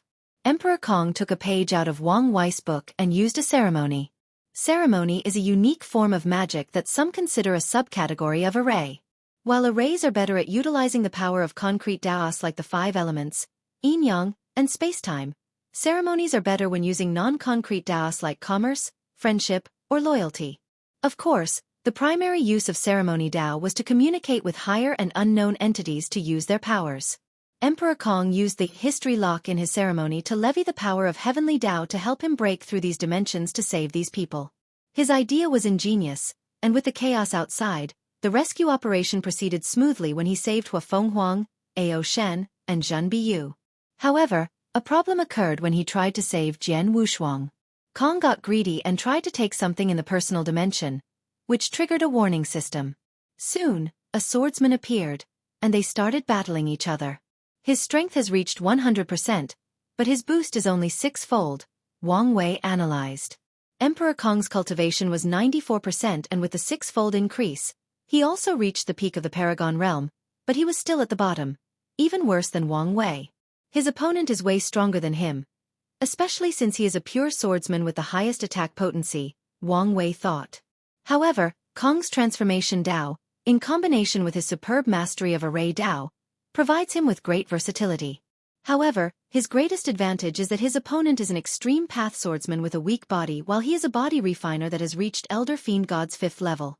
If Kong plays his card correctly, he should win this battle. Of course, His opponent looked like someone with ample experience, so the latter should know his weakness and how to deal with body refiners. However, Wang Wei will still bet on Kong for a simple reason: luck.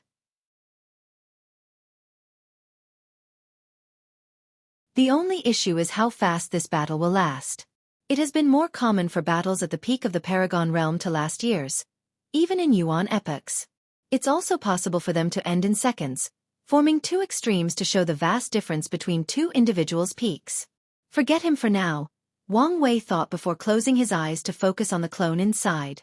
As soon as Wang Wei entered the portal, he sensed grave danger, and his body moved instinctively. However, when he checked his previous location, he saw nothing. Then, his senses went on overdrive as everywhere indicated danger.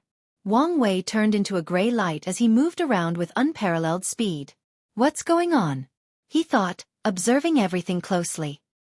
He used all observation abilities before noticing this room did not contain some invisible entities but creatures so small they could be described as quantum size. Well, that's embarrassing, Wang Wei thought. He hadn't yet weaponized his quantum virus for use at a higher level, but he met an opponent who already had. He shook his head as he flew away. He sensed the spirit participle attached to the people ahead and flew in that direction. Wang Wei stopped at an intersection in another area. He observed a profound darkness in the distance, which was not his primary concern. He saw two bodies floating in the void. It seems they floated from that area. Wang Wei looked at them. And their faces. It looked like they saw some kind of horror. He frowned and hesitated briefly before moving ahead. The silence was eerie as Wang Wei immediately sensed someone watching him. The constant whispers he could not remove from his mind did not help. Wang Wei did not say much and continued his flight. Something attacked him but was repelled by his innate emptiness shield. However, he still did not detect the attacker with his senses or reaction time. This is annoying, he complained before rushing with an even greater haste. He faced numerous attacks, but all of them were useless. However, midway through his journey, he sensed something was wrong and increased his focus. He looked down at his arm, and numerous pieces of his flesh were missing. The creepy part was this was self-immolation, meaning he did it to himself.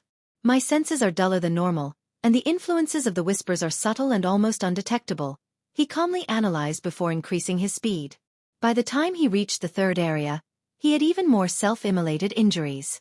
This is a defense mechanism, he analyzed. The trial creature does not want anyone to reach its core, so these measures are to kill all intruders like a human's immune system. There should be more people dead in that black area, but Wang Wei could not notice it because of the circumstances. I'm also lucky because the creature should now be focused on the vanguard. If he had not delayed, the intensity of the previous areas would have been drastically higher, and he may not have been able to pass. Wang Wei flew into the third area and saw nothing but an endless white and black space. The concept of color seemed to have been absent in this area. He instantly raised his alert to the highest level. Then, this area mechanism materialized. A group of black and white humanoid crickets with 4 arms and holding spears materialized. Wang Wei's expression immediately turned ugly. The leading cricket man had a terrifying aura that he was slightly similar to a primal paragon. Additionally, all the hundreds of crickets behind all had peak paragon strength. But that was not even the worst part. His senses told him an even more terrifying being was hiding in the shadows, waiting to appear. Wang Wei did not hesitate to activate his nothingness wheel, to enter an intangible state. Now that he had reached the emptiness stage of his nothingness technique, he could remain intangible for an extended period and survive even more potent attacks. He flew to the area, and a bombardment of attacks reached him. Wang Wei made the wisest choice and focused on evading the ones from the primal ant and ignoring the others. However, one of them hit him. Damn it, based on this situation, only 5 attacks are needed to break me out of my state. The clone had 99% of his strength, meaning this data was not so far from his actual body. He knew the difference between peak and primal was vast, but now, he had a small taste. Wang Wei activated his ancestors' evading technique. Although his Tao did not allow him to use this technique to the fullest of its capabilities, it boosted his evading abilities immensely for this escape. And just as he was about to enter the next area, a sense of doom overwhelmed him. Wang Wei was decisive as he blew up his body, using the force from the explosion to push his soul to the next area. And even after entering, he did not stop flying in case the enemy followed him. This area was odd. Numerous debris scattered in all directions, and they seemed to be lagging. One moment, they looked normal. The next second, they disappeared. Then they appeared to have aged by 1,000,000 years, or they suddenly charged into black and white. Additionally, Wang Wei sensed a few different transcendent auras. These people had enough of this area and used their transcendent artifact to obliterate this area, Wang Wei analyzed. Such news was great for him as that meant less trouble. It should not be far. He sensed his spirit was closed and rushed to the next area. He did not immediately enter but used his nothingness wheel a second time to enter an intangible and invisible mode. Nothingness was invisible in the first place, so he only needed to copy that characteristic. Then, he entered the next area. Wang Wei sensed he passed through a film before reaching the true inner core of this creature. The first thing he heard was the sounds of roaring, fighting, and chains clinking, so he looked at the source. If you find any errors, ads pop up, ads redirect, broken links, non-standard content, etc., please let us know. Report so we can fix it as soon as possible. You're tuning in to the Wisdom Diary YouTube channel. Don't forget to subscribe and join us on this journey to catch the most captivating stories.